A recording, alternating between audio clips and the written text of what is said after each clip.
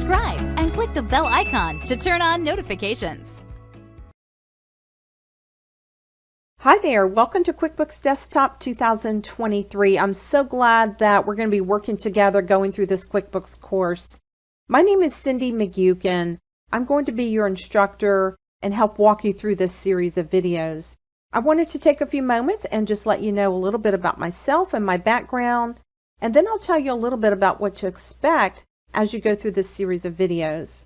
I've been working with QuickBooks for over 20 years. I work with both the online version and the desktop version.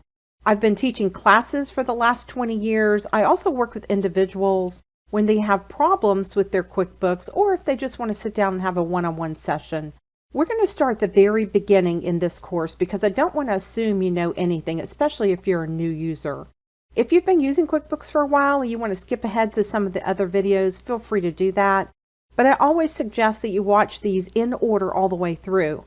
I do recognize that there might be some functions of QuickBooks that you're not going to use. It just really depends on your business. But try to watch all the videos and that'll give you a really good sound foundation for building your company file. Like I said, we're going to start at the very beginning. We're going to go through the screen itself. I'm going to get you familiar with terminology. We're going to customize QuickBooks a little bit so that it works best for you. After we go through that, we're actually going to look at the chart of accounts, which is the most important part of QuickBooks. If you do not have your chart of accounts set up correctly, you're going to run reports and they're not going to be accurate and you'll be wondering why. We'll make sure you have your chart of accounts set up correctly so you don't have those problems going forward. We're going to spend time in the accounts receivable portion of QuickBooks. That has to do with invoices, receiving payments from customers. We're also going to look at the accounts payable side. That's going to be the side where the bills come in that the business has to pay. How do you handle all of that? We'll go through all of those options. We're also going to look at sales tax, payroll, and all kinds of miscellaneous options that are available in QuickBooks. Like I mentioned earlier, you probably want to watch all the videos and watch them in order. If you watch them out of order, it's not going to make sense. You also might want to have a pen and paper handy so that you can take some notes as you go along. And if you have any questions afterwards, feel free to ask us. We're always here to help make sure that you get exactly what you need and you get your QuickBooks set up the way you need it. Now that we've gone through those introductions, let's go ahead and get started. I want you to head over to video number 2 in section 1, and I want to just give you a quick overview of the desktop version versus the online version of QuickBooks. That way you can make an informed decision if you decide later you want to move to the online version.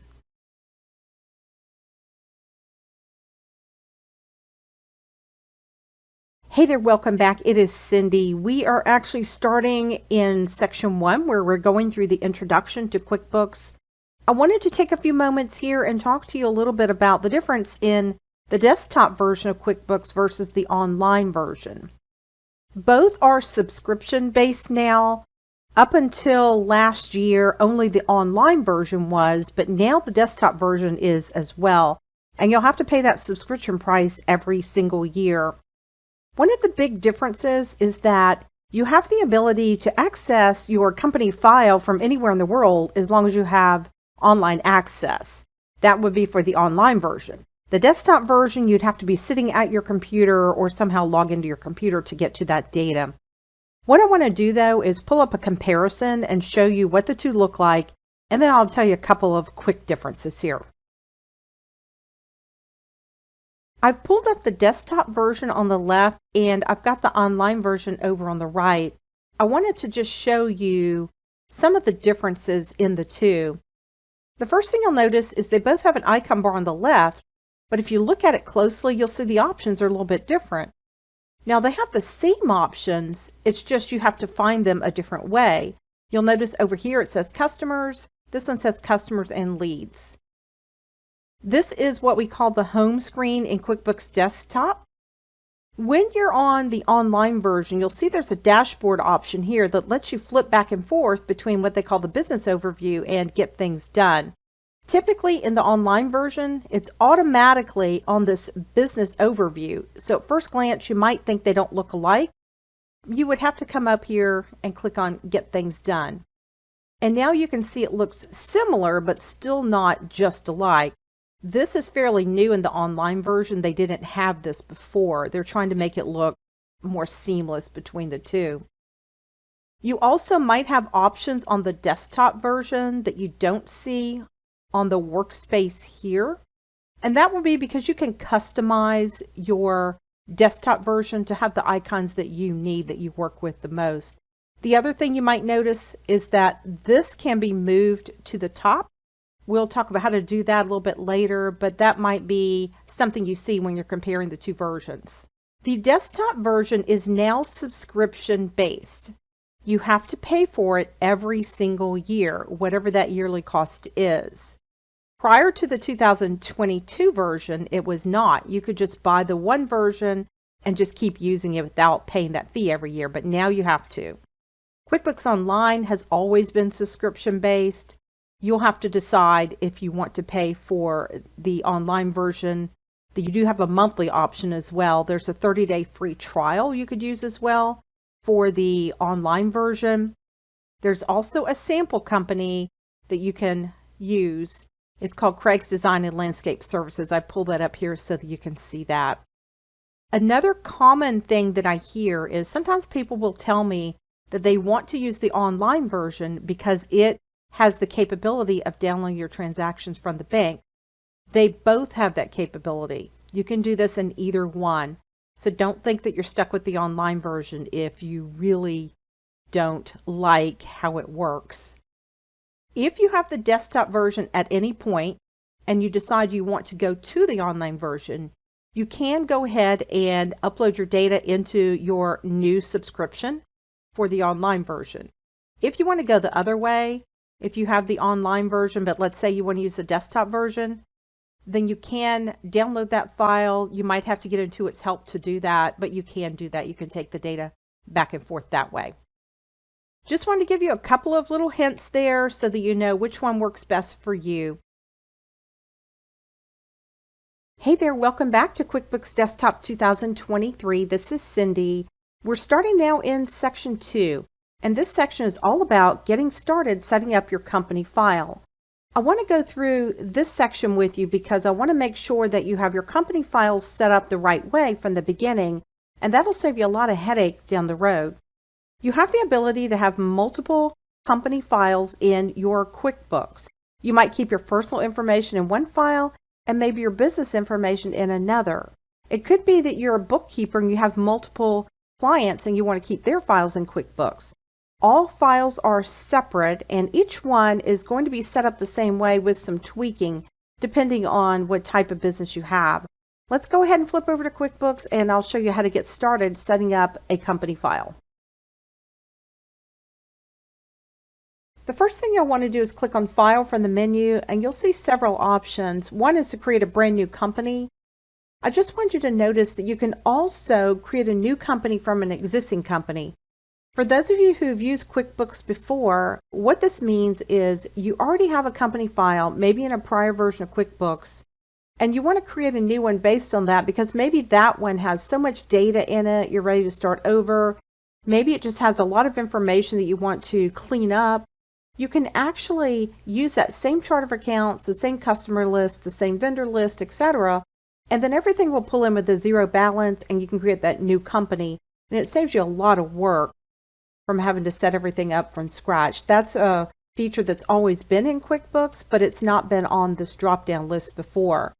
You can also open or restore an existing company that you have, or if you want to have a second company or back up a company, you're going to be able to do that as well.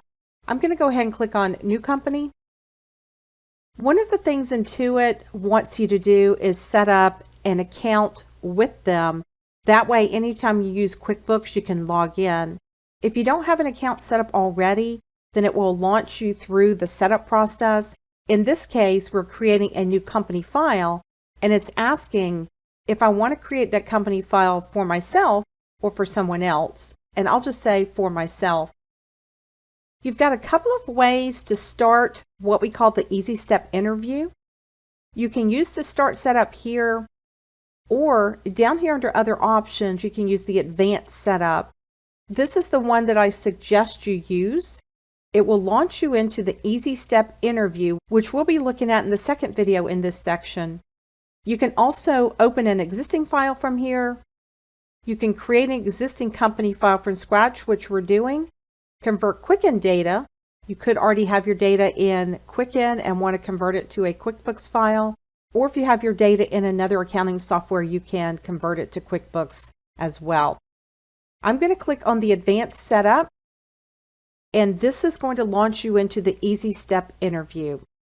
Why don't you go ahead now and move over to the second video in this section called Using the Easy Step Interview Part 1, and we'll go ahead and get this filled out and get your company file started. Hey, glad you could make it back. This is Cindy again. We're still working through QuickBooks Desktop 2023. We're actually now in section 2 where we're talking about setting up your company file. And I wanted to talk to you in the second video about how to use the Easy Step interview to go ahead and set up all the information you need to get that file set up correctly. There are 2 parts to this, so make sure you watch both. This is part 1, using the Easy Step interview. Let's head over to QuickBooks and we'll get started. On this first screen, QuickBooks wants us to enter some information about our company. You can see that the only thing you have to put in here is the company name. That's indicated by the asterisk on the left. This other information, if you're going to actually send correspondence to customers and vendors, you probably do want to fill in as much of this as possible. That way you don't have to go back and edit this information at a later date. I'm going to put in the company name. I'm just going to call it My Company for now. Notice if you hit the tab key, it'll bring down the same name as your legal name, and you can change that if you need to. And then it takes you down to the tax ID field. The tax ID field is used when you're going to use payroll through QuickBooks. Maybe you want to send out 1099s. If you're not doing some of those things, you really don't have to fill in that tax ID field. I'm going to head down to the street address, and I'm going to say that we're using a P.O. box. We'll fill in the city, state, and zip. We'll just say this is Dallas, Texas. You can always click the down arrow and pick the correct state from the list.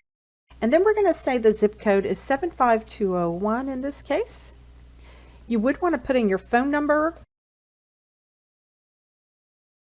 If you're still using a fax, you can fill that in, and an email and a website. I'm going to click Next. And now it takes me to the next screen, which says Select Your Industry. You just want to pick an industry that's close to what you do. There is no wrong answer here. You can see there's pretty much every type of industry in this list. If you're not sure which one to pick, at the very, very bottom of the list, you'll see there's a general product-based and a general service-based business. I'm going to pick the general product-based business and click Next. This screen asks, how is your company organized? And you can see all the different options here, but I'll give you a little hint on this screen. If you have an accountant that does your taxes, you're not doing them yourself, choose Other or None from the bottom of the list. If you choose one of these other options, what will happen is different areas in QuickBooks will have an additional field which will ask you on which line on your tax form would you like to pull this item. You're not going to know because you're not an accountant. So why don't you pick Other or None, and then it won't even ask you that question. I'm going to click Next, and now it asks me to select the first month of my fiscal year. It will default to January unless yours happens to be different. Go ahead and click Next at the bottom, and it will ask you to set up your administrator password. We're going to talk a little more in depth about setting up users and passwords in a later section. You can go ahead and set up the administrator's password here if you'd like. It is very highly suggested that you use users and passwords in QuickBooks. But like I said, we're going to discuss that in a later module. For now, I'm just going to leave this blank and click Next. And now it says Create Your Company File.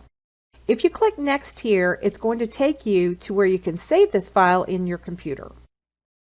All you have to do is give your company file a name. I just leave the name that it gave it, and I'm going to click Save at the bottom. And now it's creating your company file.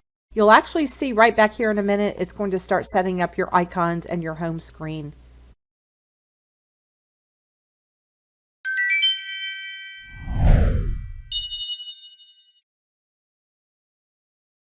You can see right back here, you've got your icon bar set up. You could actually click leave at this point and get out, but you're not really finished setting up your company file yet. Let's go ahead and continue, and we're going to go into the customizing section. I'm going to click next, and now it says, what do you sell? Services, products, or both? If you're not sure at this point if you're eventually going to have products or if you're just going to do one or the other, go ahead and pick both. It won't hurt anything. It's just turning icons on or off on the screen when you make these choices. I'm going to click next, and now it asks if you charge sales tax. If you sell physical items, you will charge sales tax. We are going to discuss sales tax a little bit deeper in a later section, but for now, we'll just turn the feature on. And this screen asks if we'd like to create estimates in QuickBooks. A prime example of an estimate is a quote for a job. So if you think about if you want to have your kitchen remodeled, you're going to ask the contractor for a quote or an estimate for that job. I'm just going to say yes and click next. And now it asks us if we'd like to track sales orders in QuickBooks. A sales order is an order that a customer places with you to be filled at a later date. Maybe they have said to you, hey, in January, I'd like you to send me 6 of these. You can go ahead and set that up so that you know ahead of time what physical products your customer is going to want in the future. It could be a service as well. I'm going to click next, and it now will ask me if I want to use statements in QuickBooks. Not all businesses send out statements, but if you send a statement out, it will give your customer a history of what they owed you at the beginning of the month, anything they purchased, any credits, any payments, and then give them a balance that they owe you. I'm just going to leave that option on and click next. This screen asks if I'd like to use the progress invoice feature. If you create estimates in your business, you have the ability to actually invoice a customer for a percentage of that estimate, maybe certain items that were on the estimate, and that's called progress invoicing. If you create estimates, you do want progress invoicing. I'll turn that on and click next. This screen asks about managing the bills that you owe. You do want to keep track of the bills you owe in QuickBooks. That's the best way to do things. A lot of people actually put their bills in a basket on their desk, and when it's time to pay bills, they'll just go through the basket, and that's okay. But you don't have any tracking of which bills you owe if you do it that way. It's probably best to go ahead and put all of your bills in QuickBooks and then go ahead and click next at the bottom. Here, QuickBooks wants to know if you want to track inventory.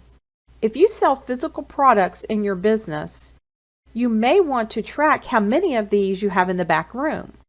You may want QuickBooks to tell you when you have 2 left so that you can order some more, and that's all part of tracking inventory. If you don't need to do that, that's fine. You can still sell physical products, but if you want to track that inventory, click yes here and click next. You can also track time in QuickBooks. When we talk about time, we're talking about the time that you or your employees spend working on a particular project. Maybe it's subcontractors and you want to track their time working on different jobs. You can choose yes here and click next. This screen asks if you have employees. This is sort of a trick question because you'll notice if you say yes here, you have the option to choose W-2 employees and/or 1099 contractors. And something just to keep in the back of your mind, your 1099 contractors have nothing to do with payroll, absolutely nothing. If you do say yes, it's going to make you choose one or both of these. The only one you would choose if you have payroll is that you have W-2 employees. And that's just going to turn on the payroll option on your home screen. I'm going to click next here. And we're going to stop the video because it's getting a little long. I want you to go over and look at the Easy Step interview part 2, and we'll go ahead and get this set up. Hey there, it's Cindy again. Welcome back to QuickBooks Desktop 2023. We are now looking at part 2 of how to use the Easy Step interview. Let's go ahead and flip over to QuickBooks and we'll go ahead and finish setting up our company file. This next section of the Easy Step interview will ask you questions about the accounts in QuickBooks. I'll just click next at the bottom. and now QuickBooks wants me to select a date to start tracking the finances. You have two choices. You can start at the beginning of the fiscal year, or you can choose a date that you want to start with. Keep in mind that if you're trying to pull reports for data back earlier in the year, you probably want to go all the way back to the beginning and just enter everything. And I know that's a lot of work if you're towards the end of the fiscal year, but it might be worth it. If you're not worried about that, if you just want to get a little practice in for the first few months and then start clean for next year, you could choose a particular date. Whichever date you do decide to start with, make sure it corresponds with the beginning date on your bank statement for the month you want to start with. I'm just going to say the beginning of the fiscal year and click Next.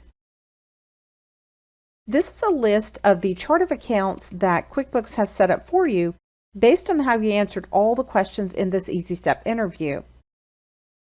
Going down this list, if you see something checked, QuickBooks actually turned it on. If you don't think you'll ever use that account, then you can uncheck or check things in this list.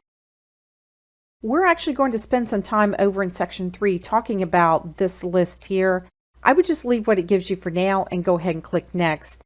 And it will tell you, congratulations, you've completed the Easy Step interview, and you can click on Go to Setup at this point. Your company file's not 100% set up at this point, but it is most of the way there. We have a really good foundation for getting started here. If you happen to get some of these pop-up screens like this, we are going to add all of these things as we go along. Just close that screen, and then you'll be back to the home screen in QuickBooks. And one thing you're going to notice is that it has turned on icons based on how you answer some of the questions. Let's go ahead now and go over to the 4th video in this section, and we'll talk about the option called My Company. Hey there, welcome back to QuickBooks Desktop 2023. It's Cindy again. I wanted to take a few moments and just look at a quick little feature in QuickBooks that's called My Company. Basically, it's a place where you can go if you need to make changes to any of the information you set up in the Easy Step interview related to the company name, the company address, that first screen that we filled out. Let's go ahead and flip over to QuickBooks, and I'll show you how to get to the My Company option. In QuickBooks, you want to head up to the menu at the top, choose the option that says Company, and then come down to My Company. Here you're going to see all of the information that you set up when you set up that first screen in the Easy Step interview. If you want to make any changes to the information, maybe the phone number, for example, all you have to do is come over here to this little pencil. I'm going to click on Edit, and I wanted to point out that you have a couple of other tabs over on the left. One is the legal information. This is the same address, city, state, and zip that is pulled from the contact information, the first tab. You don't need to change that unless it happens to be different. There's also a tab on the left that says Company Identification. This is where you would see the admin email if you had one set up. You would see the Federal Employer Identification Number if you had set it up, or if a social was put in, you would see that as well. There's some report information here. One of the things it asked you in the Easy Step interview was, what is the first month of your fiscal year? It defaulted to January. You could change it here. If you wanted your tax year to be different, you could change that. And of course, this is where we chose Other or None when it asked us which income tax form was used. The last tab on the left is the payroll tax information. If you wanted to set up a contact name for the person that's going to be preparing and signing your payroll tax forms, you could do that. There's a place for that person's title and phone number as well. I'm going to click OK, and all of the information that you changed, again, would show up in this area here. You just have some information over on the right as far as your product information for QuickBooks. You can see all of that there. There are also some apps, services, and subscriptions that work with QuickBooks. These would be paid. Some of these might have a free trial period, but you can see these listed here. And then also some more of them down here at the bottom. Payroll is a really big one that you want to pay attention to because payroll is not free in QuickBooks. If you want to go ahead and set that up, you could turn it on here and go ahead and set that up. Another one that you might consider is the accept credit card options. This is going to be a This is going to be an app that's going to allow you to accept credit cards from payments and run them through QuickBooks, but you can see all of these that are available here. I just wanted to get you familiar with that in case you want to make some changes specifically to this information at the top. I'm going to go ahead and close that, and now I'm back on my home screen. Now that you're familiar with how that My Company option works in QuickBooks, let's head on over now to video number 5, and we're going to talk about identifying the components of the QuickBooks environment. Hey there, it's Cindy again. Welcome back to QuickBooks. We are in section 2. We're talking about getting started. This is video number 5, identifying the components of the QuickBooks environment. What I want to do in this video is just take you through the screen itself, get you familiar with some of the terminology, help you customize your home screen a little bit, and that way when you start working, you'll know where things are. Let's go ahead and head over to QuickBooks and we will get started looking at the home screen. When you first open your company file, you're going to see what's called your home screen. Your home screen has these different icons that represent the different tasks that you can do in QuickBooks. This home screen is set up in a flowchart format so that once you complete one task, you'll know what to do next.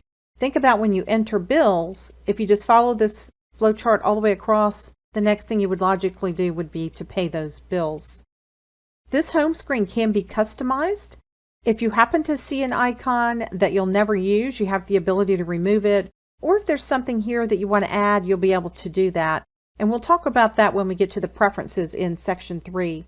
Right now, what I want to do is take you over to your icon bar here on the left and just show you a couple of quick things. If you happen to navigate away from this home screen, let's say that I click on this Enter Bills icon, and now I want to get back to the home screen. I can close the window, and then I would see the window that was below this, but I could also just flip back to Home over on the left, and that would take me back to my home screen. Also, make sure you're clicked on Home Page up here at the top. If you'd like to move this icon bar to the top of your screen to free up some space, you can do that. You want to go up to your menu at the top and click on View, and then you'll see an option that says Top Icon Bar. You can see it's at the top now instead of over on the left. The other thing that you'll probably want to turn on is what we call the Open Windows list. You can click on View again, and it's the first option on the list, and it appears over here on the left. This is a really great feature because as you open different windows, you're going to see them listed here, and you can flip back and forth to the window you'd like to work on without having to close that window. And if you don't have this Open Windows on the left open, you really can't do that very easily. You could actually go up to Window and do it, but a lot of people don't realize that option is there, and you just are kind of guessing at what's open. I'm going to go ahead and click on this Enter Bills and close it while I'm here.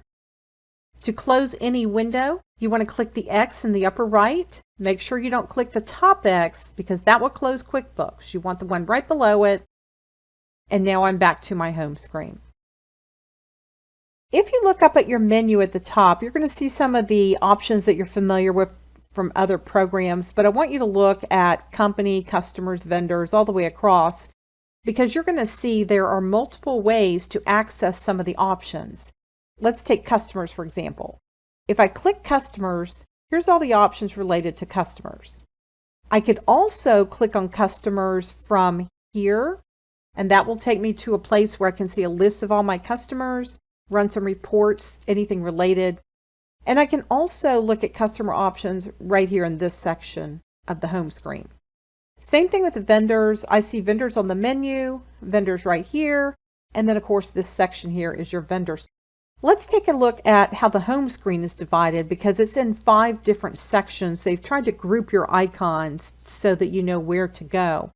When you look at this first section here, this is your vendors or accounts payable section. That is anything having to do with the bills that the company needs to pay. Also, if you have inventory or if you work with purchase orders, those options are going to be in this section as well. This middle section is customers. Customers are people or businesses that you've performed a service or sold them an item and they're going to pay you for it in the future. And that's where this whole section comes in. You can see that if you estimate jobs, there's the estimate feature. You can turn that into an invoice, and at some point you're going to get paid, and then of course you can create a deposit in the bank for that. Payroll, this is this section right down here that says employees. Also, if you're working with time, you're going to see the time options right here. This section right up here, these are some icons that represent things you can do in QuickBooks that aren't necessarily related to customers or vendors. They're just things that have to do with the file itself. And the most important thing in QuickBooks that you'll want to get really familiar with is right here. It's called this chart of accounts. Every single thing you do in QuickBooks will relate back to one of the items in the chart of accounts. So we'll take a look at that a little bit later. But you can see there's options for inventory here. If you want to turn on time tracking, there's some calendar options. And some of these are paid services, so just be aware of that. The same thing right over here. These are paid services that they can provide for you. And this is your banking section down here. Think about things that relate to banking functions. You reconcile your checkbook, you write checks, you might print them. There's your deposits. That'll give you a really quick overview of how the home screen is set up. There are a couple more things I want to mention. Over on the right, you have this account balances section. Once you get your chart of accounts set up, then you will have a checking account, a savings account, credit cards, things like that. You'll see those listed here, and a quick way to go to those registers is to click on these from the list. One other thing I'll mention is this backup status down here. With the QuickBooks Desktop version, you'll want to back up your data on a regular basis.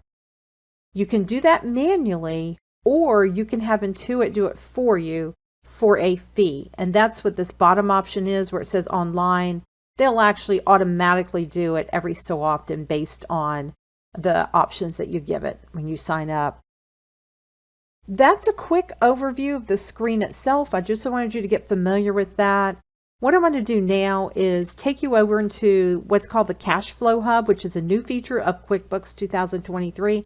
And I will show you the types of things you can see when you're looking at that hub.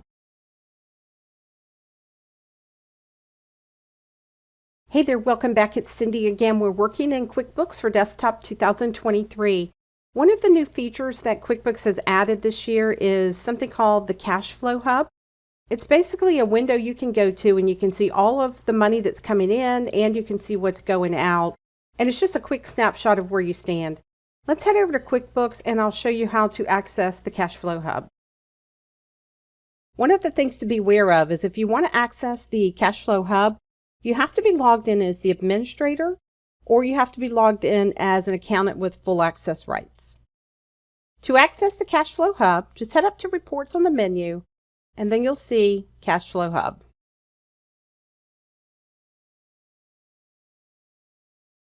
The Cash Flow Hub has 4 sections. There is a section here that says All Accounts. Over here is a graph that shows you your cash flow trend. If you scroll down, you'll see a section for money in and a section for money out. Let's head back up and look at All Accounts. These are the accounts that you've told QuickBooks you want to see in this window. You can turn any of these on or off. Make sure you scroll up or down to see different ones. Each one of these has an arrow that points to the right. If you click on that arrow, it takes you to this chart of accounts where you can go in and do anything you need to do in this window. If there are some of these that you don't want to see, or maybe there's something you want to add, you can always go down here to Manage Accounts. Here you can choose between the linked bank accounts, and these are ones that you've already set up to do online banking, meaning you download your transactions from the bank into QuickBooks. Or you've got these other accounts you can choose from, and this is just the list from the chart of accounts, and it will exclude the linked bank accounts. I'll just click Next, and you can see the list here that you can check or uncheck. We've got undeposited funds back here, and there is a total underneath this window. If I uncheck that and then click Save, you'll see that it's gone now. It just mentions undeposited funds, but it says you don't have any of those listed. To turn it back on, I'll go back to Manage Accounts, Other Accounts. I'll click Next, And I'll just check undeposited funds and save it. And now you can see it shows up right here again. Moving over to the cash flow trend, this is a great graph to kind of see where you stand at any point. Notice that the current date range is the last 3 months, but you've got some other options here. And where you're looking at this cash flow trend graph, notice that if you just point to any of these little markers, it'll give you the date, the closing balance, and the total money in and total money out at that point. You also have some reports you can run down here at the bottom. You can run a profit and loss, that's your P&L report. There's a balance sheet and a statement of cash flows. We're going to be looking at reports in a later section, but just know that you can run them from this window. If I go down and look at the money in section, notice it's looking at money in for this month, but I do have some additional options. It shows you what's upcoming. Those would be any invoices that are upcoming that need to be paid, and then you can see the ones that were paid here. There are 2 tabs that match these two. The upcoming tab shows you the type. You can see there are overdue invoices and open invoices. It shows you the quantity for each, the amount, and then there's some actions over to the right. Under the paid tab, you have the same options. You have the type, the quantity, the amount for each, and some actions you can run. There are also some reports here that are related to money in. You can see your accounts receivable aging and a customer balance summary report.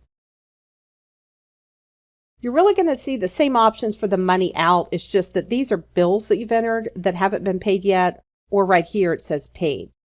You have the same 2 tabs, upcoming and paid, and each will show you the type, the quantity, the amount, and any actions related to that type.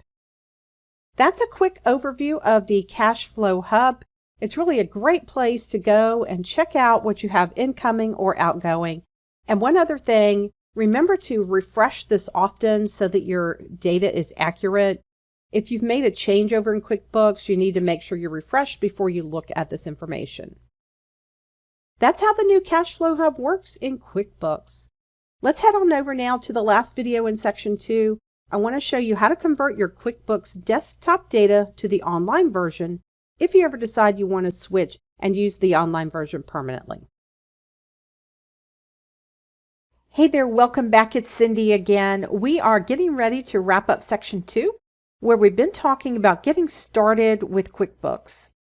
At some point, you may decide you want to use the online version of QuickBooks, and if you do, you can actually convert your data from your desktop version to the online version. It's a really simple process. I just want to show you where to go so that you can convert that data. The first thing you want to do is make sure you have the company file open that you want to convert. Then head up to the menu, click on File, come down to Utilities, and then you'll see an option that says Copy Company File for QuickBooks Online. QuickBooks does have to close all the windows to export the company file. Just click OK here. You want to make sure you're saving your file somewhere that you can find it. Once you've got that folder selected, go ahead and hit Save at the bottom, and it's now exporting the data from your company file. When it's finished, it's going to pop up and let you know that data has been exported successfully. You just want to make sure you remember where you saved that file so that when you go to QuickBooks Online, you'll have somewhere to actually pull it from to import it. This might take a while just because this is a larger file. I'm going to go ahead and stop the video here. And that's all we have to do to wrap up section 2, which was getting started. Why don't you go ahead now and move over to section 3, and we're going to get started talking about some of the preferences in QuickBooks. Hey there, it's Cindy again. Welcome back to QuickBooks Desktop 2023. We are in section 3 where we're talking about customizing the QuickBooks environment, and we're going to start with this first video where I want to go over some of the preferences with you. And preferences are just options that you can change in QuickBooks. Sometimes it's the fact that you want to turn an icon on that maybe is not already on. That could be done in the preferences. A lot of these options you really won't have a clue that you want to change until after you've been using QuickBooks for a while. So it's definitely okay to change these at any point. Let's go ahead and flip over to QuickBooks and I will show you how to get to the preference option and we'll go from there. To access the preferences in QuickBooks, head up to the menu and click on Edit and then come down to Preferences. You'll notice on the left you have different options. I'm clicked on the General option and there are two tabs. There's My Preferences and Company Preferences. You'll see both of these tabs when you click on any of the options on the left. Make sure you check both tabs to see which options might be available that you would want to change or edit.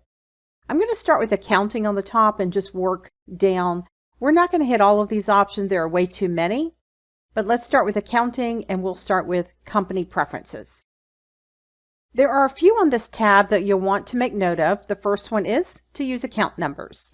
This means that you want to turn on general ledger numbers to use in the chart of accounts.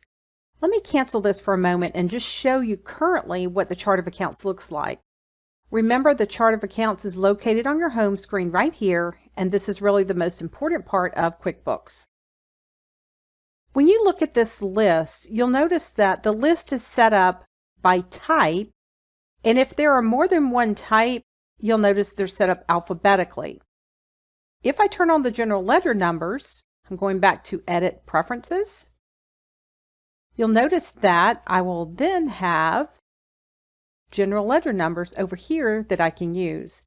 These numbers can be edited and you don't have to use them if you don't want to, but typically accountants and bookkeepers like to use general ledger numbers to categorize their chart of accounts. I'm going back to Edit and back to Preferences. The next thing I want to point out is this option to use class tracking for transactions. You have the ability in QuickBooks to add another layer of reporting using class tracking. If you have a business that has multiple locations, you might want to run reports on the business as a whole, but also individual reports on each location. You could do that by turning this feature on and creating a class list of those locations. That means that anytime you enter a transaction, you could also pick which location it was for, so that way you can run reports on those a little bit later. The other thing I want to mention down here is the closing date option. Usually when you're working with any kind of bookkeeping, you want to close your books at the end of the month and also close your books at the end of the year. That way, if you make a change in a closed period, that way you're not able to make a change in a closed period that would affect your books. If you want to close the books, you're going to have to come to this screen and set a date and a password. You would just set a date for the end of the month or the end of the year when you want to close the books, and then you would put a password here. And the reason you want to add a password is because if someone else is using this company file, they can't go in and make changes in that closed period that would affect your books. I'm going to go ahead and click Cancel on this screen, and we're going to talk about passwords a little bit later. Let's go back to the left and we're going to look at the option that says checking. If you're actually printing checks, there are still options that you can choose. You may want to print the account names on your check stubs or your vouchers. You might want to start with the payee field when you first go into that option. There are just several different options you can use. One that you might want to look at is the bank feed option here. We're going to talk about bank feeds in a later section, but there are different ways to view the bank feeds. Right now it's on what they call advanced mode, but you do have Express and the Classic if you're familiar with using this from earlier versions of QuickBooks. Going down the list on the left, we're going to click on General. Sometimes when you choose a different category, it will ask you if you'd like to save your preferences. Just say yes. And again, there are two tabs. I'm going to start on the My Preferences tab. This very first one that says pressing enter to move between the fields, you definitely want to turn that one on. One of the things that happens is when you first create a new company file, this option is not on. That means that you'll type, and if you hit the tab key, it's not going to move to the next field. It's going to save your transaction. Sometimes new users get confused with that. If you turn this on, you can press the Enter key or the Tab key to move between your fields. Another one that you might want to consider is turning off your pop-up messages. There are a lot of different products and services that Intuit can sell you. You don't have to see all those if you don't want. This one here, automatically recall last transaction for this name. This is probably a good one to have selected. If you're entering a transaction, let's just say that you're entering some information on a check, and let's say you enter the vendor name. What's going to happen is if you've entered a check previously with this vendor name, then it will pull up all the information from the previous check, and all you need to do is change any information that was different. That's a really good feature that will help keep your accounting consistent, because sometimes with the chart of accounts, you're not sure which account you used the last time when you pick a vendor, and this will actually help with that. Another option you might want is to use today's date as default. That just means that any transaction you enter will have the current date. Going down the list on the left, I'm going to click on Items and Inventory. And again, I will save this. This time I'll click the Company Preferences tab.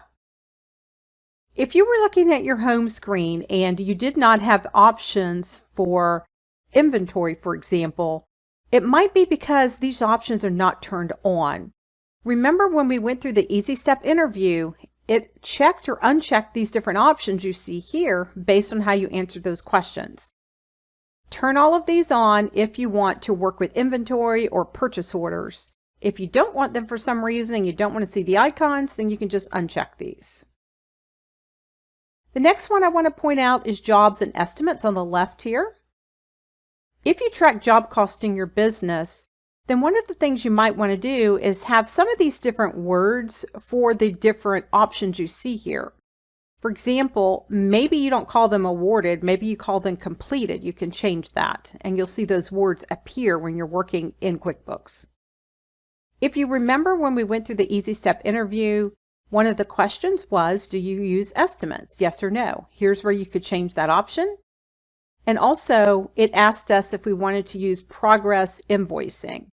If you're using estimates, more than likely you want progress invoicing as well. Going down the list on the left, the next one is payroll and employees. If you're using the payroll feature in QuickBooks, then you can turn on options here having to do with payroll. You can see there's options to have the full payroll set up. Maybe you want to do payroll online. If you want to set up some sick and vacation time for your employees, you can do it here. You can see there are a lot of different options related to payroll here.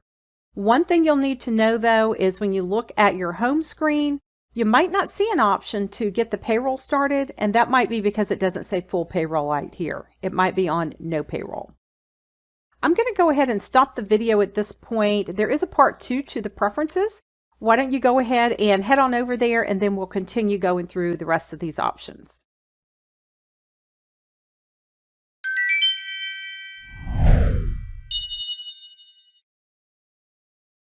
Hey there, it's Cindy again. Welcome back. We are working in section 3. We just got through talking about how to access the preferences option in QuickBooks. This is part 2. I want to go ahead and continue going over some of those preferences that I think are going to be important to you.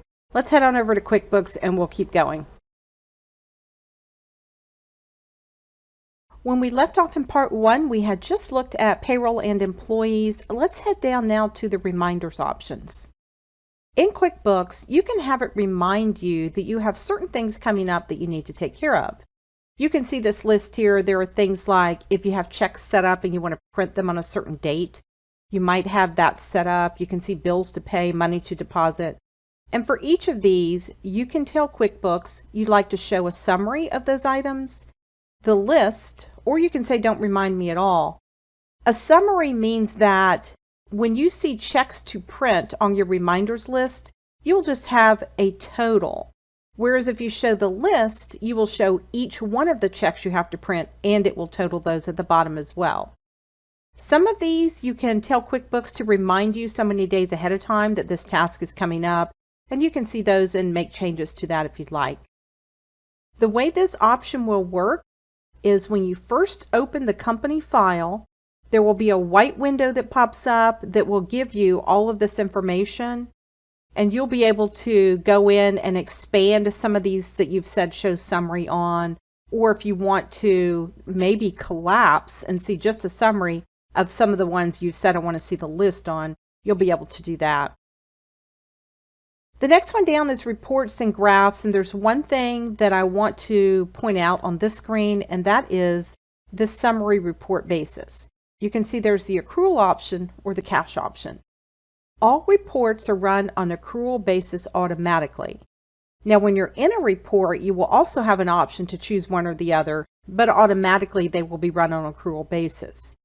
If you don't know what that means, accrual means that as soon as you create an invoice for a customer, it's going to show up as income on your profit and loss, whether that customer has paid that invoice or not. Same thing with the expenses. If you enter a bill, for example, and maybe you haven't paid those bills, it's still going to show up as an expense on your profit and loss. Versus a cash option means only once the customer has paid you will it show up as income, and only once you've made the payment for a bill will it show up as an expense. There are some other options, you can see those here, but this is the big one that I wanted to point out on this screen. Let's head down to sales and customers. If you have a lot of invoicing that you do, especially if you have physical items that you ship, maybe inventory, for example, you've just got some preferences you can set up. For example, if you typically ship by Federal Express, you can choose that option. And that way you don't have to manually choose it every time you create a sales order or an invoice. But you can look through some of these options and see which ones you'd like to change. I do want to mention the sales tax option. If you charge sales tax to your customers, you can set up some preferences here. One of them is, do you charge sales tax, yes or no?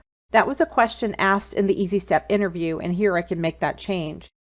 We're going to go through sales tax in a later section because there's a lot more to it than just having one flat tax that you're charging your customer, and you'll want to set all those different taxes up and then group them. But QuickBooks is asking you some questions based on if you already have those set up here. I'm going to scroll down this list here. Another one I want to mention is send forms. A form would be an invoice, a purchase order. Anytime you want to send those to a customer or a vendor, you can email them directly from QuickBooks. There is a standard default template that will be set up, and you can go in and edit that if you like, or add a new one. As an example, you can see here that these would be invoice templates listed here. And if I want to just look at this basic one, I would click Edit at the bottom. This is your basic email template. You can see that it's going to pull the customer's first and last name, and you'll see some other information that it pulls. If you want to change any of that, you can just go here where you see these fields. The fields are the ones that are enclosed in these brackets here. And you can go into this Insert Field option and add some that may not be here, or if you don't like one of these, you can just delete it. But this allows you to customize it.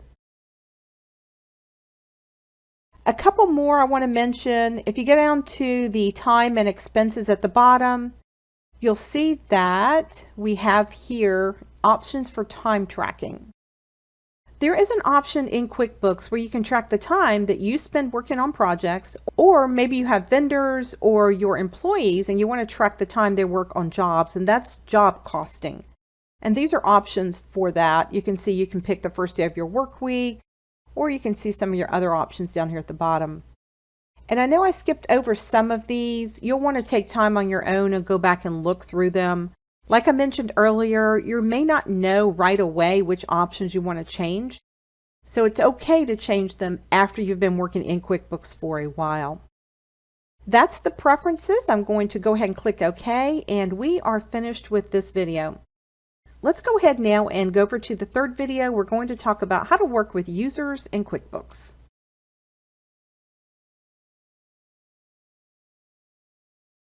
Hey there, it's Cindy again. Welcome back to QuickBooks Desktop 2023.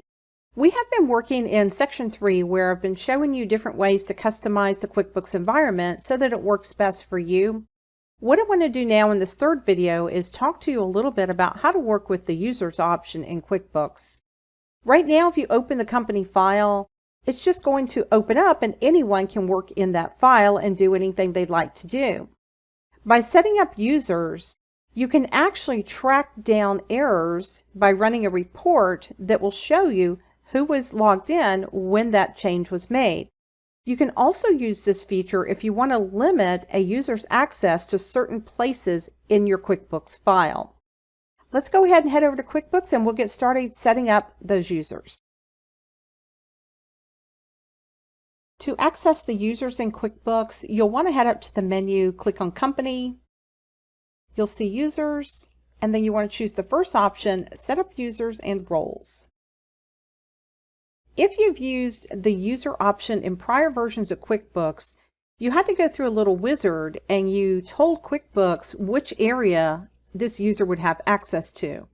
They've changed this around a little bit now so that you can choose a role which incorporates those certain areas, and you can actually assign different roles to different users.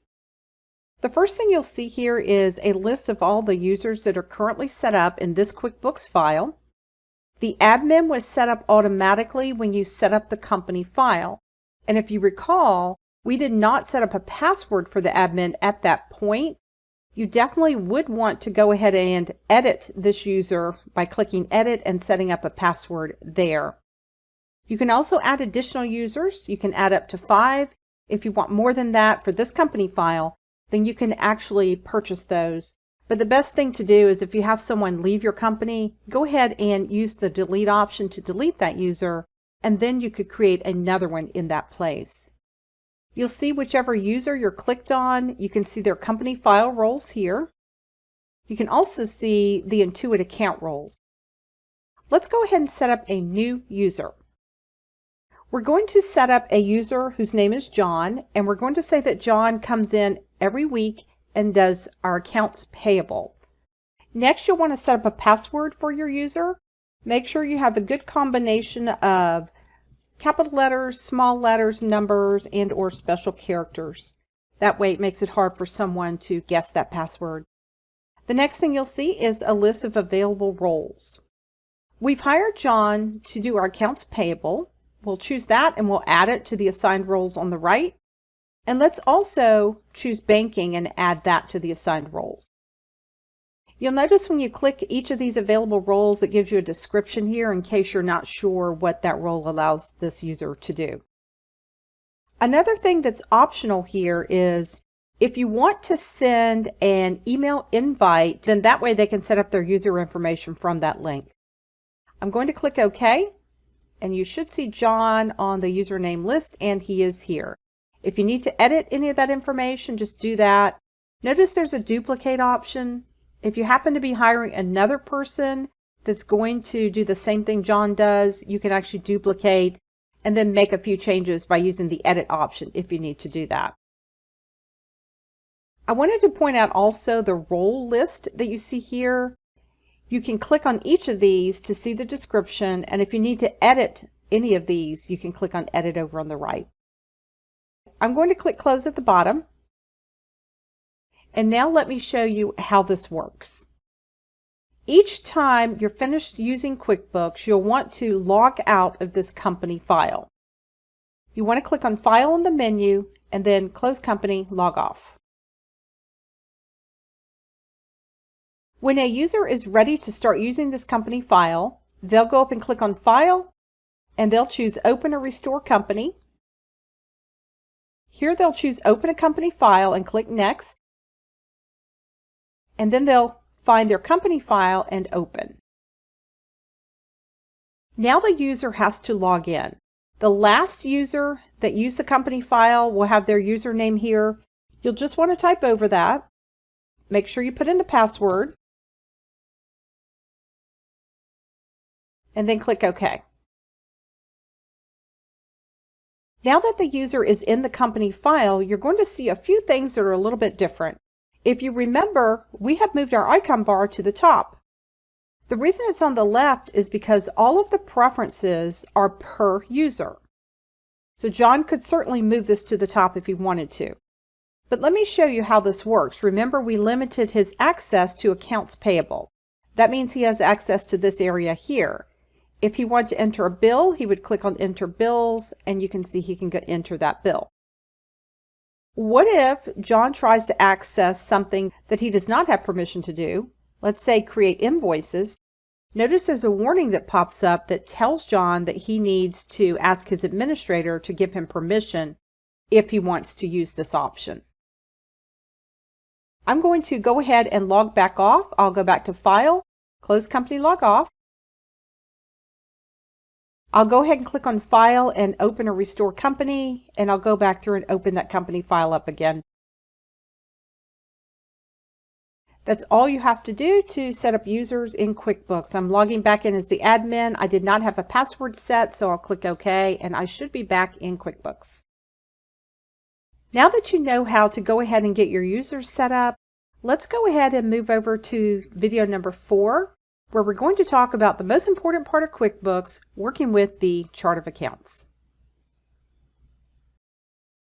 Hey there, welcome back. It's Cindy again. We're still working in QuickBooks for Desktop 2023. We've been working in section 3 where we're talking about customizing the QuickBooks environment, and we're now down to the most important part of QuickBooks, which is the chart of accounts. Anytime you spend money, you have to tell QuickBooks, what did you spend the money for? Did you purchase a meal? Did you pay the electric bill? If you received money, was it a sale you made for the business? Was it some random check that you received and you put it in the bank?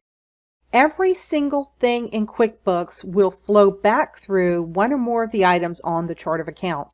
So it's very, very, very important that it's set up correctly to begin with. Let's head on over to QuickBooks and we'll get started setting up that chart of accounts. When you went through the Easy Step interview to set up the company, it created a generic chart of accounts for you. You can go in and add items to that list, or if there's something you know you'll never use, you can delete it or edit the name. You can just customize the list any way you want. The easiest way to access the chart of accounts is right here on your home screen. It says Chart of Accounts. This is a listing of all the accounts that are already set up for you.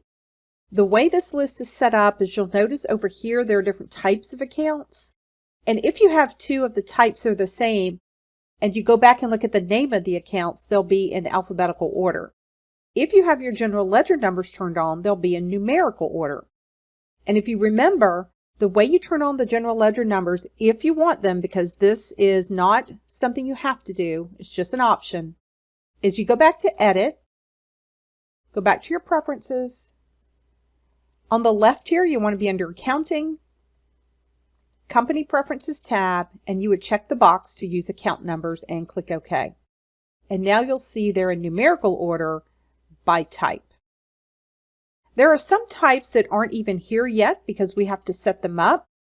What I want to do is go through this list and show you each of the different types, what you'll use them for, and we're going to end up setting up some new accounts along the way. This is where you might want to take some notes because you're going to be setting up a lot of these accounts. Let's go ahead and get started. The first type that I want to talk to you about are bank accounts, and you'll notice there aren't any right now. A bank account would be a checking account, a savings account, a money market account, any kind of account you would have at the bank. If you use PayPal, for example, PayPal will be set up as a bank account. Let's talk about how you set up an account. The easiest thing to do is just right-click anywhere on the screen and notice there's your New, Edit, Delete, or Make Inactive. Let me just point out what Make Inactive means. Once you set up an account, if you've ever used it even one time and you don't want it anymore, you can't delete it. Let's say you had a bank account you closed, but you did use it for a while, but now you've closed it. You don't want to delete it because those numbers play into your reports. So you can actually make it inactive, meaning it will hide from this list. And if you notice at the very, very bottom of your screen, there's a little checkbox that says Include Inactive. If you ever want to see those, you can actually check the box to see all of the accounts on the list. But we're going to go ahead and create a checking account, so we will click on New. The first thing QuickBooks asks you is, what type of account is it you're trying to set up? And you'll notice there's income expense. Down here is bank. Each time you choose one of these options, you will get a little screen here that shows you what, in this case, a bank account is. Also, if there's some other type of account not listed up here, you can click this drop down and choose it from this list. Right now we're creating a bank account. We'll click Continue. The next thing QuickBooks wants to know is what type of account this is. And you already chose bank, but if you pick the wrong type, you can see that you have a drop down where you can change it. The next thing you'll want to do is put in the general ledger number for this account. I'm going to use the 10,000 series. And then you want to put in the account name. I'm going to use checking, but you can name this anything you'd like. If you want to say operating account, and another one might be a payroll account. Maybe use the bank name. That's certainly okay. And this is not a sub-account of another. We'll talk about sub-accounts in a little bit. Notice there's also some optional information here. You can put in the description, the bank account number, and the routing number. I probably wouldn't put this information in just because you don't want anyone to get hold of that information if they don't need it. And QuickBooks does not need that information. What you will need is an opening balance. It has to have a number to start with. What you'll want to do is get out your bank statement for the month in which you want to start QuickBooks.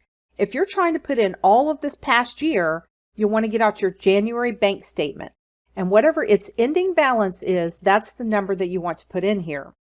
Also, it says statement ending date.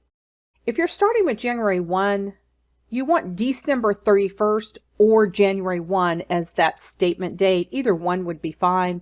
I'll just put in 12/31 of 2021. You could also click the drop down calendar. I'll click OK. The next thing you'll see down here is QuickBooks will remind you to order checks when you reach a certain check number, which you type in here. And if you want to order them from QuickBooks, it'll remind you because Intuit can sell checks to you. Just for your reference, you can purchase checks wherever you'd like to purchase them from. You do not have to purchase them from Intuit. I'm going to hit Save and Close at the bottom. If your transaction is over 90 days, you will get this message just letting you know that. This preference can be changed in the preferences. I'll just go ahead and say yes here because it's asking if I'm sure I want to do this. You might also get this message that pops up. It wants you to set up your bank feeds. We're actually going to talk about that in another section. Right now I'm going to go ahead and say no. I'll set that up later. And you'll see there's your checking account right there at the top. You can see the type is a bank account and there's the total balance. If you double click on any of these that have a balance, you'll get a register. This is a quick way to get into the checkbook register, and you can see that I've got one transaction, my opening balance right here. I'm going to close that. Let's set up one more. I'm going to set up a savings account. I'm going to right click and choose New. This will be a bank account. I'll hit Continue. I'm going to name this account Savings, and we will say that the general ledger number is $10,100. And I'll enter an opening balance of $15,000. We'll make that date the last day of last year and go ahead and click OK. When I save and close, I should then see the savings account appear in my chart of accounts, and I do. And if you come way over here, it's $15,000 is your balance. This is a good way to look right here and see the balance that you have in these accounts. One thing I want you to make note of is this account right here, which is opening balance equity. Anytime you create a new account and it asks you what is the opening balance, that's what's going to automatically filter into this account. Right now you'll see it's a positive number, but if you had a loan that was more than this, then you would see a negative number in front of it. You can't change that. That's an accurate picture of your books. The next type I want to point out are your asset accounts like you see here. They've got two of these. They have furniture and fixtures and accumulated depreciation. This is the one place where your accountant will be very helpful to you because you'll want to set up several different asset accounts to put your physical items into. What I mean by that is you're going to have big buckets. You're going to have one that you'll probably name vehicles. You won't have one for each vehicle, but just the accumulation of the vehicles. You're not going to know how to figure out the depreciation, and again, this is something your accountant can help you with here. Two terms in accounting, you're going to have fixed assets, which are assets that the company owns that make it more valuable and you plan to keep them long term. Maybe a building, for example. Whereas a liquid asset, or what they call other current, is more like inventory. You're worth more because you have it, but your goal is to sell it and get it out the door. I want to point out the accounts payable option as well. This number should reflect any bills that you've set up that you have not yet paid. Let's go ahead and stop the video right here. We do have some more accounts to go through. Let's head on over to part 2 of working with the chart of account. Hey there, welcome back. It's Cindy again. We are actually working with QuickBooks for Desktop 2023, and we want to go ahead and finish talking about the chart of accounts. We just completed part 1, and now what I'd like to do is just continue to show you the different types of accounts that you need to set up. Let's head over to QuickBooks and we'll continue talking about the chart of accounts.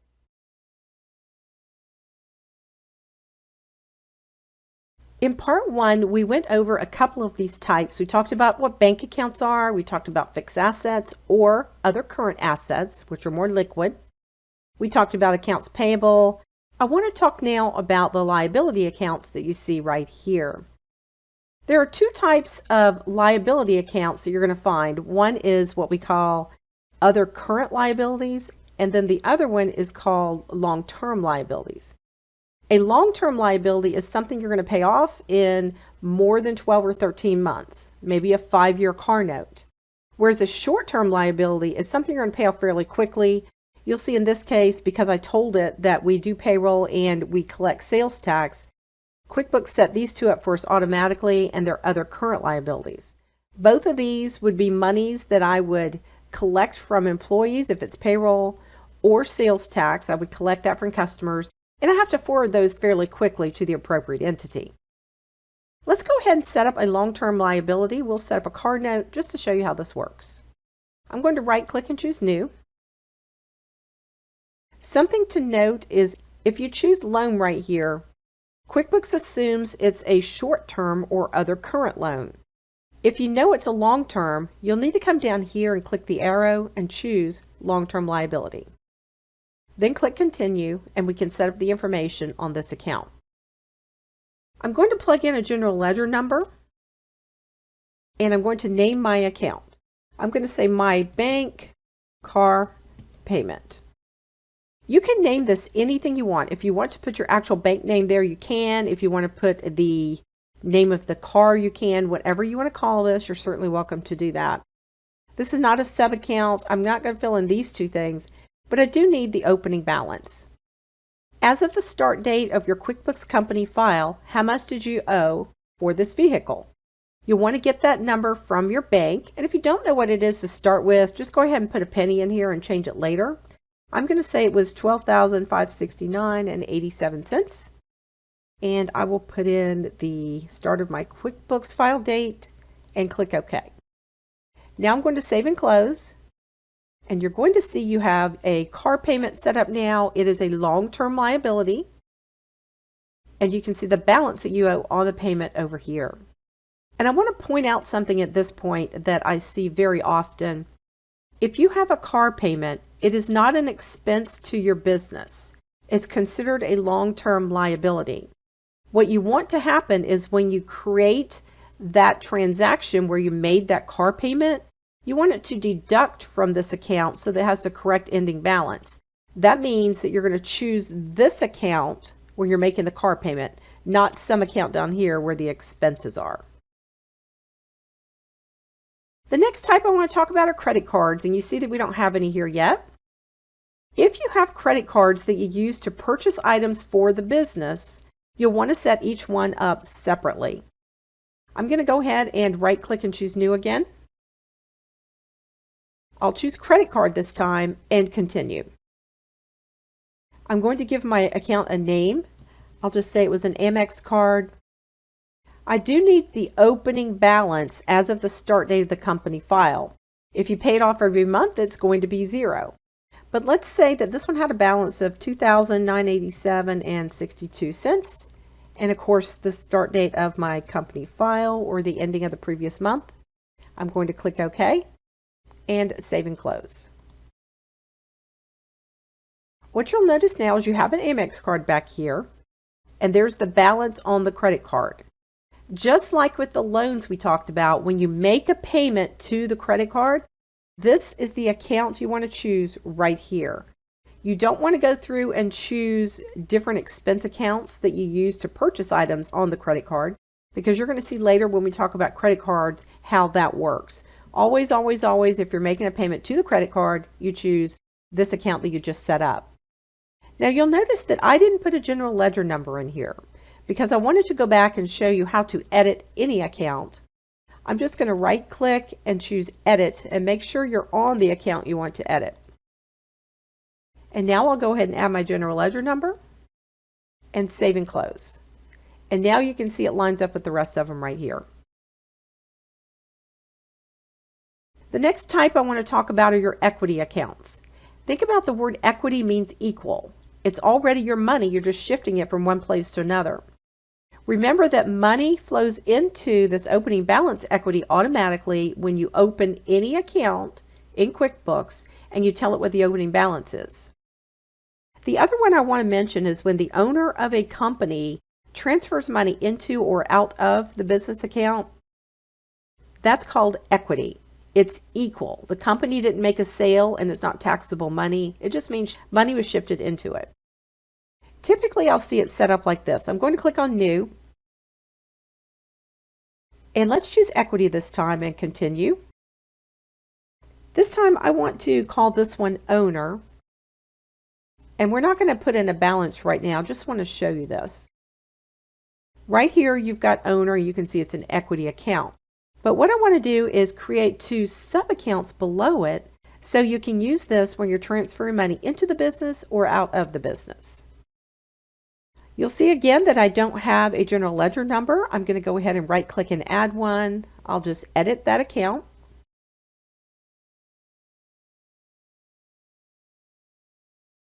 And you can see now it has a general ledger number. I'm going to add a new account, and this one is going to be when I transfer money into the business. That's called an owner contribution. Notice it's going to be an equity account, and I'm going to click continue. For the account name, I'm going to call this one Contributions. And this is where sub-accounts come in. This is a sub-account of owner. The main account and the sub-account have to have the same type. Now this time I'm going to save a new to save me going back to that list of the chart of accounts. I'm going to save a new and set up the second one. Whenever you take money out of the business, it's considered a draw. This will be a sub-account of owner again. And I'll go ahead and save and close to show you what this looks like. You'll notice these two accounts look like they're indented underneath owner. That's a sub-account of owner. Whenever you have sub-accounts and you're working in QuickBooks, always, always, always want to pick one of the sub-accounts, not the main account. If you pick the main account, what will happen is you will see reports that say other. Let's go ahead and stop the video here. We want to move over into part 3 of the chart of accounts, and then we'll finish setting up this list.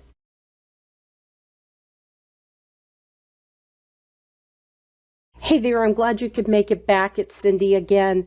We are working through customizing the QuickBooks environment, and we are going to finish up with this video where we're talking about the chart of accounts. We've gone through most all of the accounts. All we have left to look at are some income accounts, some cost of goods sold, and some expense accounts.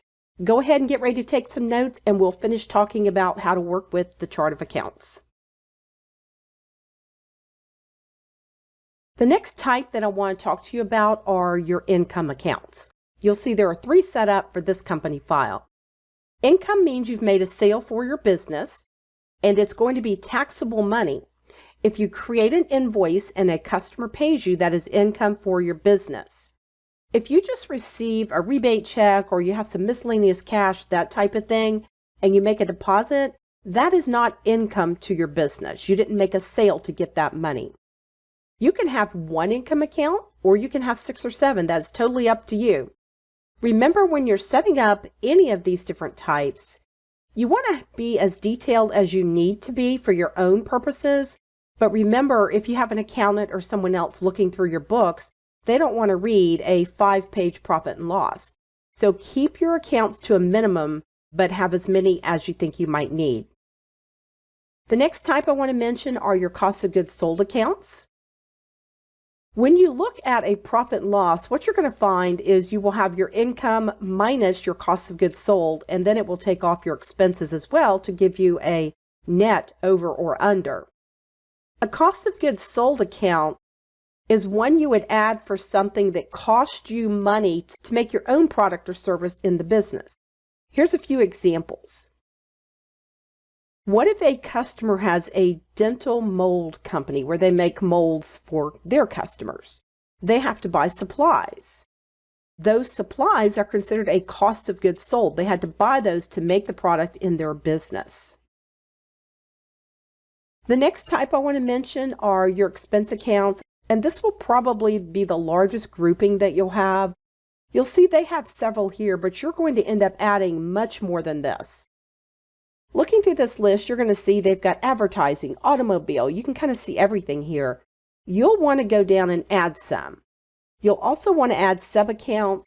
For example, automobile expense. This is where you're going to track all of your gas, the car washes, anything related to the automobile. If you did not add a sub-account for gas, but yet you wanted to run a report at some point to see how much you spent this year in gas, you couldn't do it because you don't have an account set up for that.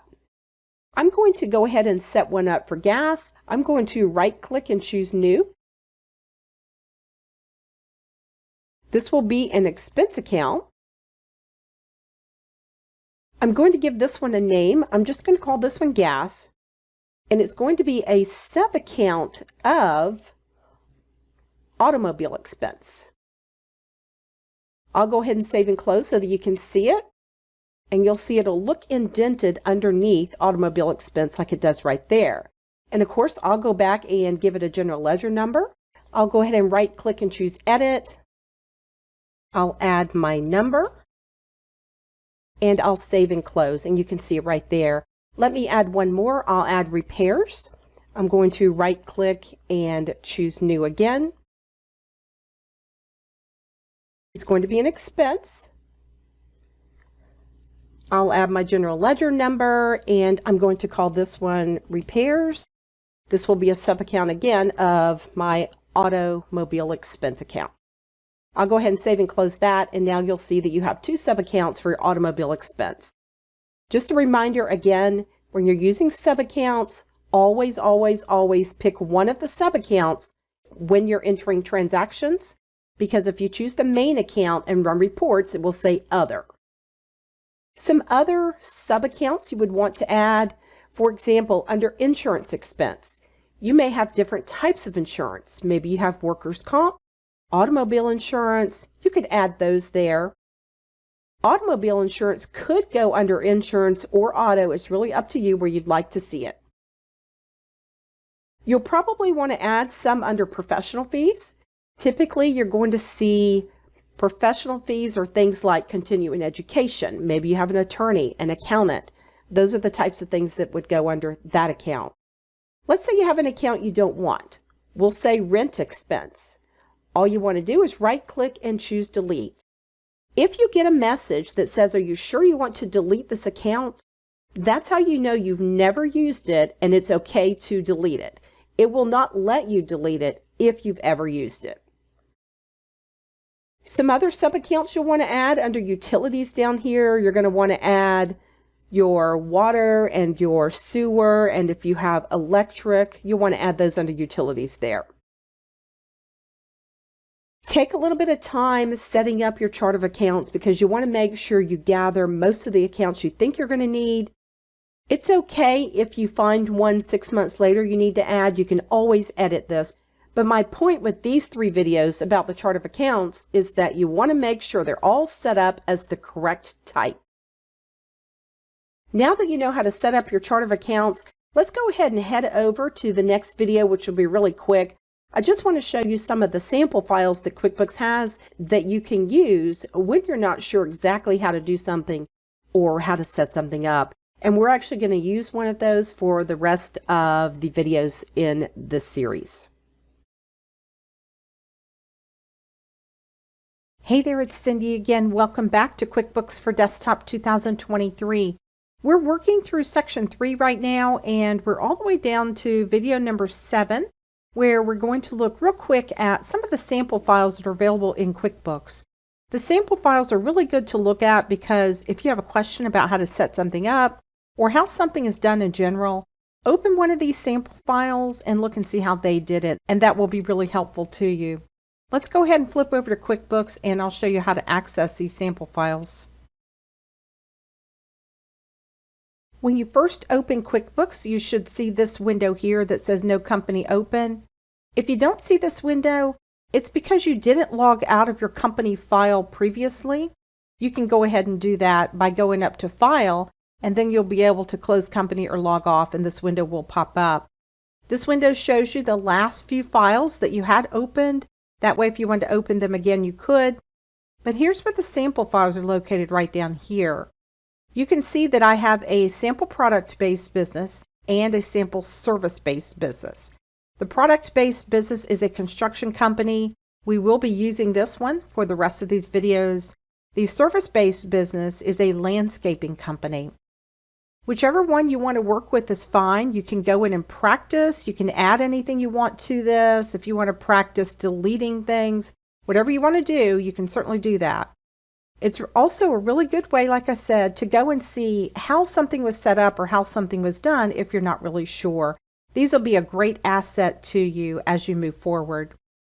That's really all I wanted to show you as far as those sample files go.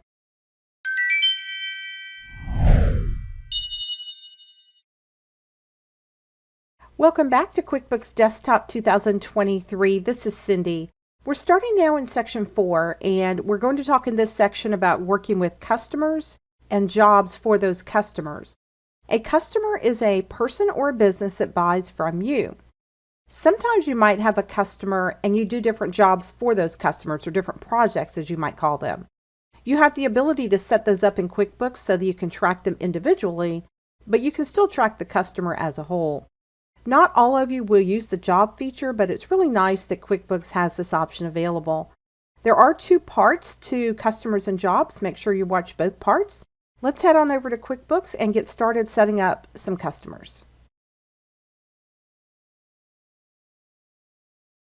There are several different ways to access what we call the Customer Center, which is your list of customers and their transactions.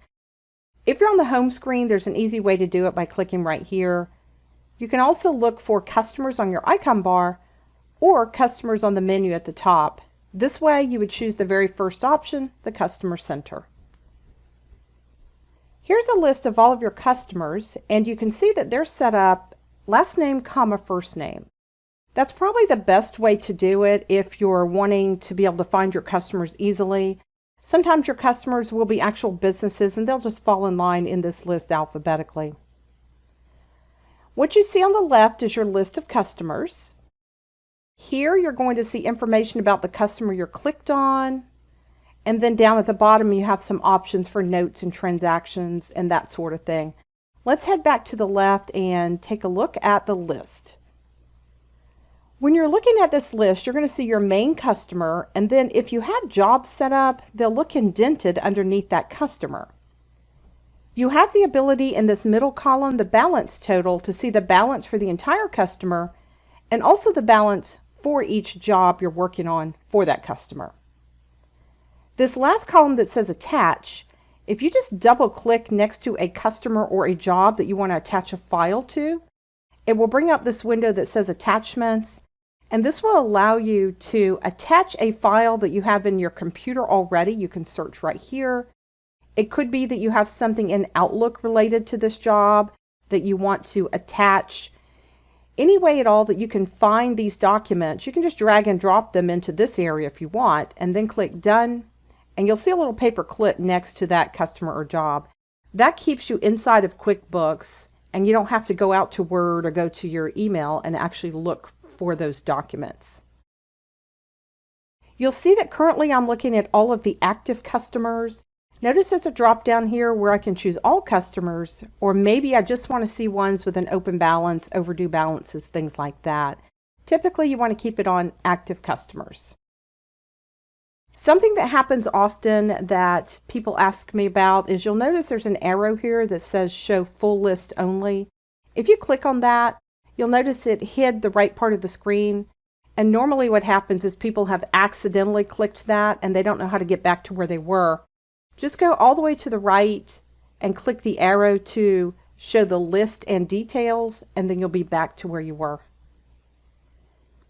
This section here has to do with either job information, or if you're clicked on a customer, it'll say customer information. This is information you have filled in related to this customer. If you've given them account numbers, you'll see that. You'll see their bill to information. Here you'll see a map and or directions to this address. This will just actually take you to Google Maps. On the right, you'll see their phone number and an email if you have set that up. Notice this email is a hyperlink. This way you can just click and email this customer directly from here. Over on the right-hand side, you're going to see a section that says Note, and there's a little pin next to the word Note. This area relates to this tab that says Notes down here at the bottom. When you set up your notes, if there's a particular one that you want to pin to this section so that you can see it at a glance, then you can do that. There's also some reports here for this customer, and if you want to run one of these, you just click on whichever report you want to run. We're going to talk about reports in a later section, but I just want you to see what a report looks like here. This is a customer quick report. If you want to close it, just go to the top and click, not the very top X, because that will close QuickBooks, but the one right below it. You have a bottom part of this screen, and I wanted to show you that you can move this up or down, because sometimes when you come in, you might be covering up one of these reports that you want to run, or maybe you want to see something that you don't automatically see. Just change this so that you can see the parts that you need to see. Let's look at the bottom. We're going to start with the tab that says Transactions. These are all the transactions for the customer or the job that you happen to have selected on the left. The easiest way to go to one of these transactions is just double click on it. I'll take this payment at the top and double click, and now you'll see that I'm in that customer's payment. If you make a change here and just save and close at the bottom, those changes will be reflected on this screen. You've got the ability to filter this list a little bit because maybe you just want to see invoices, for example.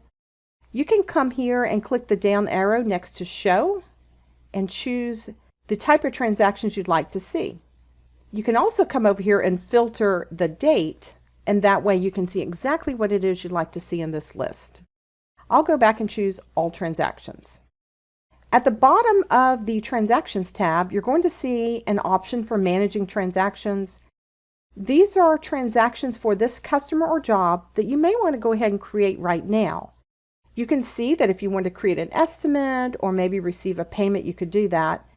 Chances are you're not going to be on this screen when you want to create these transactions. You can also run some reports down here. These will be reports on these different transactions. The next tab over says Contacts. These would be contacts that you deal with at this company or with this individual customer you're working with. Contacts can be primary or secondary. If you wanted to edit one of these, you just double click on that contact, and now you'll see you're in the contacts window here, and you can make any changes that you like. Notice that I could have set up a job title for Christy. I could have put in her last name here, which is what should have happened. I can also put in her work phone, work fax, mobile, and these fields here can represent whatever you like them to represent from this list. I'll go ahead and save and close this one, and that was a primary contact.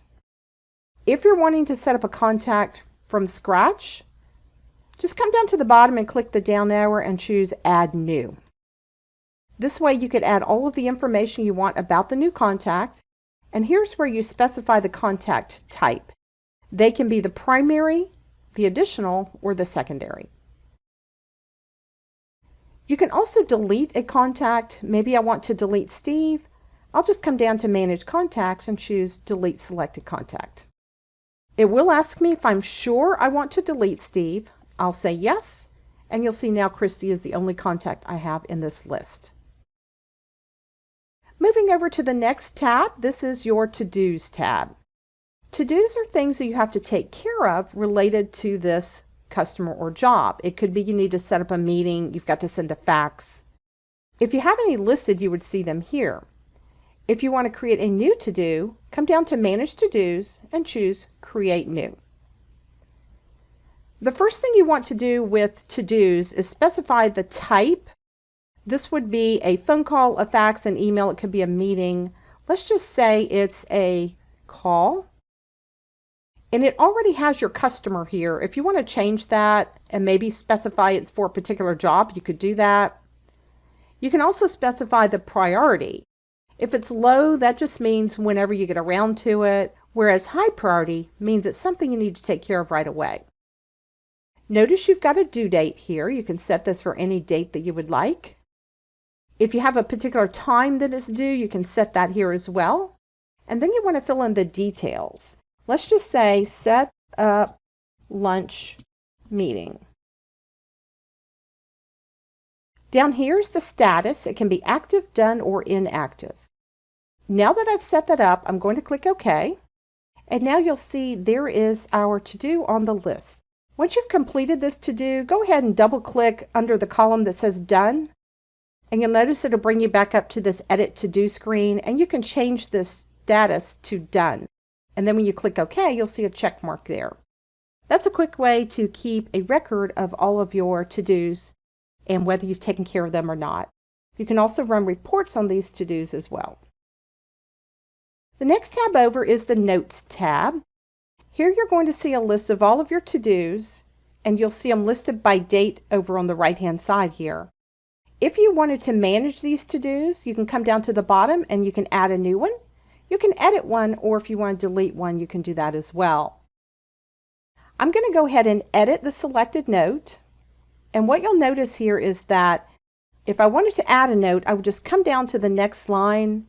And I have a date timestamp over on the right I can click on to put the date and time in, and then I can just add my note.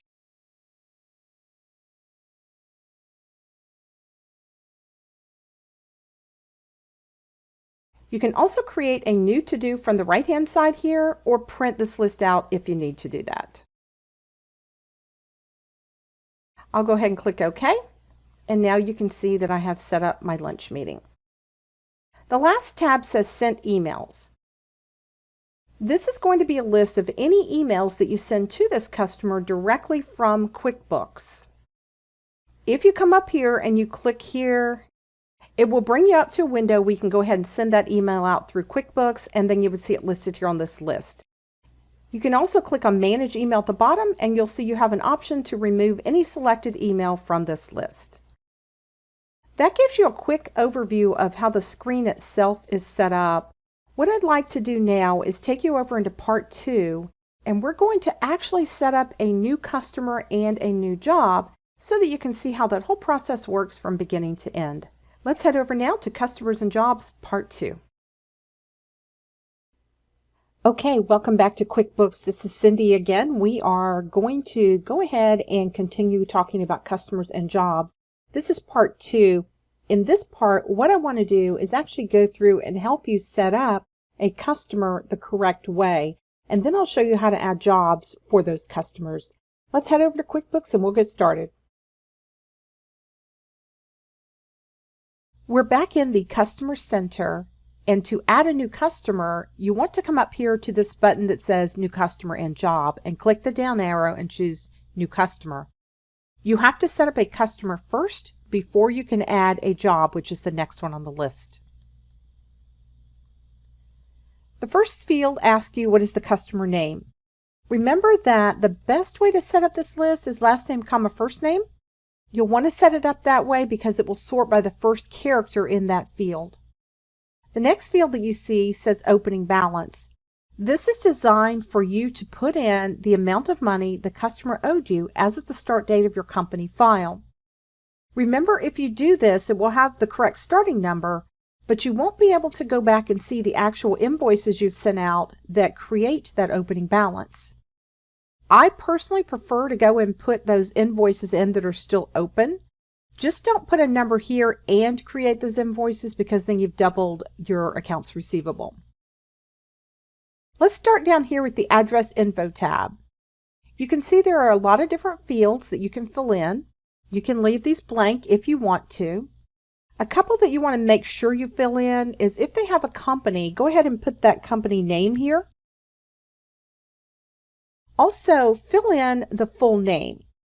The reason you want to do this is because you have the ability in QuickBooks to do mail merges with Microsoft Word. You can also run reports based on different fields that have information. If you don't have any information in these fields, you won't be able to run those reports or pull any data into the mail merge that you do with Microsoft Word. So make sure you fill as much of this in as you think you will be needing. You'll notice there are fields down at the bottom as well, and you can change these to represent anything you'd like.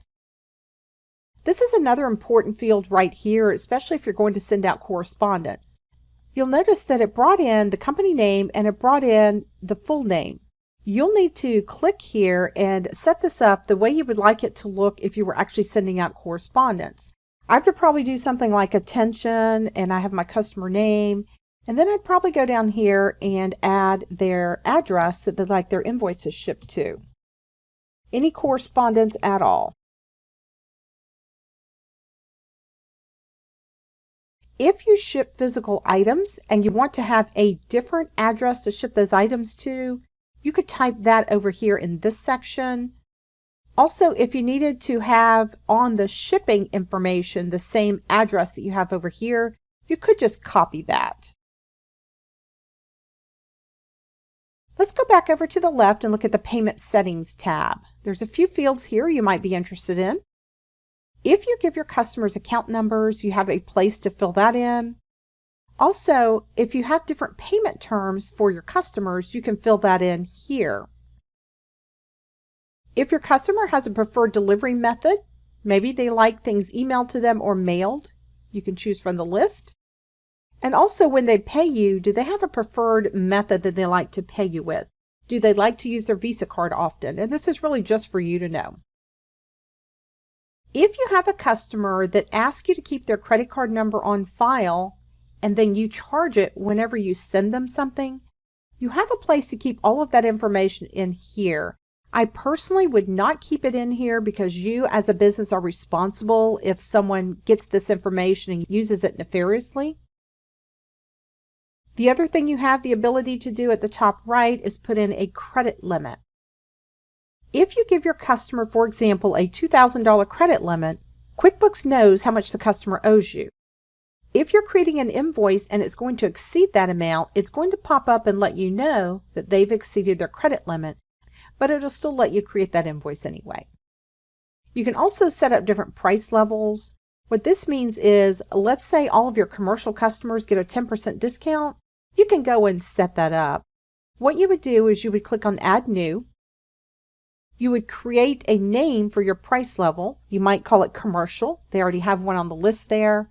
And then you can say that that price is a fixed percentage or per item.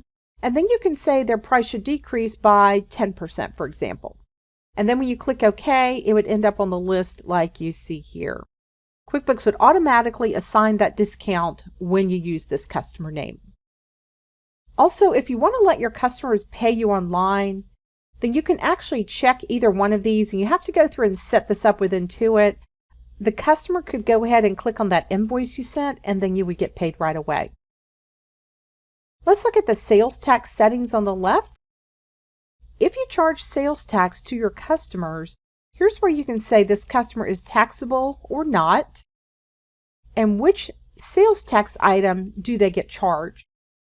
We're going to look at sales tax in a later section, but this would be the main tax that they get charged.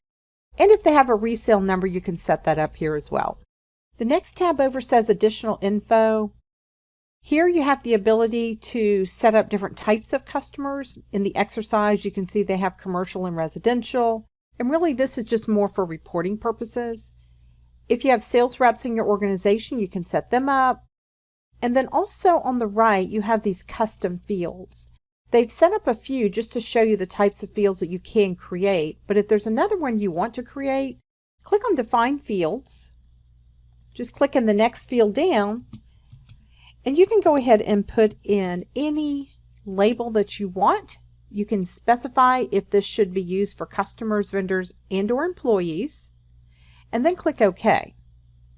And if it gives you a little information like this, just go ahead and click OK past that. This one is just basically saying that you've activated some of the custom fields in this list.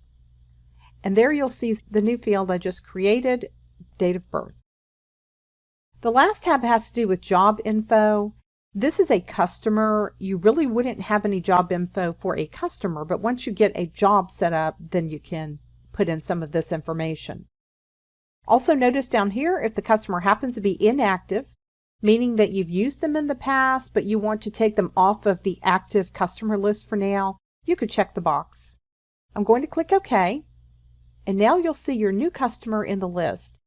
If QuickBooks puts it at the top of the list like this, just click on the word name at the top, and that will resort it, and it will be alphabetical in your list. Let's add a job for our new customer, Tom Allen. Make sure you're clicked on the customer, come back up to New Customer and Job, and Add Job. Let's call this one a kitchen remodel. You really don't have to fill in any other information unless it's different. You might have some job information you want to fill out. The type of information that's here would be a job type. Maybe you have a job status, it's pending, awarded, it's closed, a start and a projected end date, and then later you can fill in the actual end date when it's done. I'm going to click OK. And now look how kitchen remodel looks like it's indented under my customer. That's a job for that customer. Remember that all businesses don't use the job feature, and if you don't use that, that's certainly okay, but this is a great way to track your jobs individually from the actual customers. Now that we have our customers and jobs set up, let's go ahead and move over to the next video, and I'll show you how to set up groups of customers. Hey there, it's Cindy again. Welcome back to QuickBooks. We're talking about the desktop version of 2023. We're currently working in section 4, where we're going through anything related to customers and jobs. And what I want to talk to you about right now is how to set up customer groups.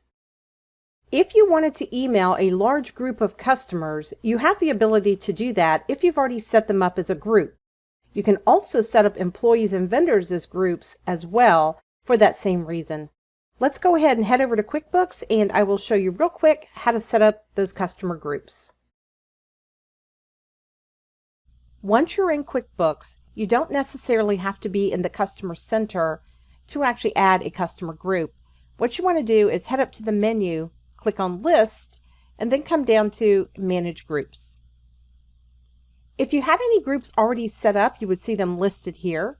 You'll notice on the left that you can create customer groups, vendor groups, or employee groups, and it would work the same no matter which of these three options you choose. I'll just create a customer group, and I'll click right here to create that group. The first thing QuickBooks wants to know is what is the name of this group that you're setting up, and I'm just going to call this one Residential Yearly Checkups. You do have the ability to put in a description if you like. Then you want to click Next at the bottom. On this screen, you're going to specify the different fields and the values that you'd like QuickBooks to pull from your customer list. The first thing you're going to see under Field is these are my customer fields. I'm going to say customer types that equal, and then this would list the customer types I've already set up in QuickBooks. I'm going to choose residential in this case. Once you make all your choices, click Add, and you'll see all those selected fields down here at the bottom. You can add additional criteria. If you wanted to narrow this list, you just go back through and pick your field, operator, and value again. I'm going to click Next. And now you'll see all of the customers that meet the criteria. If you notice over in this field where it says type, they all say residential.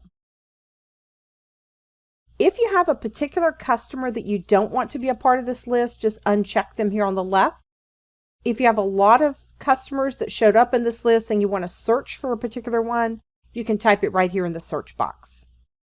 I'm going to go ahead and click Finish at the bottom, and it will tell me that I've successfully created my group called Residential Yearly Checkups. I'll just click OK, and now you'll see the list.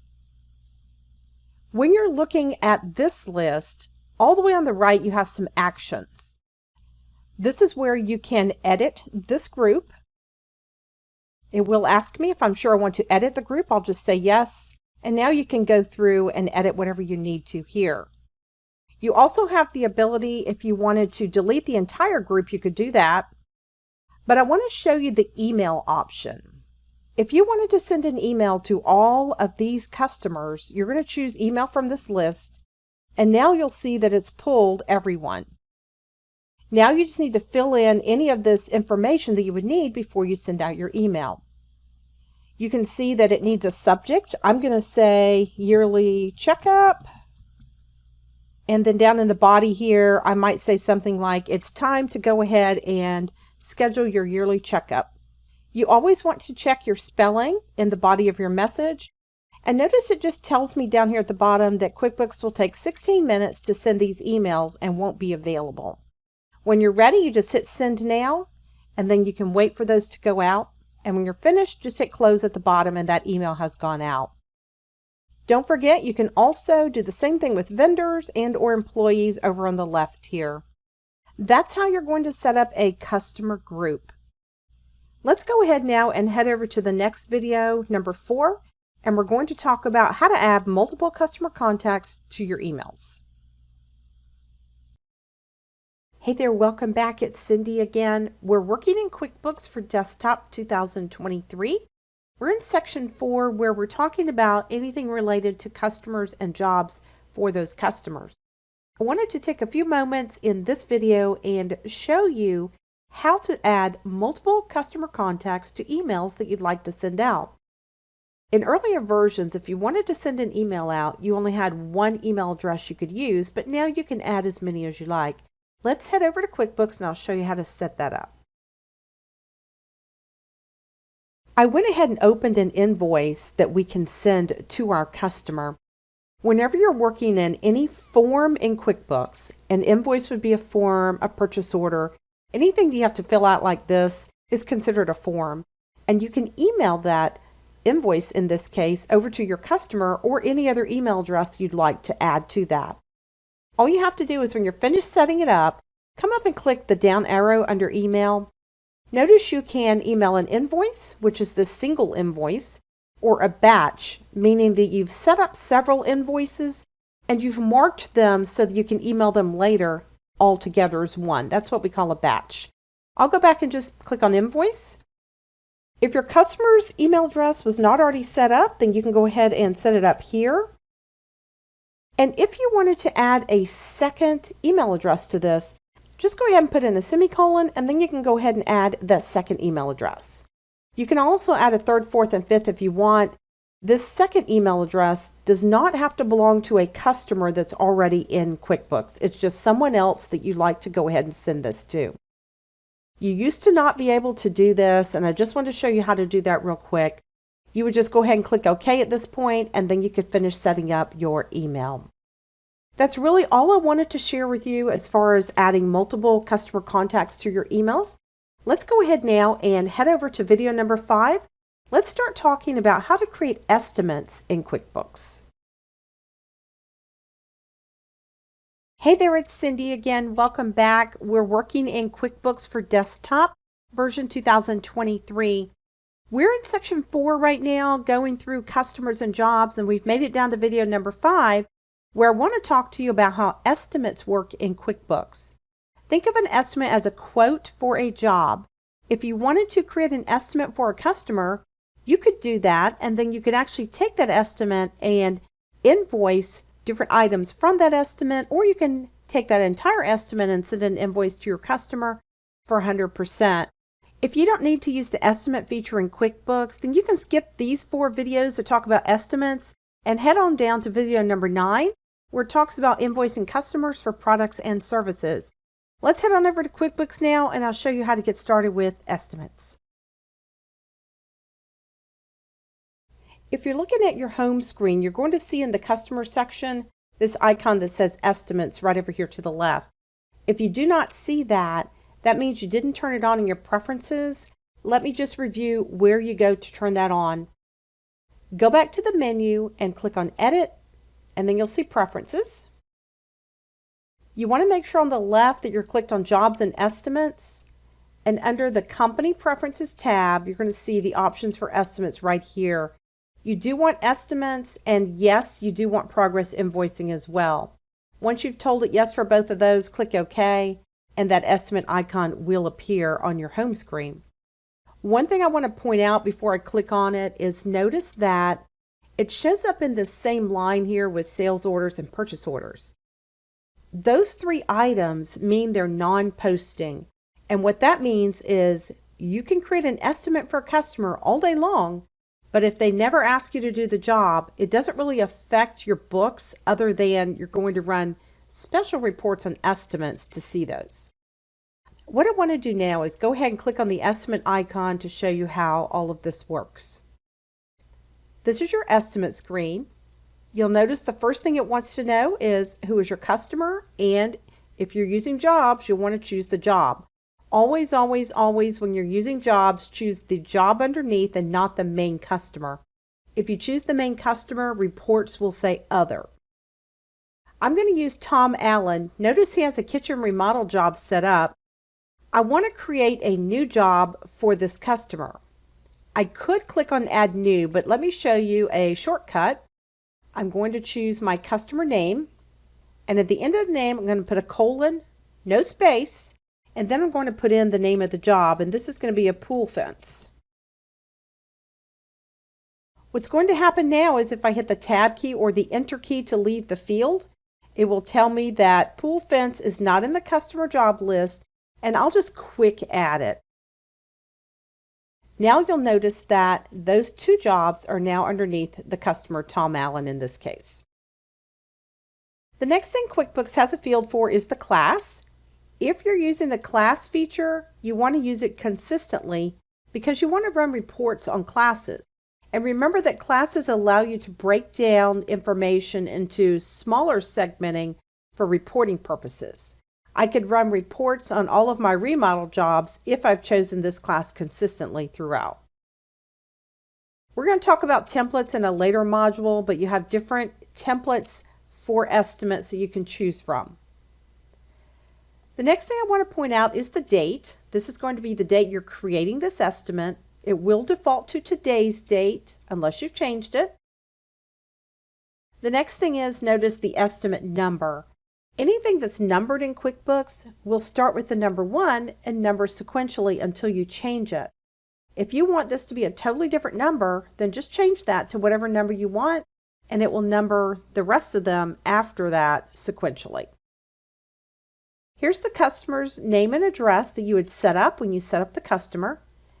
If you happen to realize that they have a different address, or maybe you left out a zip code or whatever, you can go ahead and type it in, and what will happen is when you get ready to save it, it will ask you if you want to save it permanently in their record.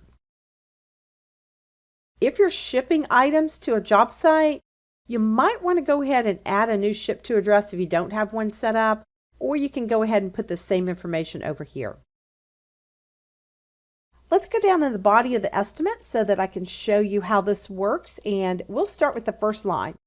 You want to click on the first line underneath where it says Item, and you'll see an arrow appears that gives you a list of the different items that you've set up in QuickBooks. This list will not be here automatically. You have to set it up. For now, we're just going to use some of the items in this list, and later we're going to go through and I'll show you how this list works.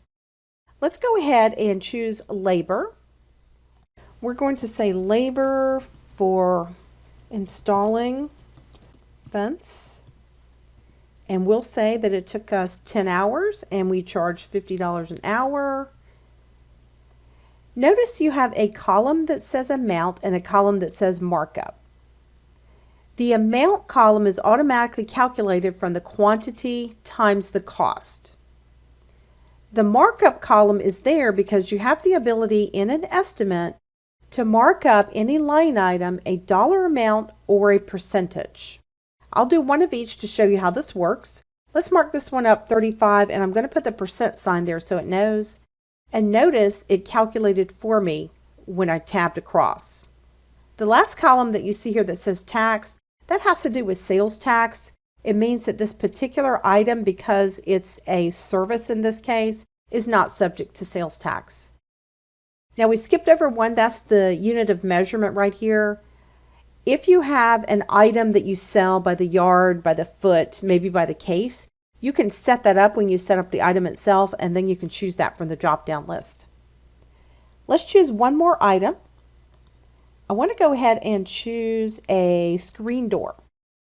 And we'll say that we are going to have one of these installed. And you can see that it brought in a cost automatically because that was set up when the item was set up. But you can certainly type over that. I'll just go ahead and say $175. And notice the markup. We're going to get rid of that and just mark this up $200. That markup is there automatically because you'll see again when we learn to set up items that if you have a physical item and you tell QuickBooks on average how much you buy it for and on average how much you sell it for, then it creates that markup automatically, which you saw that we could type right over. And you can keep adding as many line items to this as you like. A couple things to notice at the bottom right. It does give you your subtotal. It gives you the total of the markup. It also gives you the total of your taxes if you have any. And you can see here we did have tax on our physical item, which was the screen door. And then it gives you the grand total down at the bottom. A couple of other things, if you look back over to the left, there is an area for a customer message. There are some generic ones that are set up automatically. You can see those. You can also add one if you wanted to. I'll just go ahead and choose this one.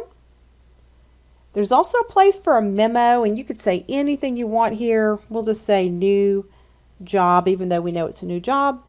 And it has a customer tax code, meaning the customer is a taxable customer. Something else I want to point out, if you go back over to the right-hand side, you'll see this gray area. There's an arrow that points back to the left. It says show history. I'll just click on that. And what this does is if your customer already has a history, you can see the open balance, any estimates they already have out there, just some different things about this customer and job. And if you want to look at some transactions that would already be here, you can click this tab. Usually this area is open automatically. You can hide it by choosing the hide history. And now here you can choose show history. And that's how that would work. Sometimes I just keep that closed unless I'm really wanting to see something on that list there. That gives you a real quick overview of how to go ahead and set up an estimate. What I'd like to do now is go ahead and stop the video here. I want you to go over to part 2, and what we'll do in part 2 is look at some of the options you have up at the top when you're creating estimates.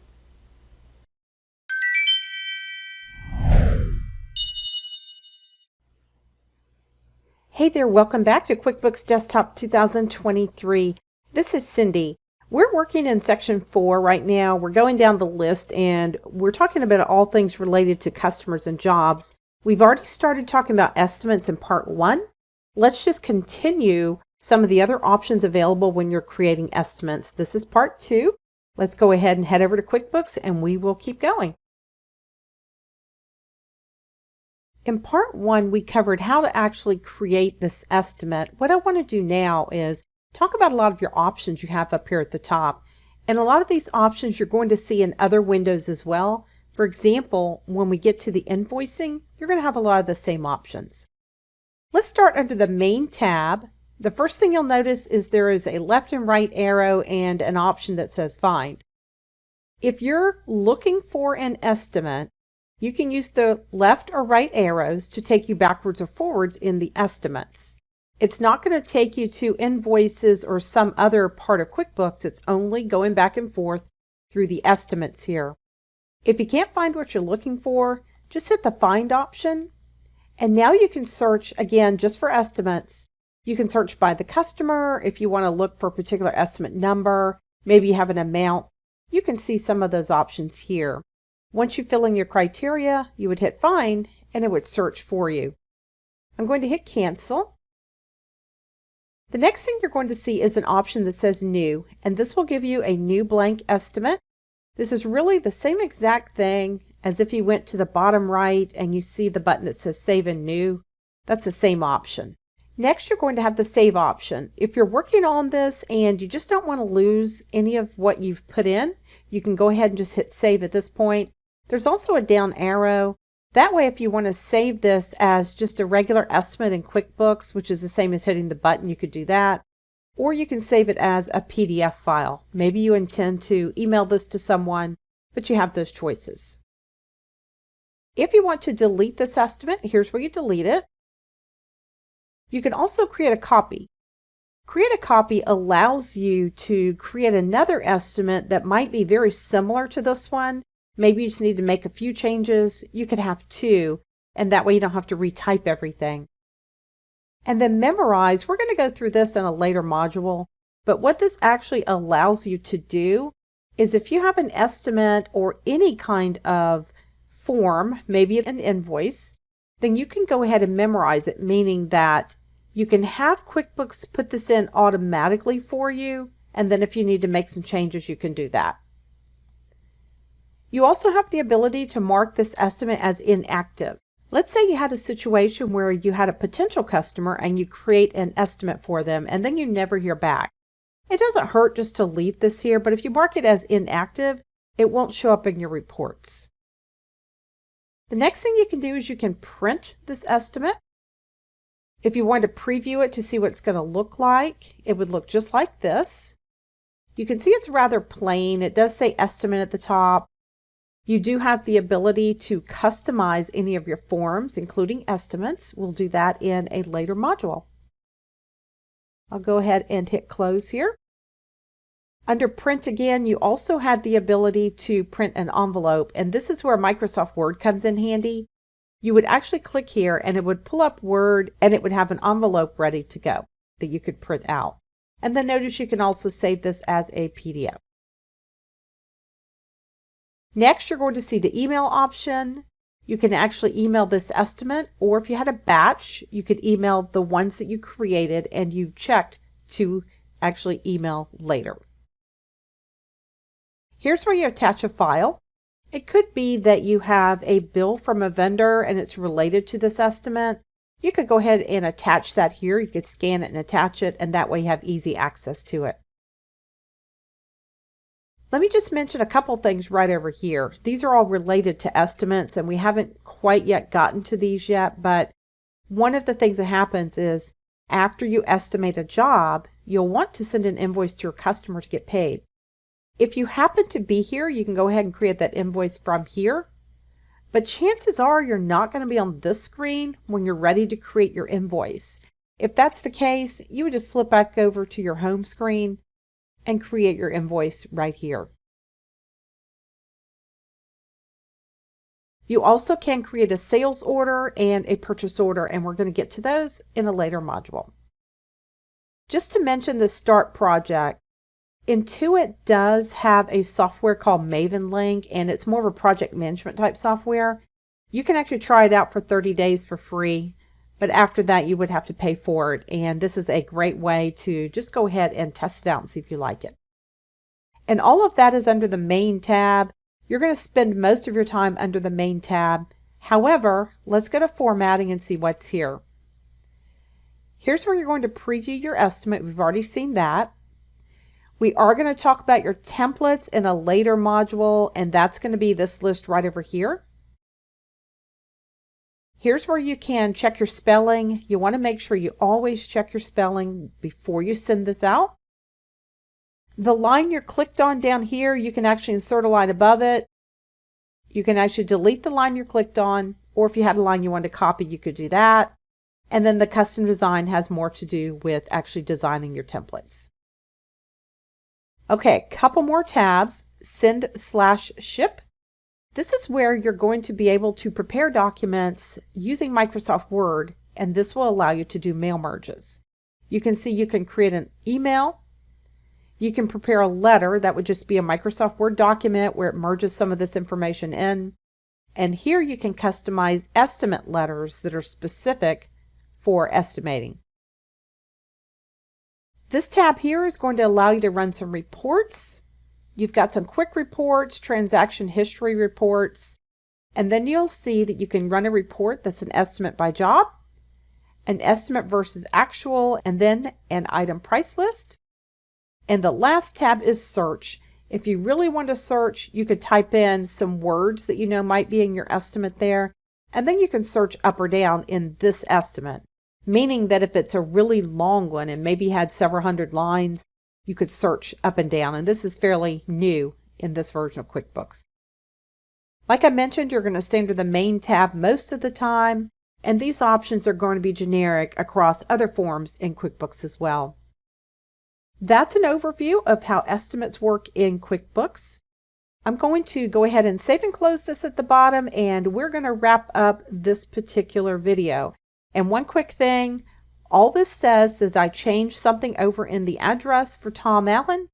Do you want to change that permanently in his record? I'm going to say yes, and it will save and close it for me. Now that estimate is done, and we can move on in QuickBooks. Let's go ahead now and move over to the next video, which is going to be invoicing from your estimates, part 1. Hey there, welcome back to QuickBooks for Desktop 2023. We are working in section 4 where we're going through anything related to customers and jobs. We just got through talking about how to create estimates. Now what I want to talk to you about is how to take those estimates you've created and create invoices based on those estimates. It could be that you'd like to invoice your customer for a percentage of an estimate, or maybe there's certain items on that estimate you'd like to pull into an invoice. You can make this look any way you like. Let's go ahead and flip over to QuickBooks and we'll get started, and I'll show you how to create invoices from your estimates. When you're looking at your home screen, after you create an estimate, you'll notice the next thing in the flowchart is to create an invoice. This would be an invoice related to an estimate, or it could be an invoice that has nothing to do with an estimate. This is where you're going to enter all invoices. Before I create this invoice though, I'd like to go back and look at the estimate that I just created. I'm going to go back to the Customer Center.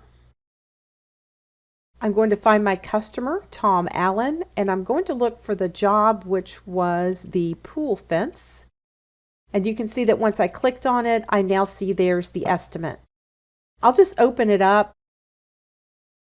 Now that I can see this estimate, if I want to make a change to it, or if I want to create an invoice directly from here, remember I could do that, but chances are you're not going to be on this screen when you're ready to create that invoice. I'm just going to go to the home screen and do it that way. Let me close this window, and I'm going back to home. Now I'm going to click on the Create Invoices icon, and now you can see we're in an invoice. Invoices look very similar to estimates. There will be a few things that are a little bit different, but we'll look at those. The first thing QuickBooks wants to know is who is my customer and the job for that customer. Remember, you're going to always click the job. I'm going to click Pool Fence, and now it brought up a list of available estimates. Let me just mention right here that if I had chosen just Tom Allen from the list here, it would not bring up these available estimates because I don't have an estimate for Tom Allen. I have an estimate for Tom Allen's pool fence. There needs to be an exact match on the estimate and the invoice in order for it to recognize the available estimates. I'm going to click on the estimate, and then I'm going to click OK. And now it's asking me some questions based on progress invoicing. And remember, this was a preference that you turned on in the preferences. When you're creating an invoice based on an estimate, you can create one for the entire estimate. Maybe you want to create an invoice for a percentage. And if you type in a percentage, you don't have to type that percent sign, but it doesn't hurt. It knows to do the calculation. You also could go ahead and invoice for items that are on the estimate. I'll choose that one and just click OK to show you how this works. Here you can see the two items that we had on our estimate. I'm going to come over to this quantity column and I'm going to say that I want to invoice for 4 hours of the labor, and we'll go ahead and do one screen door here. Then I can click OK and you can see it pulled in those quantities. If you want to add something to this, just click on the next available line and type it in. Let's say there was a delivery charge, and we'll say it was just $25 that we charge. And of course you can add as many things as you like. Another thing that I see done frequently is if you had some notes, sometimes people will just type them on this line here. And this will word wrap, and you can just type as much as you want here. You don't have to pick an item to go with it. You'll notice with each of these lines, the item can be taxable or not as far as sales tax is concerned. And at the bottom, it does tell you the total of your sales tax, the total of this invoice. If there were any previous payments that were applied to this, you would see those here, and of course the balance due. A couple of things on the left you might want to make note of. Here's your customer message. You can add a new one if you'd like. It pulled in the memo we had on our estimate, and also it pulled in the fact that our customer is a taxable customer. Back up at the top, you want to make sure you've got the correct class chosen, and of course this is your template for your invoices. Here's the date of the invoice. Let's make this the 27th of December, and you'll notice that it brought in the next invoice number. Something that you did not have on estimates is you didn't have these two fields for the terms and the due date. You'll notice that because my terms are net 15 here, that it automatically has a due date of January the 11th, which is 15 days from the 27th of December here. And if I change that, then you'll see this date changes to reflect that. Let's look at a couple of things that you have at the top. Let's start with your main tab. And you'll notice a lot of these options will be familiar to you already. You do have the ability to search through your invoices. You can use the arrows to go right or left and search the next or previous ones. Or if you hit the find option here, you have the ability to go through and type in any criteria you need in order to find the invoice you're looking for. Here's where you would create a new invoice. This is the exact same thing as coming down to the bottom and choosing Save and New. And then you have your Save option. If you've spent a lot of time working on this and you don't want to lose anything you have, you can go ahead and save invoice, and notice you can also save it as a PDF file if you like. Here's where you'd actually delete this invoice. Some people prefer not to delete the invoice, but to actually void it. That way it stays in the system and it just says void across the top. Let's say there's another invoice you need to create that's very similar to this one. Just create a copy and then change those few things that you need to change. You also have the option to memorize this. If there's some invoice that you need to use on a regular basis, maybe you invoice the customer the same every single month, then you have the ability to set it up so QuickBooks automatically enters that for you. You can also mark this as pending. What if for some reason you want to hold off on this invoice and you don't want it to show up in reports?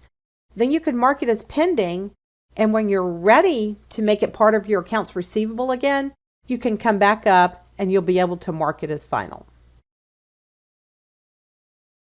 The next thing you have is the option to print this. There's a down arrow because you have several different choices. Let's preview this first.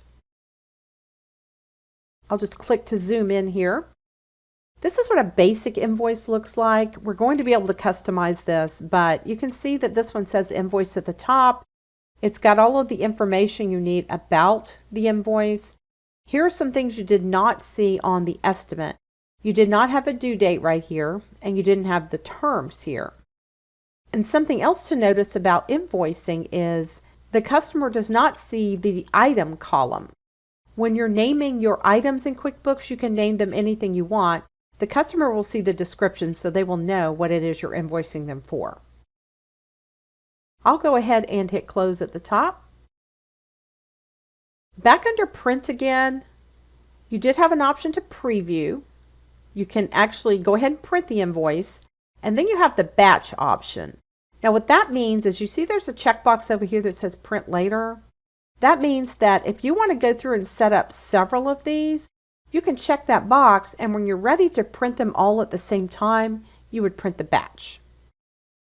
You can also print packing slips, shipping labels, and envelopes. These would come from mail merges with Microsoft Word, and you could also save that as a PDF. When you're sending an email out, it's going to actually attach this invoice in a PDF format for you. You have the ability to send this one or send the batch if you checked email later. You can attach a file. If there's any file at all that's related to this invoice, you have a quick way to access it if you've attached it. I want to go ahead and stop this video right here.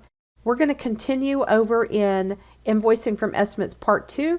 Head on over and I'll meet you there shortly. Hey there, welcome back to QuickBooks for Desktop. We're working in the 2023 version, and we've made it all the way down now to Section 4, where we're talking about customers and jobs. We've been talking about how to create invoices from estimates. We've already completed Part 1. This is Part 2. Let's go ahead and flip over to QuickBooks and we'll keep going. So far what we've done is we've created an estimate for a job, and then we created one invoice based on that estimate. What I want to do now is create a second invoice which will pull everything that's remaining from that estimate into an invoice, and that way we can go ahead and get paid for the job.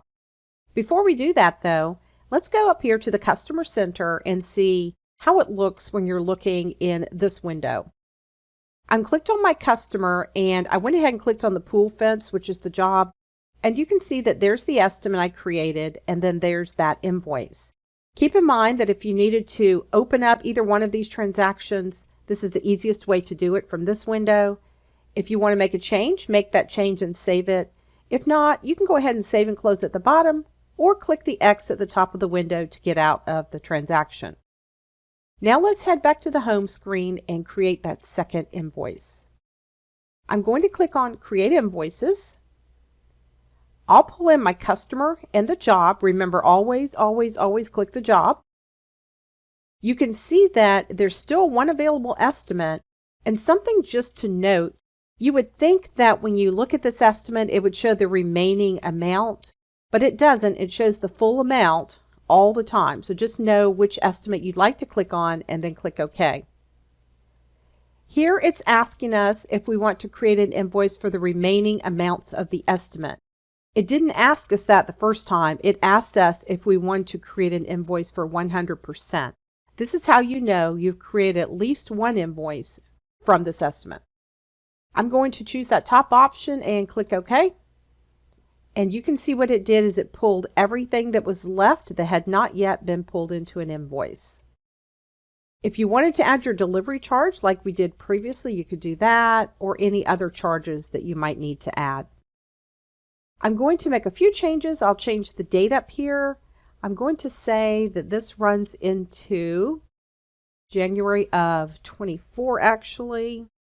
And you can see it assigned the next invoice number automatically. Everything else looks okay here. I'm just going to give it a customer message down at the bottom left. And unless I need to change anything else, I'm going to go ahead and save and close. Now if I go back to my Customer Center, you can see both of the invoices right there. Now we've actually completed the estimate, and we pulled everything into two separate invoices. The next thing you would want to happen is to go ahead and get paid for your invoices. Before we do that though, what I'd like to do is just have you go over into video number 9. There will be times when you want to directly create an invoice that has nothing to do with an estimate you may have put in QuickBooks. Hey there, it's Cindy again. Welcome back to QuickBooks for Desktop 2023. We're working in section 4 where we're talking about customers and jobs, and we've made it down to video number 9 now, where I want to show you how to go in and create an invoice for a customer if you're not using the estimate feature, or maybe you just don't need to pull anything from an estimate. Let's go ahead and flip over to QuickBooks and I'll show you how to go ahead and create those invoices. When you're ready to create an invoice, just go to your home screen and click on Create Invoices. The first thing QuickBooks wants to know is who is the customer and who is the job. Remember to always choose the job. And if this window pops up that says Available Estimates, that means that there is an estimate and you haven't pulled everything from that estimate.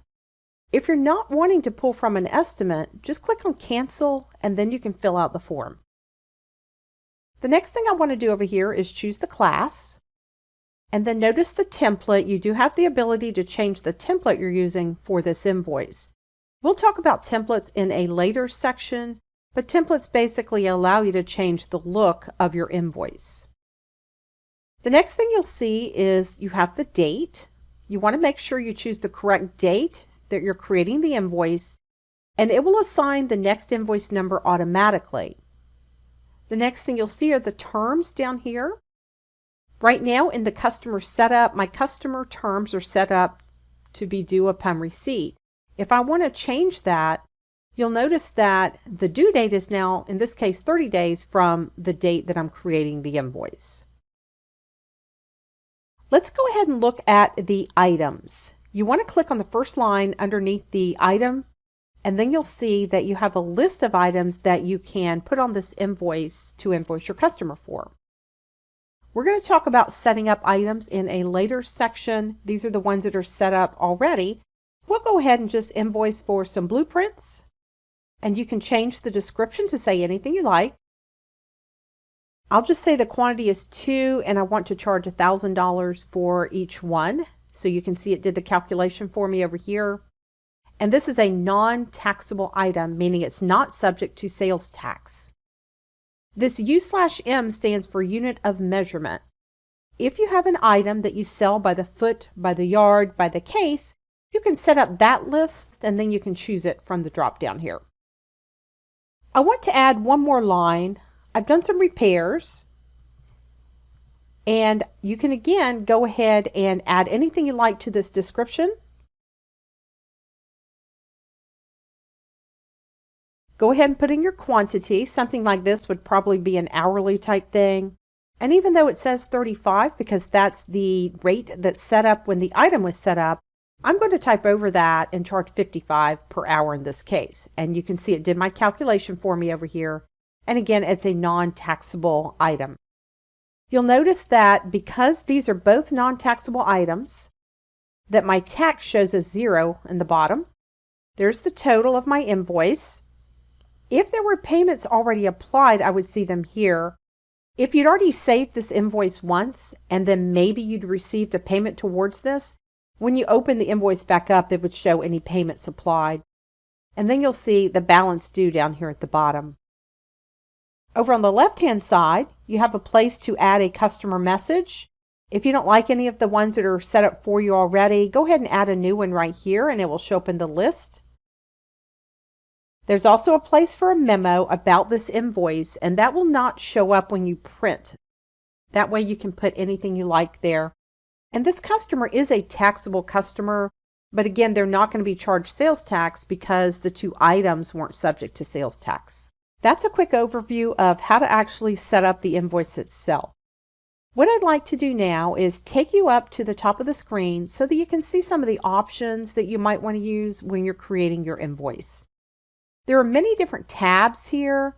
You'll probably spend most of your time on the first tab, which is called Main, but we'll go through each one so that you'll know what your options are.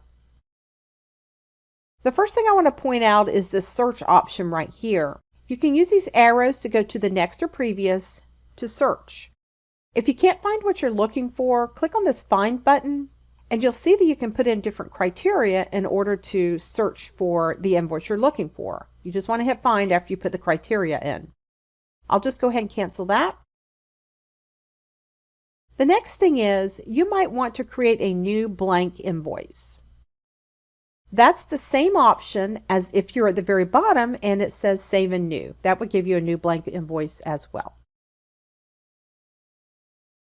The next option you're going to see is a Save option.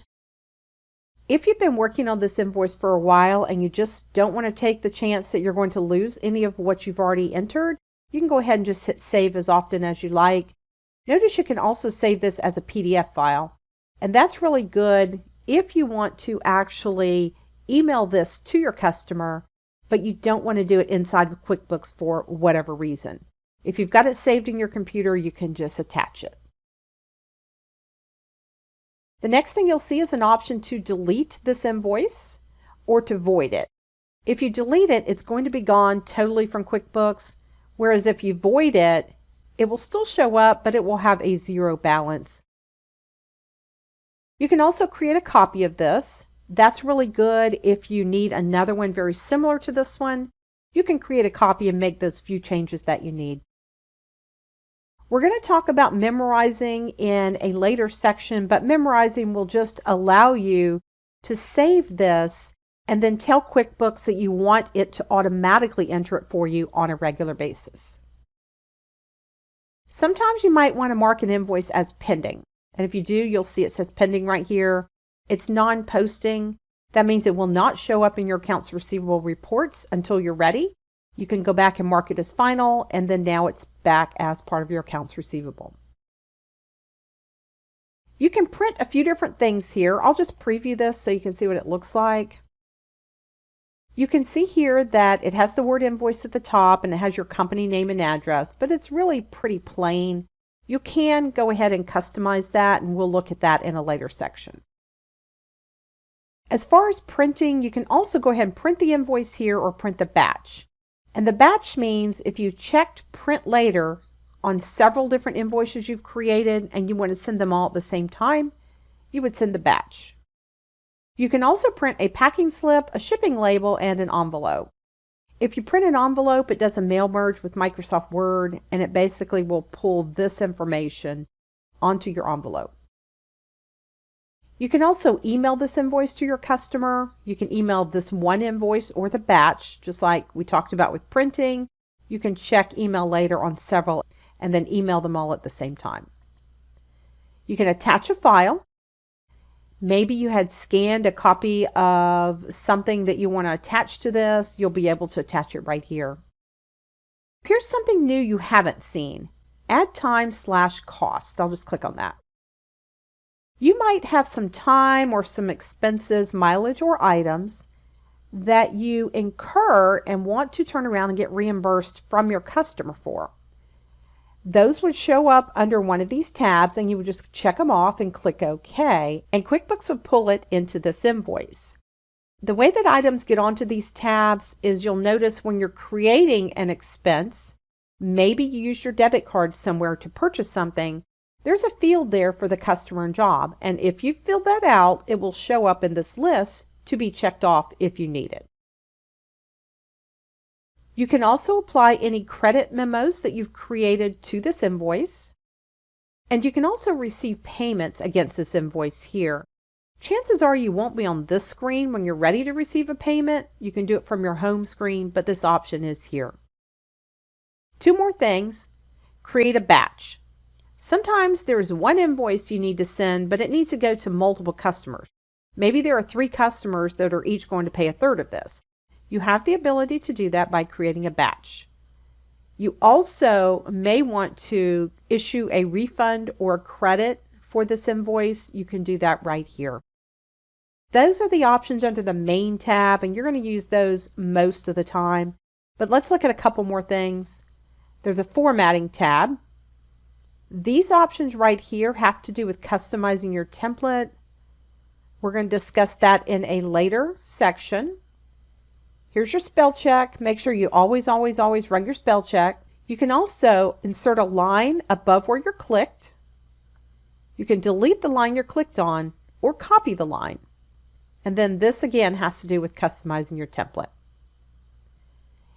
If you send items, you can go ahead from here and set your item up to be shipped through FedEx, UPS, or the United States Postal Service. This will take you to their website where you can go ahead and schedule that pickup. These have to do with mail merges with Microsoft Word. Let's look at a couple of quick reports. You can always run a quick report on this customer job. And then you can always look at a transaction history. And what that would show you is if you've already invoiced this and saved it and you wanted to see any transactions related to it, like a payment or a credit memo, it would just show you the whole history. You can also look at what's called a transaction journal, and this is something that QuickBooks does behind the scenes for this invoice, very similar to the transaction history, but a little bit different. You can see any open invoices, sales by customer, and this would be the detail report, and then there's an average days to pay summary. The last thing I want to mention is the search tab, which is new in this version. Again, if you're searching, we saw you could search under the main tab, but you can also search through this invoice in particular for something. If you had a lot of lines here and you're searching for a particular word, you could put that word in and search up or down and see if you can find it that way. That gives you a lot of options to think about when you're actually creating your invoice. I'm going to hit Save and Close at the bottom. If you did not have an email address set up for your customer, but yet you have email later checked here, it will pop up and ask you to provide that. In this case, I'm going to cancel that and uncheck email later. Now when I save and close, it will not ask me that. The next thing it's asking me here in this case is I changed the terms for my customer, and it's asking if I want to change those permanently in the customer's record. I'll just go ahead and say yes. And now that invoice has been created. If I go back to my customer center and look, you'll see that we have the estimate that we did in the previous few videos, those two invoices we did from the estimate, and now we have this new invoice that we just created. And that's how you're going to create invoices in QuickBooks for products and services. Now that you know how to create invoices, let's go ahead and go over to the next video, which happens to be number 10. And we're going to talk about how do you receive payments against those invoices. Welcome to QuickBooks Desktop 2023. This is Cindy. We're working through section 4 right now where we're talking about things related to customers and jobs. We've made it all the way down to video number 10 now, where I want to show you how to receive customer payments. Once you've invoiced a customer, that invoice becomes part of your accounts receivable. You want to make sure you record all the customer payments, even if the customer paid you with cash. That way you remove that invoice from your accounts receivable and you can go on to later make that deposit. Let's go ahead and flip over to QuickBooks and I will show you how to get started receiving customer payments. When you're looking at your home screen, after you've created an invoice, you'll notice the next thing on the flowchart is Receive Payments. The first thing QuickBooks wants to know is who did you receive the payment from, meaning which customer and job. As soon as you've chosen that option, you'll see now all of the open invoices for that customer and job appear at the bottom here. You can see all the information about each one of the invoices. I wanted to point out the amount due column here. If the customer has already made a payment towards one of these invoices, you would see the balance due in this column. Also right at the top is the total customer balance. The next thing you want to do is go ahead and fill in the payment amount. And then make sure you have the correct date that you're actually applying the payment. This last field that says reference number, if you notice, I have Zelle chosen as my preferred payment method. If the customer paid me with cash, I would choose the cash option. If they paid with check, you'll notice this field now says check number. If you choose debit or credit, you can fill in the customer's credit or debit card information. If you've signed up with Intuit to receive credit cards, then you can actually run their card through by using this screen here. But if you haven't, just say cancel and it will stay green indicating they did pay you with a debit or credit card. There's the e-check option.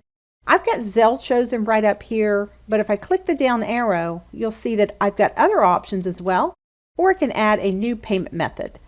I'm going to add PayPal, and you can choose the payment type from this list. I'll click OK, and from now on you'll see PayPal will show up in the list. That way if you want to choose it, you can just click on it.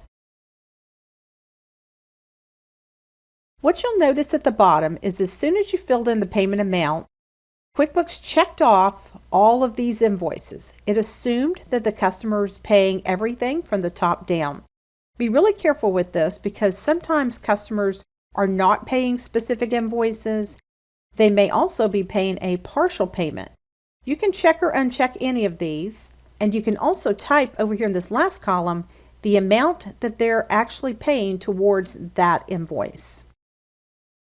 You'll notice in my case, my customer only paid me $3,330 when they actually owed me the 63 cents as well over here. If you have an over or underpayment, it's going to tell you right down here at the very bottom. In this case, I have an underpayment of 63 cents, and the choices are to leave this as an underpayment or write off the extra amount. We're going to leave it as an underpayment for now. I want you to also notice that at the very bottom, it tells me the amount that's due, the amount that was applied, and if there were any discounts or credits applied, you could see that here as well. Let's head up to the top and look at some of our options under our tabs. And a lot of these you'll already be familiar with. We'll just run through them very quickly. Starting with the main tab, if you're looking through your customer payments and you just can't find one you're looking for, you can use the arrows to go backwards or forwards in the customer payments. You could also hit the Find button here and put in any of this criteria that you would like to search for your customer payment. The next thing you'll see is an option to create a new blank customer payment.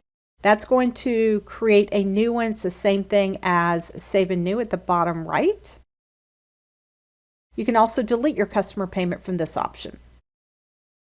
The next option is to print. You can see that you can print your customer payment there. You can also email a copy of this payment receipt if you'd like. Here you can attach a file. If there's any kind of file that's already saved in your computer, you can go ahead and attach that file here so that you can look it up a little bit more easily when you need it. The next thing you're going to see is look up customer/invoice. The easier way to do this would be to actually double click on the invoice you'd like to look at, and that'll take you right to it. Next, you're going to see unapplied payment. That's just going to uncheck all of these, and you can go back and check them the way you would like to. And then there's discounts or credits. If you had any discounts or credits set up towards an invoice, you could apply them in this window.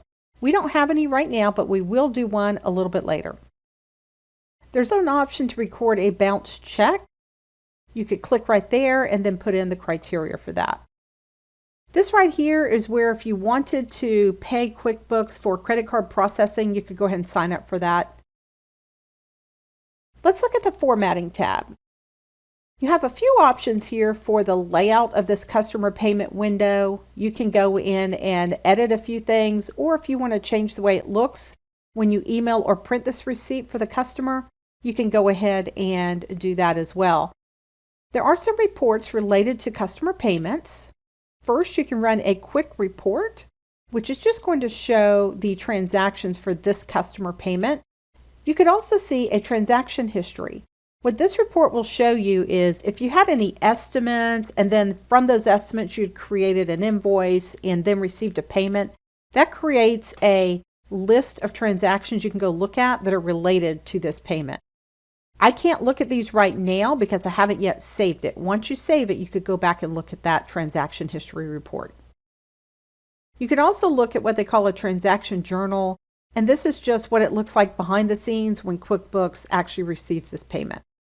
You can also see a processed payment receipt. If you want to see what this is going to look like when you print it and send it to your customer, you can do that here. You can also view any open invoices. Invoices for this customer that are not paid are considered open, and you can run a report. If you want to see all the invoices, paid or unpaid, you can run a customer balance detail, and that way you can see credit memos, invoices, payments, anything related to this customer. You can also look at a sales by item detail or an item price list. The last tab says Payments. This is where you can go ahead and sign up with Intuit to add credit card processing. More than likely, you're going to use the main tab for most of your options under the customer payment window. Now that we've received this payment, I'm going to save and close at the bottom, and then we're going to see how this payment shows up over in our customer center. I've still got it open on the left here. I'm going to make sure I have my customer and job chosen, and now you can see everything that's happened, including that payment that we just received. If you wanted to double click, you can open this up. And if you wanted to make changes to this, you could. If not, you can just go ahead and save and close to get out of it. And that's how you're going to receive a customer payment. Remember that now that you've received that payment, that invoice is no longer part of your open invoices. It's no longer part of accounts receivable.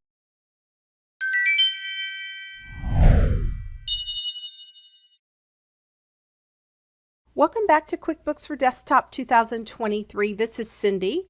We are working through section 4 where we're talking about customers and jobs. We're all the way down now to video number 12 where I want to show you how to take that payment that you receive and make a deposit into your checking account in the bank. Let's go ahead and flip over to QuickBooks and we'll get started. When you're looking at your home screen, the last thing you did was receive a payment, and now you'll see that you can record a deposit. Before we do this though, I want to point out a few things that I see often that will really mess up your books. One of the most important things you want to do is make sure you always follow the flow chart, because sometimes what people do is they will go directly to their check register here and they will type in that deposit. You would go down to this last line and you would type everything in. But when it came to this account, you'd have to pick an income account because this is income to your business. Your checkbook would balance at this point, but the problem is you've just doubled your income when you do that. If you download from the bank and you pull in the deposit this way, you also doubled your income. Here's why. Let me go back to the home screen for a moment. QuickBooks actually considered this invoice income at this point. If you go over to the check register and type it in again, you've doubled your income. The other thing is, because you went through the receive payment window to receive that payment, that money is sitting in this chart of accounts here in an account called undeposited funds. If I go all the way over to the right, you'll see it's got $5,770 in that account. That should be the total of all the monies that I've received but not yet deposited into a bank account. If you know you've deposited everything, but this account has money in it, then you've done something wrong. You've doubled some numbers somewhere. You're going to see that as soon as we make our deposit, this number is going to be reduced by the amount of that deposit. Let me go ahead and flip back to the home screen and let's go through and receive this deposit the right way. You'll see that when you're looking at record deposits, there's a number 3 there. That indicates that there are 3 payments that have been received that have not yet been pulled over into a deposit. This is a list of those 3 payments I received. This total is also the total of what we just saw over in undeposited funds. If you remember, that number was $5,770. What you need to do here is check off all of the monies that you're going to be putting in this deposit. If you have 2 separate deposits that these 3 are in, you want to do these one at a time. I'll just go ahead and pull in the one that we received and click OK. And now you can see it's pulled in that one payment that we had made. If you decide that you really meant to pull in another one, you can click here on this button that says Payments, and then you can go ahead and check the others if you'd like to pull them in as well. Now you can see all 3 of these are in my deposit window. Let's take a quick peek at how deposits are set up. The first thing you'll notice is that QuickBooks wants to know which bank account are you going to deposit the money into. It's very common to accidentally have the wrong account there and then you can't find it in your register. Just double check that. You also want to have the date of your deposit. Don't change anything in this area, especially this from account, because this money is coming from undeposited funds. If you go in and try to make a change here, you're going to mess up your book, so please don't change this. You can add a memo if you need to, or if you want to change any of this other information, you can. You can also add something to this list. If you decide that you've received a rebate check, or you've decided that you want to put some personal money into this, just go ahead and put in the received from, who the money's from, which account, and I'll give you a couple of hints about a few things here.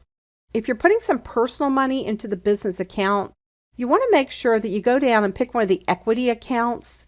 You want to pick, in this case, capital stock. Sometimes it's actually called shareholder contributions. Sometimes you'll see it called owner draw, owner contributions. And then just go over and put in the amount that you're putting in. You'll notice at the bottom left, if you were receiving cash back, then you could choose which account this would go to. You know, with a business bank account, you can't get cash back, but a personal one you could. Let's go back up to the top and look at a couple things. There's your next and your previous. If you wanted to go through your deposits, maybe you're looking for a particular one you've already set up. You could save this. You can also print a deposit slip or deposit summary. You can see the history of this deposit right here. You can look at a journal report if you like, and also if you had a file that you wanted to attach, you could attach it here. That's really all you need to do to make a deposit into the checking account. Notice the amount is $15,770. Let's save and close, and we're going to go over to our check register right here and see if we can find that deposit. When you're in the register, if you can't find what you're looking for, click on Go To right at the top left. You'll see that you can type in different criteria depending on which field you're clicked on. If you remember, this one was $15,770. I'll go ahead and click Next, and you can see there it is right there. That's all you need to do to actually make a deposit in QuickBooks. Let's go ahead now and move over to creating credit memos. That would be video number 13. I'll see you shortly. Hey there, welcome back. It's Cindy again. We are working in QuickBooks for Desktop 2023. We're working in section 4 where we're talking about anything related to customers and jobs. We've made it all the way down now to video number 13 where I want to show you how to create credit memos in QuickBooks. There are several different reasons for creating credit memos. It could be there's a balance on a customer's account that you just want to zero out. It could be that the customer actually returned something.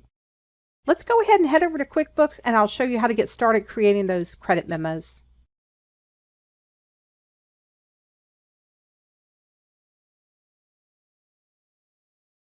I want to head back to the Customer Center because I want to remind you of Tom Allen's pool fence project that we've been working on through these videos. If you remember, when we received that last payment, the customer actually shorted us 63 cents. I want to write this off, so what we're going to do is we're going to create a credit memo to do that. Now, we could have done it on this screen if we knew at this point that we wanted to write it off, but let's say we're doing this after the fact. The first thing you're going to do is go back to your home screen, and you want to come over here where you see refunds and credits. You'll notice a credit memo looks just like an invoice. You're going to fill it out pretty much the same way. The first thing you want to do is choose your customer and your job. Make sure if you're using the class feature that you choose the correct class.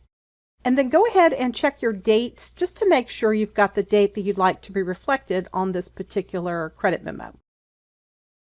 You'll see that it assigned the next number automatically and it has the customer information here in this field. Let's go ahead and go down to the item.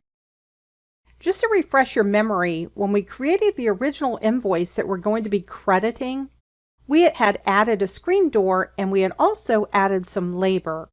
But we're not crediting those items, we're crediting 63 cents. That's considered bad debt. There is an item in the list called bad debt that you can just choose, and if it's not here, you can add it and you can write this description or whatever description you'd like. This will not be sent to the customer.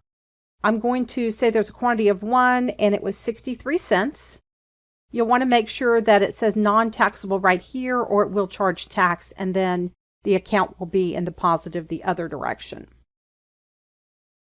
Over to the right-hand side, if you see this area opened up, that just means that you're seeing a summary of the customer's transactions and any recent transactions here. If you don't want to see that, just hit this arrow and hide the history. There are some things you can change at the bottom. Here's where you're going to add a customer message if you were planning to send this to your customer.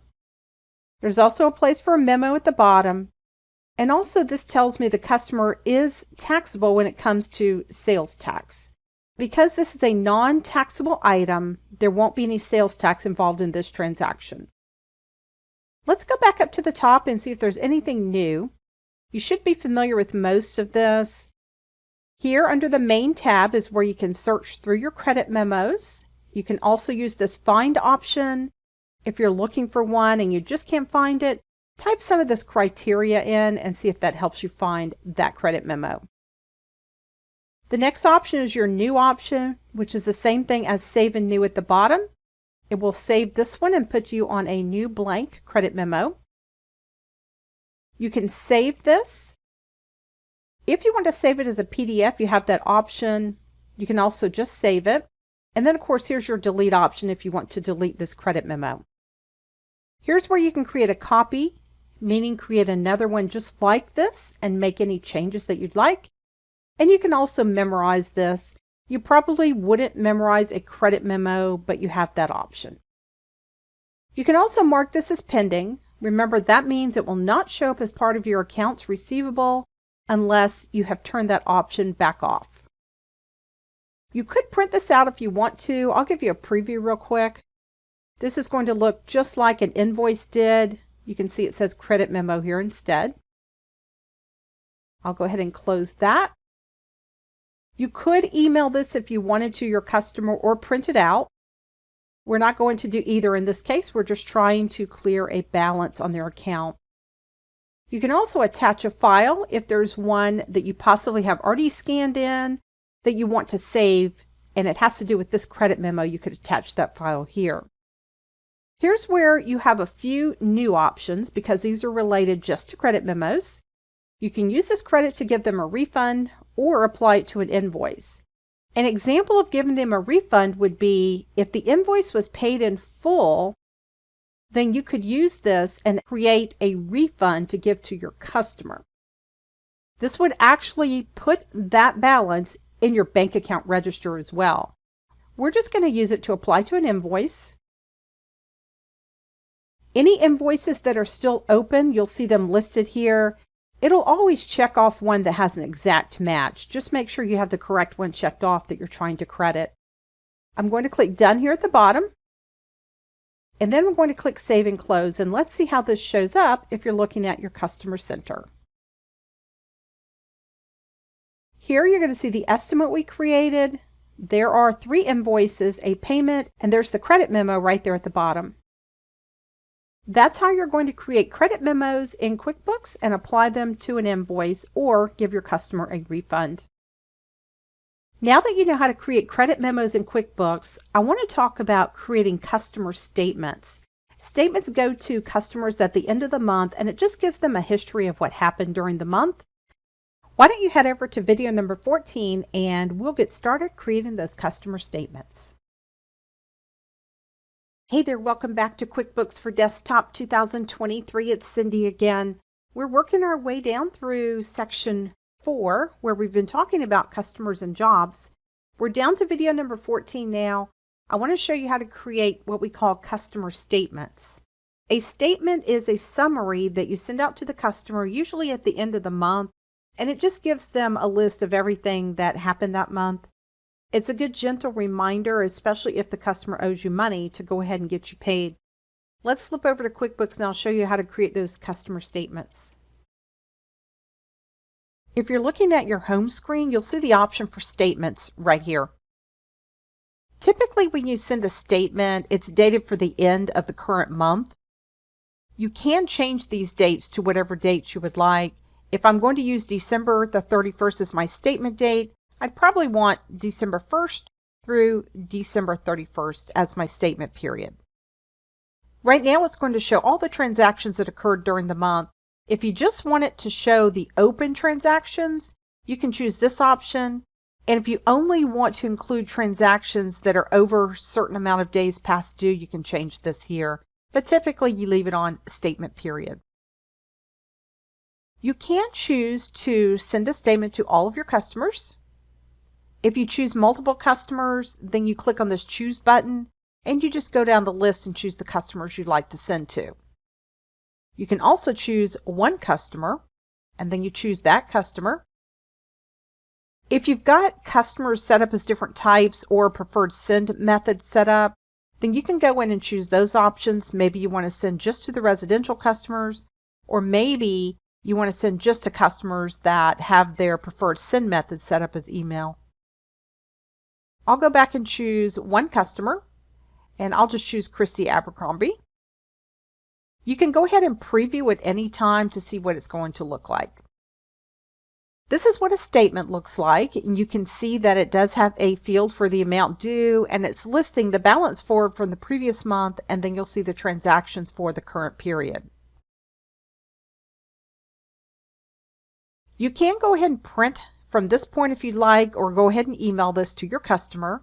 I just want to point out some of the options over on the right-hand side. The template that we're currently using is the Intuit Standard Template. You can customize this if you want. You can have different fields, show the columns in different order, things like that. We're going to talk about customizing templates in a later section. Right now you're creating one statement per customer, but you could also create a separate one for each job.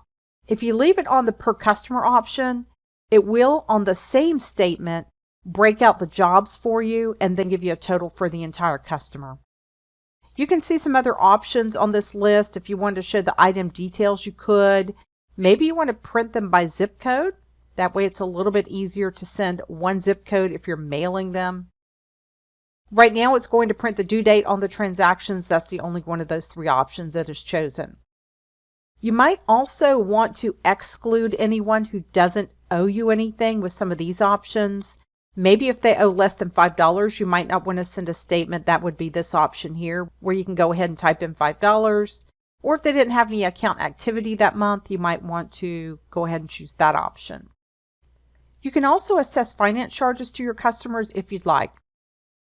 You can see right now that if I change this date to the end of the month, there still aren't any customers that meet my criteria, but if there were, you could go ahead and click on them and it would assess those charges.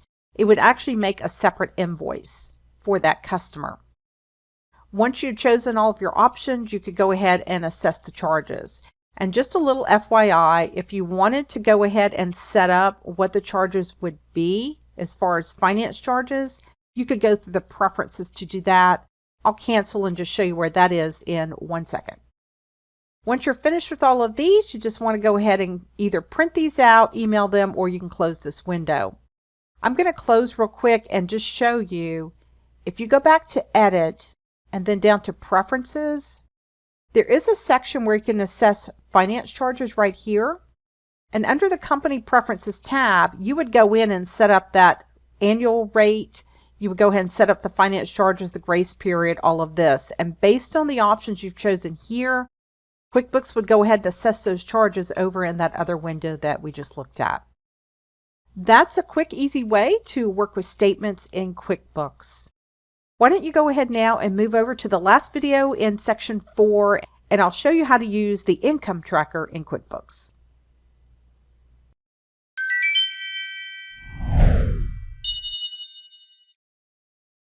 Welcome back to QuickBooks for Desktop 2023. This is Cindy. We are getting ready to wrap up section 4. We're going to talk real quick about how the income tracker works in QuickBooks. QuickBooks has a feature called the income tracker that allows you to just see some information about any transactions that would equate to income in QuickBooks. You might want to see a total of all your estimates. You might want to see a total of all of your sales orders or invoices. When you look at the list of your transactions, you're going to be able to do some batch activities with those transactions. Like if you had 4 or 5 you wanted to print at once, you could do that.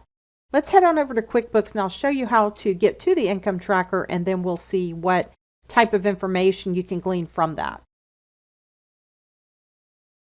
There's not an icon on your home screen for the income tracker. Where you'll find it is right up here in your icon bar. you'll see the income tracker. The first thing you'll notice is that if you want to get some general information on how many estimates you have available that you haven't sent an invoice out for yet, you could see that. Notice you can see how many sales orders you have in the total. There's also a total for your time and expenses if you have that set up. Open invoices that are unpaid, any that are overdue. And then the last thing you'll see here is if you have any that were paid in the last 30 days, you'll see that total. You do have the ability to customize this row a little bit. You'll notice there's a gear icon at the top right, and you can check or uncheck things you do or don't want to see. For example, if you don't use sales orders, you may not want to see this here. You can uncheck that and click OK, and now you'll see that it's not in this row. You can customize that any way you want it to look. Down at the bottom, you're going to see a list of all of your invoices, estimates, or sales orders if you're using the sales order feature. And you can see you can filter this list as well. Right now I'm looking at all the customers, but you can see your choices. If you just wanted to look at one customer, you could do that. You can also see here all the different types of transactions that you have. If you want to see just invoices, for example, you can click on that and it will exclude anything else from the list. You can also see the status. If you just want to look at what happens to be overdue or open, you can do that. And then the last option you have here is to customize some of the date options here as well. When you're looking at this list, you'll notice that when you check off multiple items, that you can do some batch actions at the bottom left. You'll notice that I have all these invoices. If I click on that, I can now go print all of these, and you can see that these were all from different customers. Just depends on what you have selected, what your options will be under the batch actions. The next thing you'll notice is next to each one of these lines, I just have the first one selected, you can go over and perform an action. If you wanted to go through and receive a lot of payments for your customers, a quicker way might be to go through this list, check off that customer, and then receive their payment from here. Notice you could also print this whole row if you wanted to for some reason, or email this row. This screen just gives you some options if you wanted to look at things a little bit differently, and also see some of these totals like we talked about right here at the top. And that's pretty much how the income tracker works in QuickBooks. Now that we've talked about everything over in section 4, let's go ahead now and move over to section 5, and we'll start talking about how vendors work in QuickBooks. Welcome back to QuickBooks for Desktop 2023. This is Cindy again. We have just wrapped up section 4 where we talked all about customers. Now we want to get started with section 5 where we're going to talk about how vendors work in QuickBooks. Vendors are people or businesses that you buy from. You'll need to know how to set up the vendor list the correct way, how to enter bills, how to pay bills, and also how to work with vendor credits. Let's go ahead and start though in this first video and talk about getting all those vendors set up. I'll show you how to start working with vendors. When you're looking at your home screen, you'll see an option right at the top that says vendors. You can also access the vendor center from this icon, or if you went through the menu, vendors, vendor center. All three would take you to the screen here. You'll notice this is set up very similar to the way that the Customer Center was set up. You have a list of all your vendors on the left-hand side, and they're in alphabetical order. You also see the balance that you owe that vendor, and this would come from any bills that you've entered in QuickBooks but haven't yet paid. There's also a column for attachments if you had added an attachment to that vendor.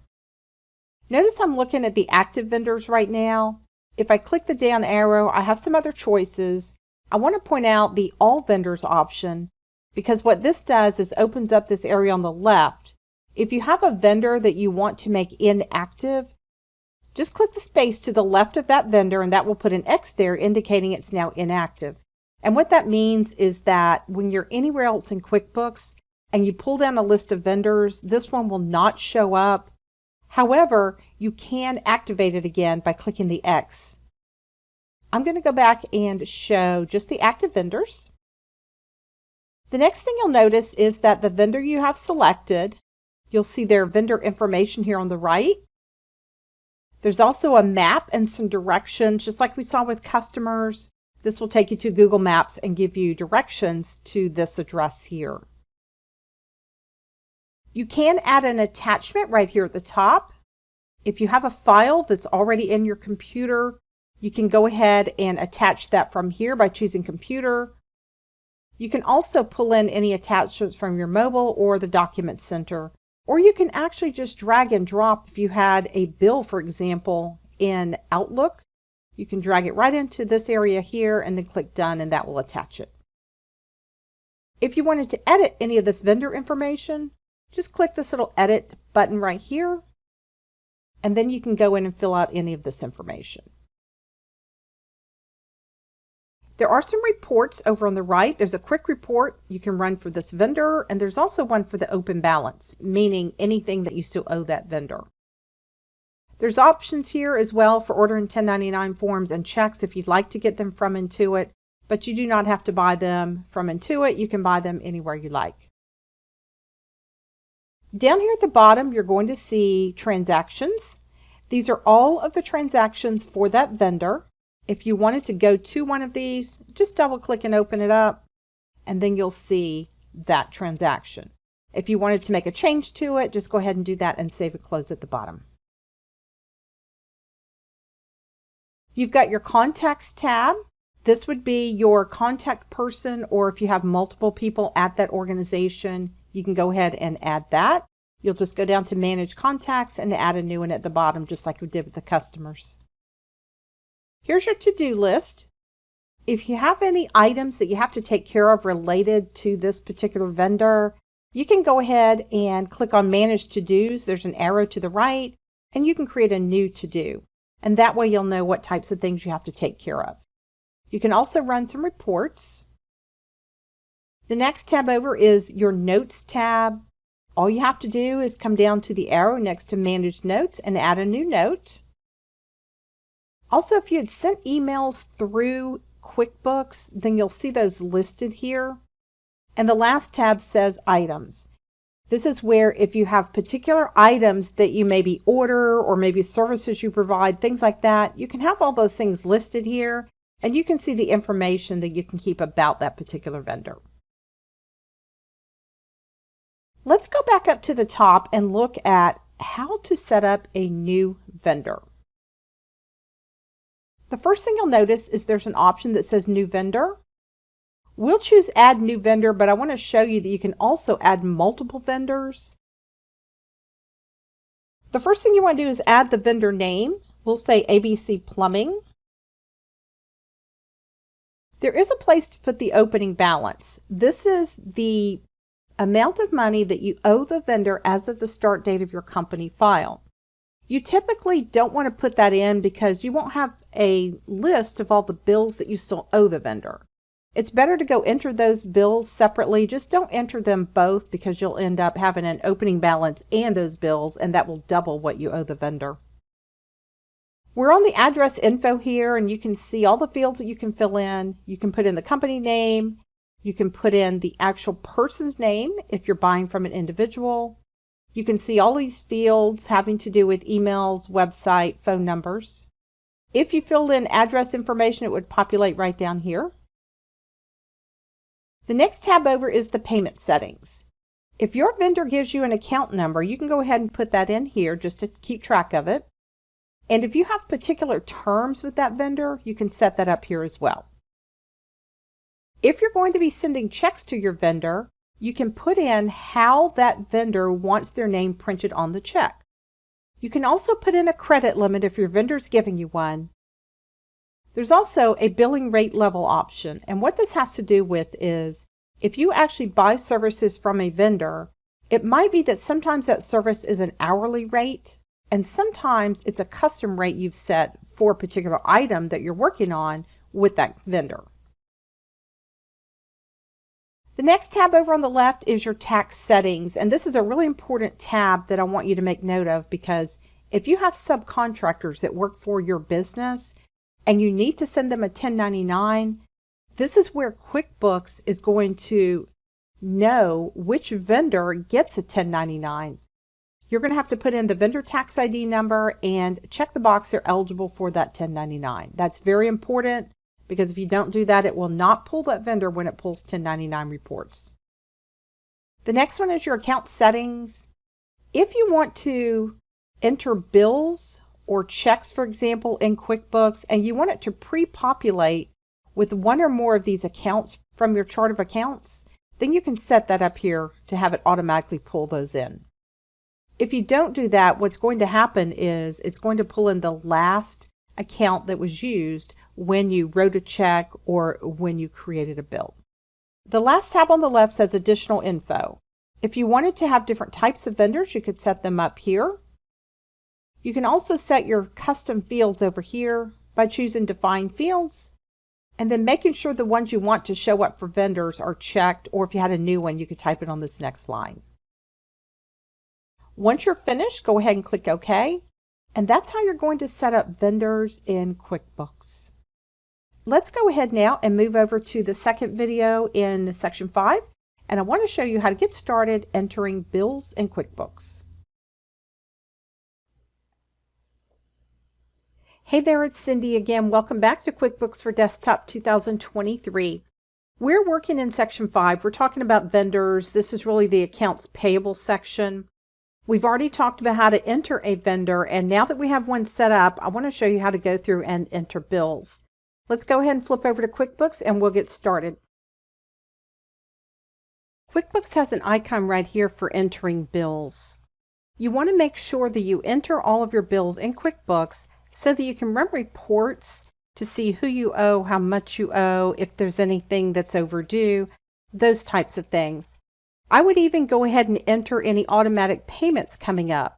If you have a car payment, for example, that's automatically deducted, go ahead and enter that here so that when you run your report, you have a full overview of what you still owe.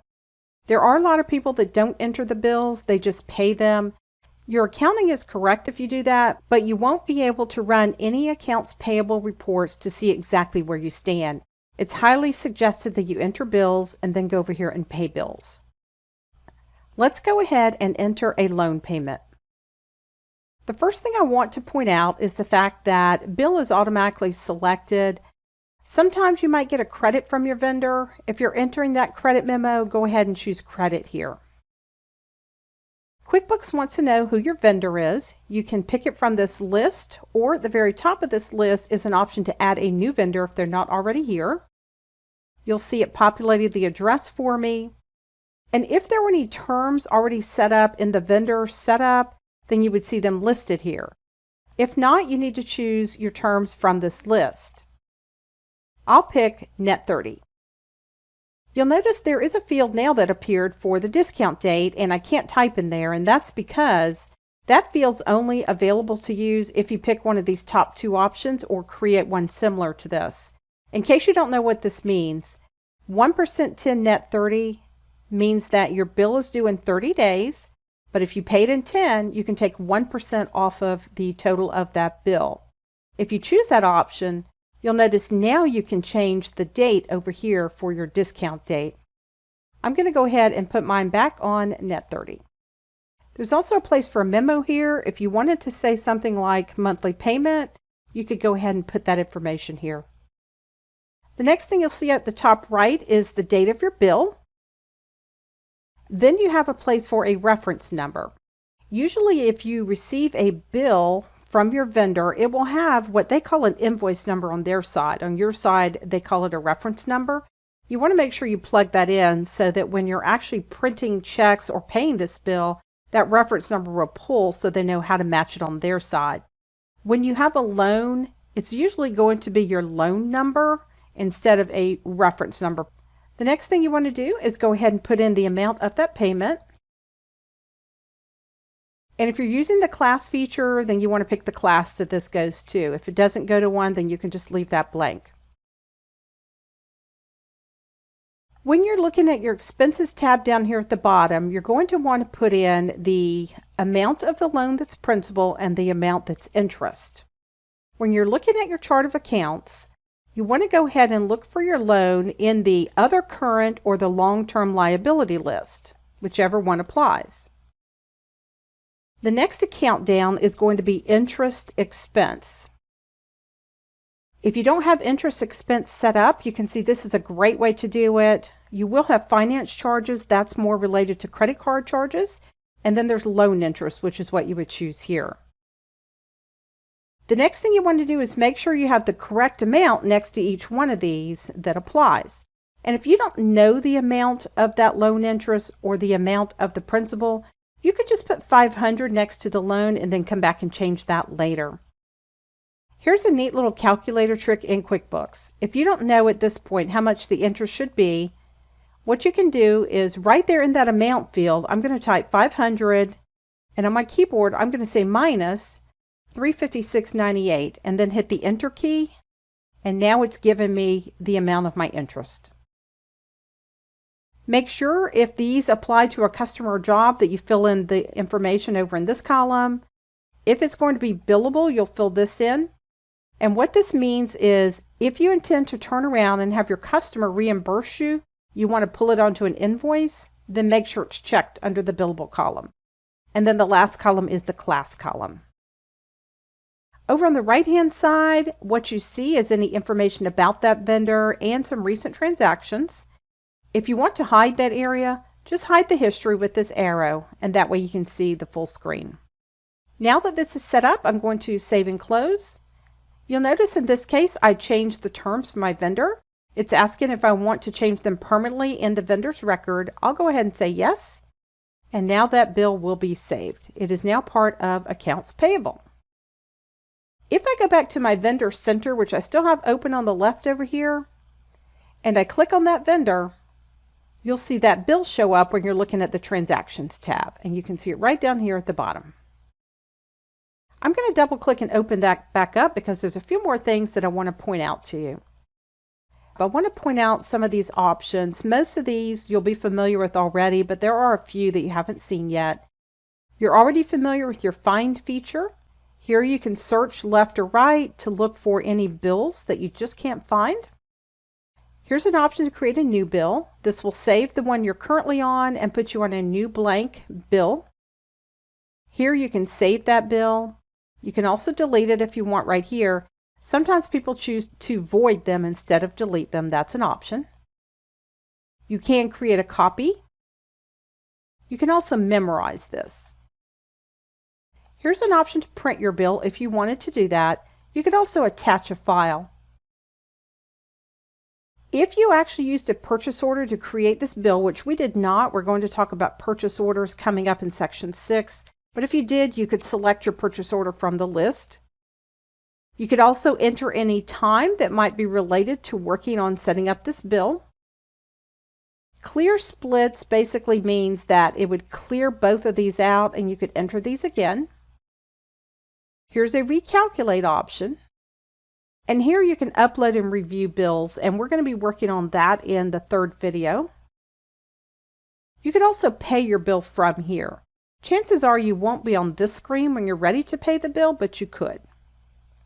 These last three here, calculate landed costs, intercompany transactions, and scan barcodes, you won't have if you don't have the Enterprise Edition. Back under reports, there's some reports you can run. You'll see a lot of them related to vendors. Here's an item listing. If you wanted to look at any open purchase orders, you could. Vendor balance detail report, there's unpaid bills, and purchases by vendor. The last option is a search, which is a newer feature in the 2023 version, and this allows you to search through this bill if you're looking for something in particular. Notice you can search up or down by using these arrows, or type something in this field and then hit search. That's all there is to actually entering bills in QuickBooks. Let's go ahead and hit Save and Close at the bottom, and that bill is now entered. Paying bills is easy in QuickBooks. Hey, it's Cindy again. Welcome back to QuickBooks for Desktop 2023. Once you have entered your bills and you're ready to make a payment, all you have to do is really go in and check off those payments, and there's a few other things that I want to show you when paying bills. Let's head over to QuickBooks and I'll show you how to get started. Probably the easiest way to access the Pay Bills option is from the home screen. You'll see after you enter bills, you can pay bills. Let me show you a couple of other places that the Pay Bills option is located in case you happen to be in a different window.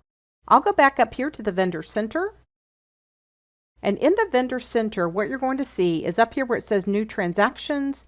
Here's one of the options to pay your bills. That's one way. Another way is if you happen to be on the home screen and you happen to be in the bill you'd like to pay, meaning you'd have to search for that bill. But in that bill, you have an option to pay the bill right here.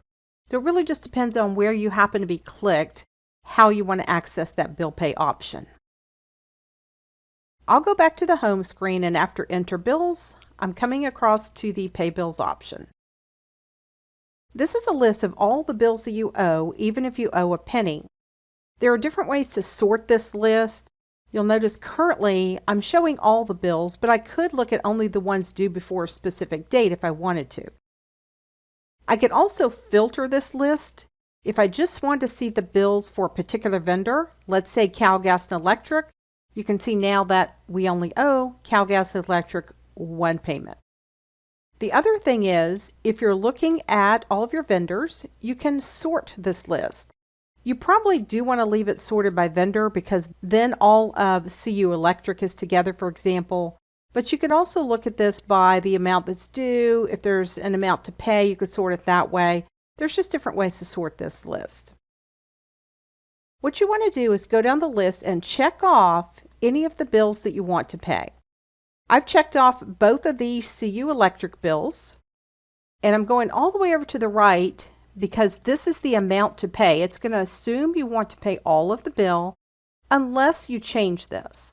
Let's say that instead of $500, I'm going to pay $455. QuickBooks will remember that balance so that when I'm ready to pay that balance, it will be reflected in this window. One of the things that you can't do in this window is you can't double click any of these to go to that transaction. If you want to go to a transaction, make sure you're clicked on it, and then you'll notice down here on the left it says Go to Bill. That's how you're going to get to that bill. There's also an option for setting the discount. If you know that you're going to get a discount on this particular bill, maybe you had terms of 2%, 10, net 30, you could actually click on Set Discount. You could change that discount amount, and also you could create an account to put that to. If you have any credits available, you would click right here and you would see them listed. The next thing you want to do is make sure you have the correct payment date and the method in which you're going to pay this. Because check is selected, the options over here to be printed and assigned check number are available. That means that if you're going to print checks, you can wait until you've gone through and paid all of these and print them all at the same time. If you know you just have one, you can assign the check number. If I change the method to credit card, you'll see I don't have those options, but it does list my credit card accounts over here. I'll go back to check. I'm going to say assign check number, and I want to make sure that I'm taking this out of my checking account, and notice it gives you the ending balance. Now I'm going to click on Pay Selected Bills. What you'll notice here is that there is a field for the check number. This is where you can add the correct check number, or if you were paying it with a debit card, you might put the word debit in there. Anything you want as far as your little coding there to know how you paid this bill. I'll just go ahead and put in a check number, and I'm going to click OK. And that check is now in my register. You do get a window that pops up asking you if you want to pay more bills, or you do have the ability to come over and print a stub, or you can email that stub. I'll just go ahead and say done, and let's go look for that check. Before we look in the check register, let's go back over to the Vendor Center. I'm going to click on CU Electric, and I want to show you that when you're looking under the Transactions tab, you're going to see the one we just did right here. You can see it's $705. What I want you to notice is this says Bill Payment Check, and what that tells you is that you went in the correct way and you entered a bill and then you paid it through the Pay Bills option. That means that you went from here to here. Something that I see often is if you enter a bill but yet you go straight over to the write checks or the register to pay that bill, it will leave this open. You want to make sure if you've entered a bill that you go through the Pay Bills option to pay that bill. If you notice, when we're looking at the Vendor Center, this one is dated on 2/8 and it's for $705. Let's go look in the register and see if we can find it. I'm going to click on Home. I'll go back over to the check register, look in the checking, and I'll go to the Go To option at the very top because I want to search for that amount of money. Let's go ahead and look at amount, and I'll put in $705. I'm going to click back in this case so that it will go up, and you can see right there is my payment to CU Electric. You can always in the register double click where it says bill payment right here, and that will take you to that particular payment. That's really all there is to paying bills in QuickBooks. What I want to do now is take you over to the 5th video in section 5, and let's talk a little bit about vendor credits and how you handle those and apply them to bills. Hey there, it's Cindy again. Welcome back. We're working through QuickBooks for Desktop 2023, and we're down to video number 5 in section 5, where I want to talk to you real quick about how to handle vendor credits. Sometimes your vendor will issue you a credit. You can go into QuickBooks and apply that credit to any open bills that you might have that are due. Let's go ahead and flip over to QuickBooks and I'll show you how to go ahead and apply those credits. Once you receive a credit memo from your vendor, you'll want to go ahead and enter it in QuickBooks and then apply it to an open bill. You may not have one with an open balance. If that's the case, just enter the credit memo anyway. It will sit on the vendor account until you're ready to use it towards a future bill. Let's go ahead and look at our Vendor Center. I've got it open here on the left. And you can see this vendor CU Electric, we owe them $45. Another way to look at this is if I go back to the home screen and then go back to Pay Bills, I'll see CU Electric in the list again, and here's where you can see the $45 that we owe. What you want to do is before you start entering that credit memo, look at the original bill because you need some information from it to put on that credit memo. Because I have CU Electric selected, the one I'd like to look at, I can now go down to the option that says Go to Bill, and it will open that bill for me. What you want to look at is specifically this area down at the bottom, because when you're creating a credit memo, you want to credit back, for the most part, the item under the Items tab, or if you're under the Expenses tab and the original bill had an expense account chosen, that's the one you would choose. You want to be able to back out the same amount of money from the original item or expense. You can see here that this was an item called subs, and it was electrical under that item called subs. And then you can see the information all the way across. We're going to be looking at items over in section 6. For now, we'll just remember that this is the one that we want to use in the credit memo. Now that I've got that taken care of, I'm going to close this bill and start the credit memo. I'll just go back to the home screen. And you want to use the option that says Enter Bills and change this to say Credit, and you can see that changes the title here. Now just start entering that information.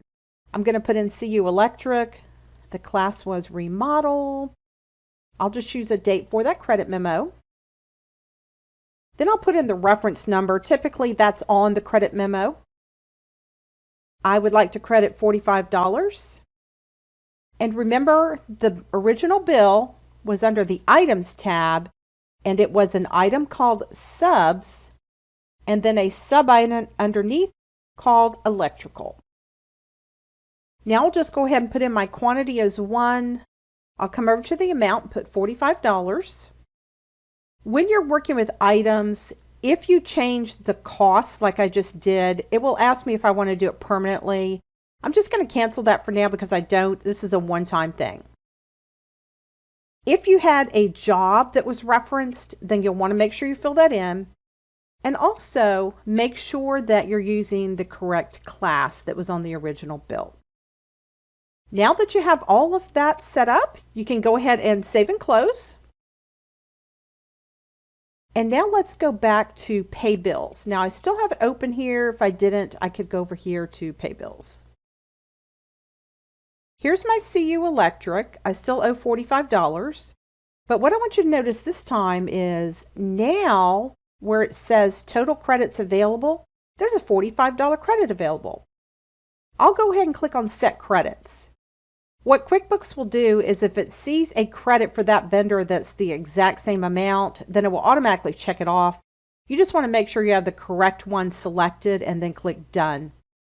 And that will actually, once you click on Pay Selected Bills at the bottom, that'll actually clear it. In this window, I'll just click Done because I'm finished, and let's go check this out. You'll notice that if you go back to your vendor center and you're clicked on CU Electric, notice now you don't owe them anything. And here's the credit that we just did right here. Also, if you went back to the Pay Bills window, you would see that CU Electric, the particular bill that we credited, is not in this list. That's how you know that you've actually applied the credit to that bill. Well, that's going to wrap up section 5. What I want you to do now is we're going to move over to section 6, and we're going to start talking about how items work in QuickBooks, and inventory is part of the items features. So section 6, items and inventory, head over to the first video and we'll get started. Hey there, welcome back to QuickBooks for Desktop 2023. My name is Cindy, and we are starting now on section 6, where we're going to talk about items and inventory in QuickBooks. An item is something that you would either purchase or sell to your customer. An item can be a physical product, and that's where the inventory part of this comes in, but it could also be a service you provide. You want to make sure you have these set up correctly in QuickBooks, and they're pointing to all the right accounts in the chart of accounts, and that way when you run reports, you know everything will be accurate. Let's head on over to QuickBooks and we'll get started. There's actually 2 parts to items and inventory, so make sure you watch part 1 and 2. Let's head on over to QuickBooks. Before we actually look at the items list, let me show you where you would use the items. If you go to Create Invoices as an example, you'll have to choose different items from the item list here to invoice your customer. Another example is if you are purchasing items, maybe you're on the Enter Bills option. You'll see there's an Items tab and an Expenses tab.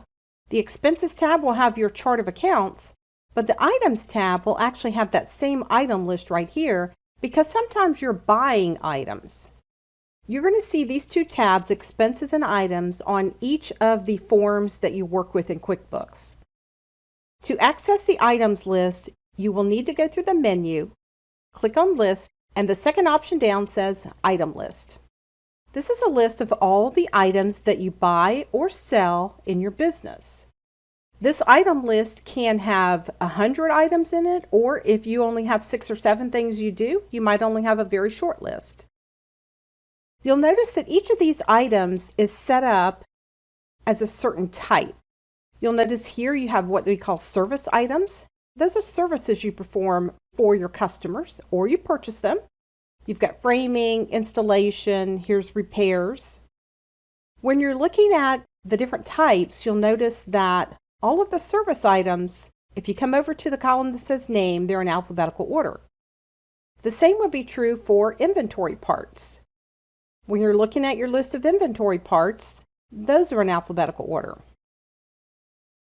An inventory part means that you want a physical count of how many of an item you currently have, and you want QuickBooks to let you know when you're needing to order some more. When you're looking here at this list, you'll notice it tells you over in this column how many you currently have of each of these items. If you have any on a sales order, you'll see them here. And then this last column that says price is the price you charge for one of these. There's also an attachment column. If you have something you need to attach there, you can just double click next to that line item. The next one are your non-inventory parts. These are physical items that you purchase or you sell, but you don't care to track how many you have. Maybe you just order one as you need it. Those are what we call non-inventory items. You can still run reports to see how many you bought or sold. You're just not going to have anything in that total quantity column.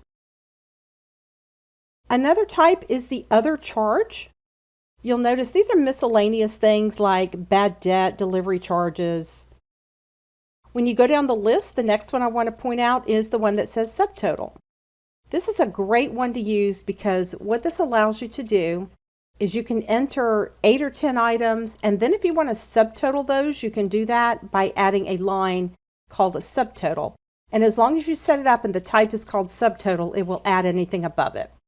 Below that, you have some groups. A good example of a group is if you build houses as an example, and every single time someone wants an estimate, then you have to pull in 300 or 400 different items. If you have a group already set up, then you can tell QuickBooks ahead of time which items go in that group. And that way, when you're on an estimate or an invoice, you can actually put in the group name and it will pre-populate all of the items that go in that group. That's a really nice one to have if you have a lot of items that go in a particular product or service that you make to sell. The next thing is you have discounts and payments that you can actually add to your invoices. Below that, you have sales tax items, and then you have sales tax groups. And when we start talking about sales tax in a later section, we'll be looking at these again. My point with this is I just want you to be familiar with the different types that are available. You want to make sure when you're setting up your item, you choose the correct type. Let's go ahead and add a new item. We're going to add a glass door. All you have to do is right-click anywhere in this list, and you're going to see your options. Here's your new. You can edit one that's already here. You can duplicate an item if there's another one you need to create that's similar. Duplicate it and make the few changes you need. You can also delete an item. If you've ever used an item even one time, you're not going to be able to delete it because it's used actually in your reports. What you would have to do is go ahead and make it inactive. You can also add multiple items at the same type if you wanted to do that here. And here's your Make Item Inactive option. Right now we're going to say New. And I want to add an inventory part to show you how this works. Here's where it asks you which type is it that you're trying to create. I'm going to say inventory part. And by the way, if you don't have inventory part on this list, it's because when you set up the company file, you told it you do not track inventory. You'd need to go back through the preferences under Edit and go ahead and turn those options on. But this is an inventory part, and we're going to give our part a name. We're going to say this is a glass door. This is not a sub-item of another, but as an example, if you remember when we looked at the items list, we had subs. That would be a main item, and these are subs of this one called subs. It's a coincidence they have the same name there. I'll go back to new item over here on the left. If you buy this on a regular basis, especially from a particular vendor, you might have a manufacturer's part number that you want to track. You can type that here. You also can set up different categories if you want for your items. You would actually click on Add New and decide what type of category you want this to be. Maybe you have a category called Doors, and all the doors go underneath that category. Also, this unit of measurement, this would be used if you sell an item by the foot, by the case, by the yard. You could set up this unit of measurement, and that way when you're on an invoice, as an example, instead of saying one of these, you can choose how many under the unit of measurement column. When you have a physical item that's inventory, you're going to notice that you have a side on the left that says purchase information and a side on the right that says sales information. And here you'll want to put in the description for both. I'm just going to put in glass door. We're going to put in glass door for each one of these. This is when you buy it, this is when you sell it. So that means this will pull onto an invoice. Over on the left, how much do you pay for this on average? Let's say that usually we pay about $500 for it, and we like to sell it for $7.99. Don't change this cost of goods account because this is the correct account. When you buy something that you intend to sell, It is a cost of goods sold. Underneath that, you also have the ability to put in a preferred vendor if you happen to have one. You also have this option for an alternate vendor. If you have a second vendor that you like to use, once you've actually saved this one, you can come back in and choose your alternate vendor. Back over on this side, the next thing you see is tax code. If you charge sales tax to your customers, then you want to make sure this says taxable sales. If you don't, then you can say non-taxable sales. Usually a physical item is taxable. If you happen to be in the construction field, those taxes are usually built into the actual estimate, so you'd probably choose non-taxable. But if you're not in a construction company and you do sell physical products that you consider inventory, you'll want to make sure this says tax. Now here's probably the most important thing on this whole screen. It says income account. And what this means is when I put Glassdoor on an invoice to sell my customer, which income account would I like this to show up on when I run my profit and loss? I'm going to put materials income. Because this is inventory, you also have these fields at the bottom. You don't want to change the asset account. That's inventory asset. That means your business is worth more because you have physical items in inventory. But you can set a reorder and a maximum reorder point. That means when I get down to 2, you want QuickBooks to pop up and tell you to order some more. Or you might not want to have more than 5, and you can have QuickBooks let you know that you're ordering too many. If you have any on hand, you can go ahead and put that number in here. I'll say we have 1, and you can see it calculated the value based on the cost right over here.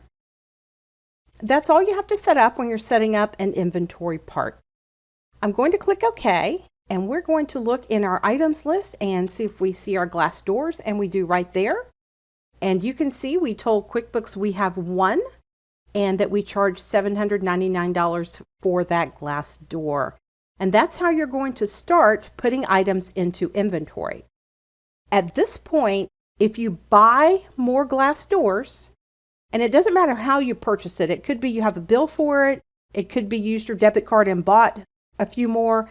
However you purchase it, if you use that items tab we talked about earlier, then it will add to this total quantity.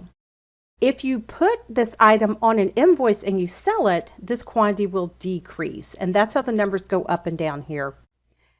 Let's go ahead and stop the video right here. I want you to move over to part 2, and we're going to continue talking about how to work with items and inventory.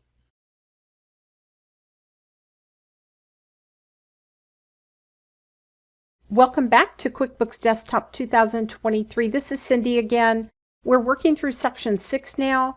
We're talking about items and inventory, and we just wrapped up part 1. I want to continue talking about the items and inventory list. This is going to be part 2, so let's head back over to QuickBooks and we'll keep going.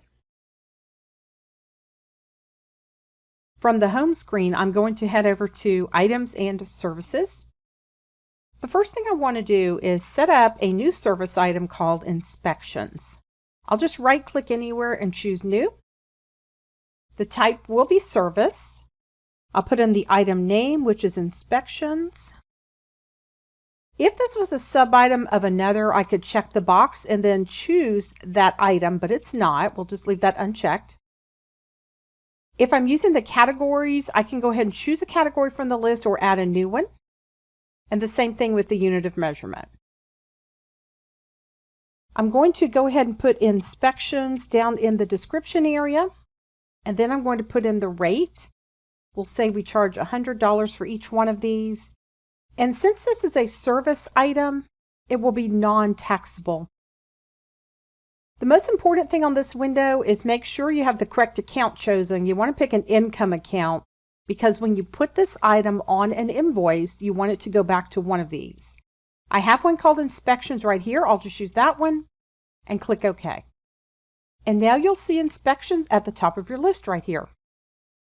Let's go ahead and add a sub item. We have a lot of different ones underneath this item called subs. Let's add another one. We're going to add fencing. I'm going to right click and choose New because it is a new item. items have to be the same type as the parent. And what I mean by that is, if you look at subs, the type is service. Any of these sub items have to be service also. I'll make sure the type is service, and I'm going to put in the item name. We're going to call this fencing. It is a sub item of subs. For the description, I'll put in fencing, and then I'll add labor. And for this, we charge $25 an hour. This will be non-taxable because anytime you have a service, it's non-taxable as far as sales tax is concerned. And then we'll pick an account. If you notice this time, I want to put this to an income account, but I don't have one that says fencing. We're going to set one up right here. What I'm going to do is I'm going to choose my main account from the list, that's construction income, and at the end of it, I'm going to put a colon. The colon tells QuickBooks to change to the next level. After the colon, I'll put in fencing, no space there. And once I hit the tab key, it's going to say fencing is not in the list, and it asks me if I want to set it up, which I will do that. You can go ahead and look and make sure everything's okay. The only thing you would want to do is add a general ledger number if you're using them. I'll go ahead and add mine. I want to use 40122. And I'm going to save and close. And then I'll go ahead and click OK. Now you can see fencing is on my list right underneath subs there. Now you know how to add items to the item list. We've already added a service item, we've added an inventory part, and we've also added a sub item. Let's go ahead now and move over to video number 3 in this section, which is section 6, and I'll show you how to work with purchase orders in QuickBooks. Hey there, welcome back to QuickBooks for Desktop. It's 2023 and this is Cindy. We are working through section 6 right now, and we're all the way down to video number 3, where I want to talk to you about how purchase orders work in QuickBooks. If you keep inventory in your business, you probably use purchase orders. Purchase orders allow you to track all the purchases you've made. That way, when they actually come into your office, you can tell QuickBooks you've received that item, and it will change the quantity that you have on hand. Let's flip over to QuickBooks and I'll show you how to get started using purchase orders. In part 1, we set up a glass door and we set it up as an inventory part. We told QuickBooks we have one of these on hand. What we want to do now is order 3 more so that we end up having 4 on hand. That way, if we need them, they're already available. Let's go ahead and create a purchase order so that we can track from the time we order these doors till the time they come in the door. Here's where you're going to create a purchase order. Notice it's on the same line as sales orders and estimates because it's considered a non-posting transaction. You can create a purchase order all day long, and if the items never come in the door, it doesn't really affect your books. You'd have to run special purchase order reports to see how many are open, what's been received, etc. Let's go ahead and create this purchase order. The first thing QuickBooks wants to know is who is the vendor. We're going to order these from Perry Windows and Doors. We'll go ahead and choose the class remodel. And if you're going to have Perry drop ship these to your client's job site, then you can pick it from the list. If not, you can leave that blank. The template that's currently being used is called Custom Purchase Order Template. It will pull in the current date. You can choose whichever date you like here. It will also pull in the next purchase order number, and you can change that if you need to. Here's your vendor information and your ship to information, which is your company name and address. What we're going to do is underneath the item column, we're going to pull the list down, and we're going to pick the items that we're ordering, in this case, glass doors. If Perry Windows and Doors has a particular description they use, maybe a part number, things like that, you might want to go ahead and put all that in this description here. Next is a quantity. We'll put in 3. And then is the rate. That rate is pulled from, when you actually set up an item, this 500 is pulled from the cost you put in. Let me show you what I'm talking about here. I'll go back to the item list, and I'll just double click on Glassdoor to show you that this is where it's pulling that cost from.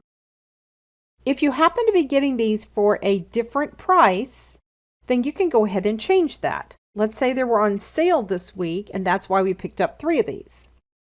If you change the cost, QuickBooks will pop up and ask you if you want to record that new cost permanently, or if you just want to leave this, you can. We'll just hit cancel there. The next thing is, if you're ordering this for a particular customer and job, you can choose it from the list. But if it's just to put in the warehouse, just leave that blank. You can see that QuickBooks automatically calculates the amount for you as well. That's your 3 times 475. If you have additional items you want to order, you can go ahead and put those here as well. A couple of options down the bottom left. Notice you have a place you can put a vendor message and a place for a memo if you have something specific to say. On the right-hand side, you'll see your total, which is $1,425. When you place an order, you're not going to see any tax because you haven't actually paid for this yet. You're just ordering the actual items. That will come into play a little bit later. Let's head up to the top and see if there are any new options under the main tab. Here's your find option, which you're familiar with at this point. You can search forwards or backwards for a particular purchase order you might be looking for. Here's your new option. If you want to create a new blank purchase order, that will also save this one. You can save this as a purchase order in QuickBooks or as a PDF.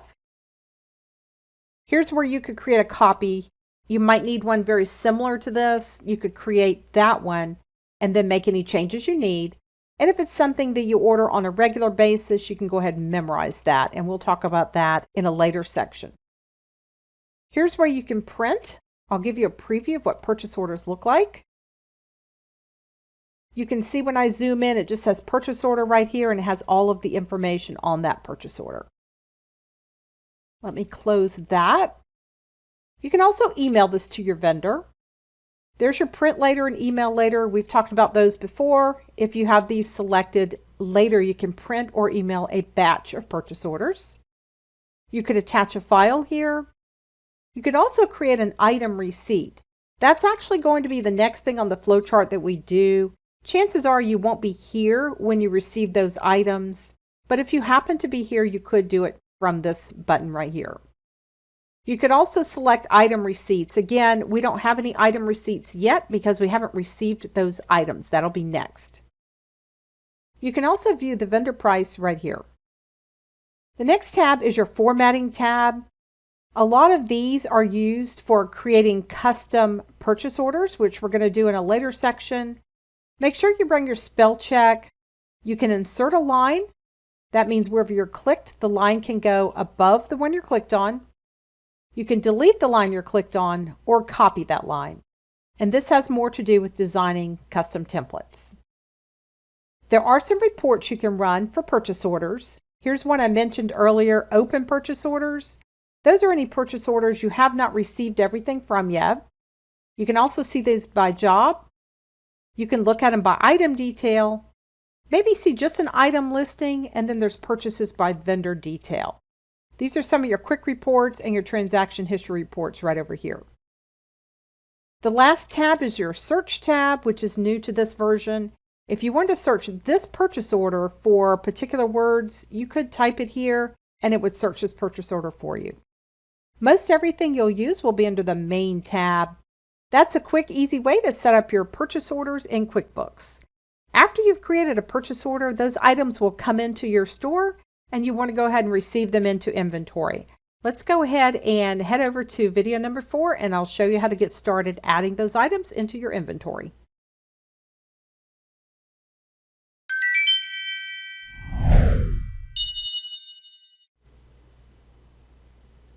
Hey there, welcome back to QuickBooks Desktop 2023. This is Cindy again.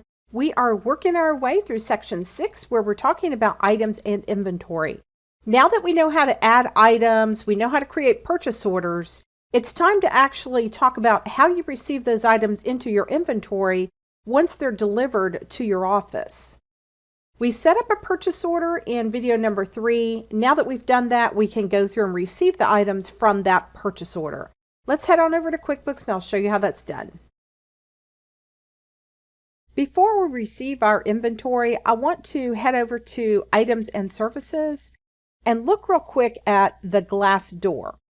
When we set up this item, we told QuickBooks that we have one of these on hand and that it is an inventory part. We've just ordered 3 more in video number 3. We did that through our purchase order, and now the items have arrived at the office. We want to update QuickBooks so that this reflects 4. What we're going to do is head back to the home screen, and we're going to move over to Receive Inventory. There is a down arrow here because this can happen one of 2 ways.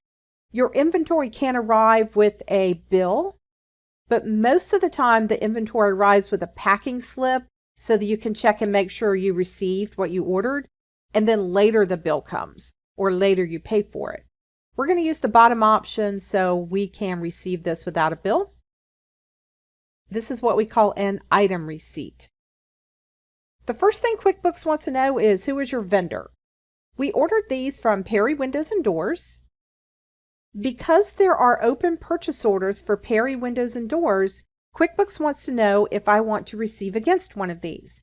What that means is that we have a purchase order we have not pulled everything off of, and it wants to know if I want to pull from one of these. Yes, I do.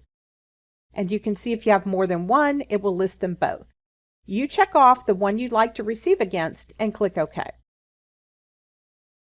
What QuickBooks does is pulls the items you ordered onto this Items tab here at the bottom, and you can see that this is not the one where we ordered the 3 doors. I did this because I wanted to show you that if you pull in the wrong purchase order, you can go back under the Main tab and use this option that says Select PO. That way you can uncheck the wrong one, check the right one, or if you want to bring them both in on the same item receipt, you can do that too. I'll go ahead and click OK, and now you can see these are the 3 glass doors that we ordered. Notice that QuickBooks pulls these onto the Items tab. This is important to recognize because anytime you're working on some transaction in QuickBooks that has an Expenses tab and an Items tab, if you put something on the Items tab and it's an inventory part, it will add it to your inventory.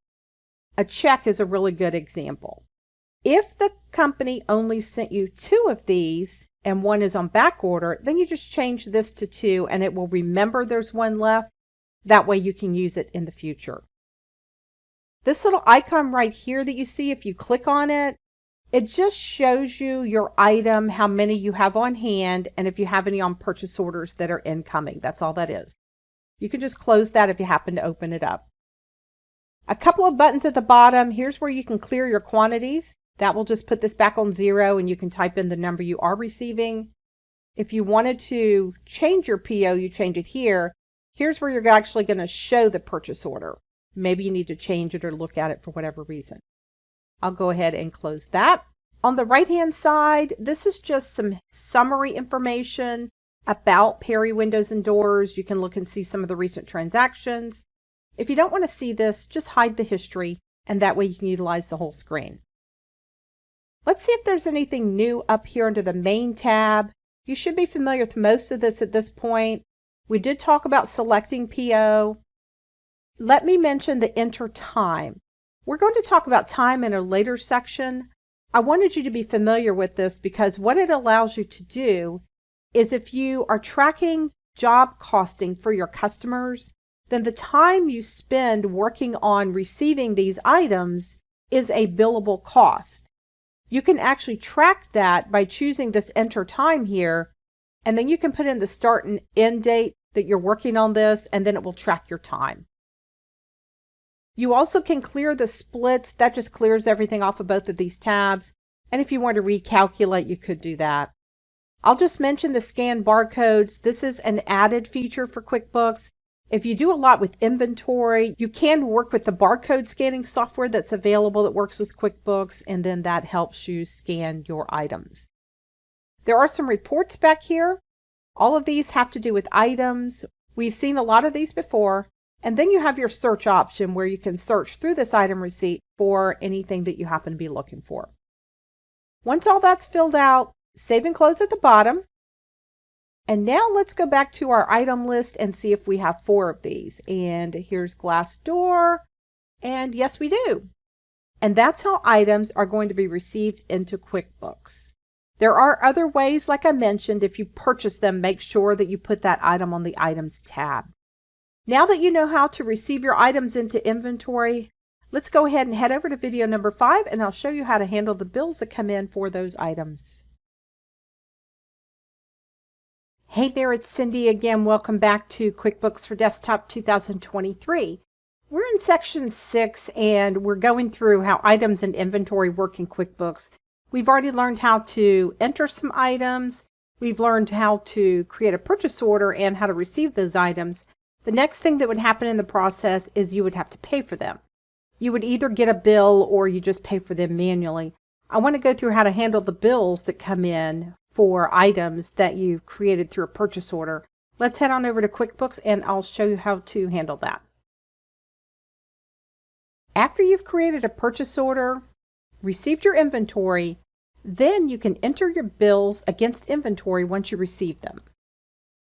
The first thing you want to do is put in the name of your vendor, in this case Perry Windows and Doors, and any item receipts you have will be listed here. We only have one. We'll select it and click OK. Now you can see that we're on a bill. Let's go ahead and fill this out. You can see that it pulled a lot of information for us. It has the vendor name already, the address. Make sure your terms are correct. Remember, if you use one of these two, then you can set a discount date as well.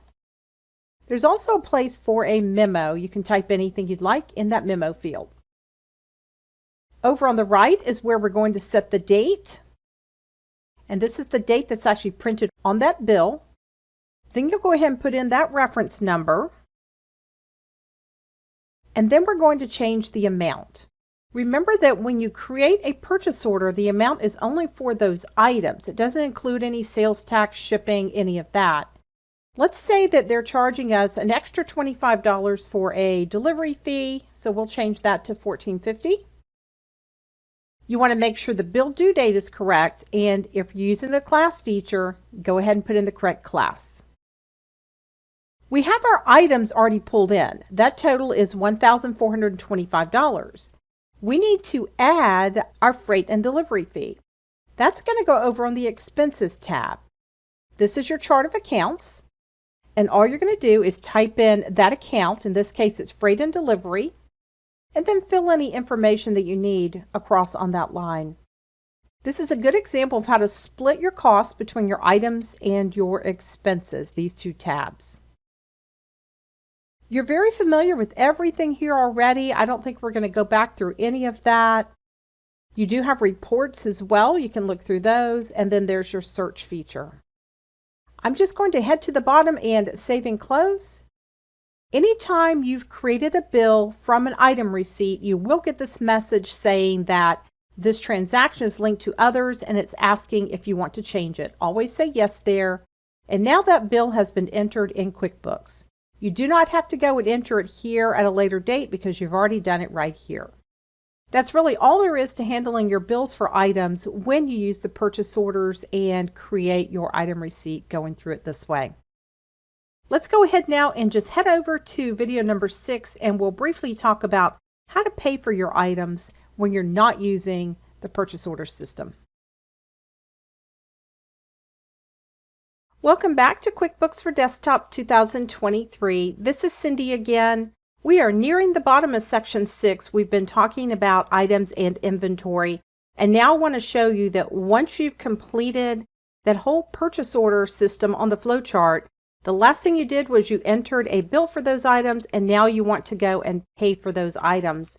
Let's head over to QuickBooks and I'll show you how to pay that bill. Before I go in to pay this bill, I want to look at the bill to see if it's already been paid. I'll head up to the Vendor Center, and I want to choose Perry Windows and Doors from the list on the left. I'll just search, and now I see all the transactions. I don't see the bill that we entered in video number 5, and that's because I'm looking at only the transactions for this fiscal year. Let me head up to the top here and click on all, and now you'll see there's that bill. It was dated January of 2025. I'm going to double click and open it up. One of the things you would see is if it was paid, it would say paid across it, but I wanted to give you an example of how to use this transaction history button. It'll be very helpful to you when you're looking for different transactions that are linked to each other. Under the Reports tab, you've got Transaction History, and this window will list any transactions that are linked to this bill. You can see the only thing here is this purchase order. If I wanted to go to that, I could click on Go To. And if you were in the purchase order and you clicked on Transaction History, you would see the bill because they're linked to each other. I'll just go back to that bill. Those are the only things. There was not a payment. That's how I know this has not been paid. I'm going to go ahead and close a couple of these windows here and head back to the home screen because we're going to follow the flow chart and we're going to take this route over to the Pay Bills window.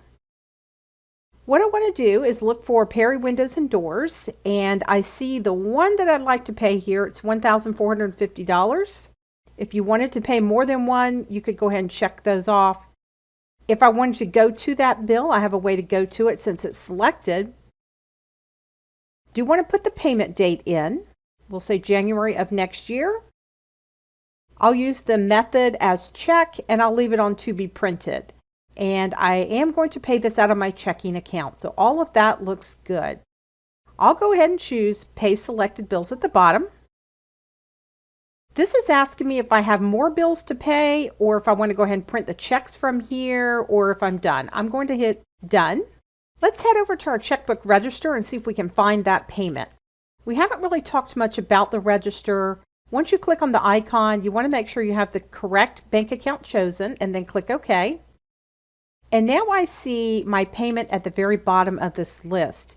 Your payment is not always going to be at the bottom because this list is in date order. It just so happens that that is the furthest date out, and that's why I see it here. When you're looking at this, you'll notice that in this field it says to print. You can always replace that with a check number if you had one, or you could use the word debit if you use your debit card, or if you just want to take whatever's in that field out totally, you can do that as well. If you make any changes, hit record at the bottom, and it will ask you if you want to record your changes. Yes.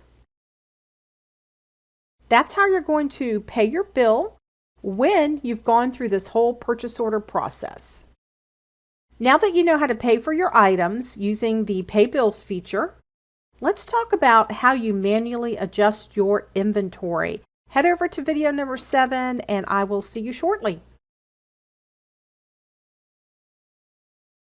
Hey there, welcome back to QuickBooks for Desktop 2023. This is Cindy again.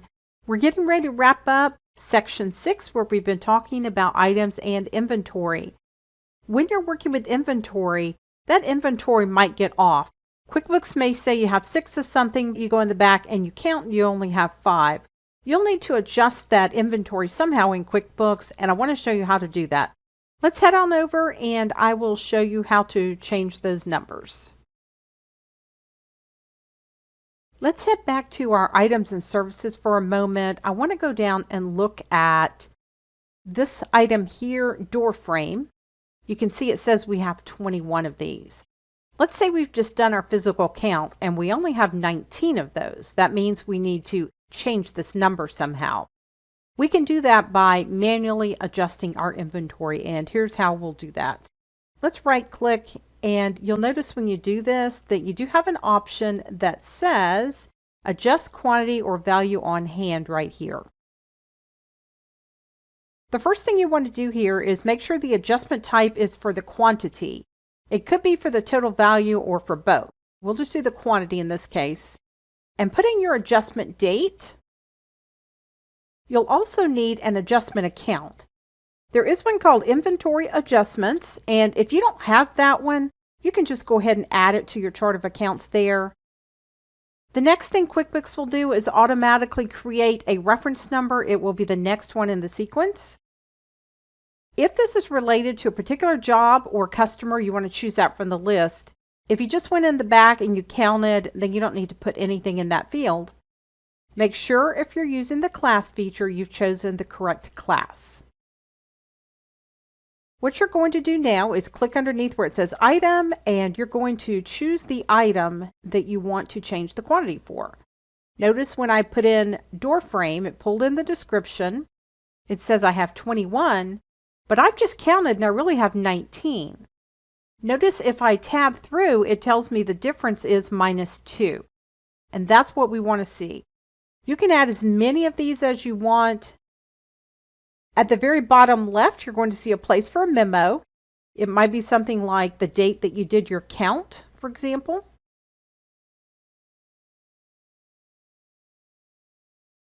You'll also see this section that says item info after your adjustment. You'll see that if you came back into this. Over on the left, you'll see the total value of the adjustment and the total number of items that you adjusted. I'm going to save and close. And let's go look at our door frames. If I go down the list here again, here's my door frame.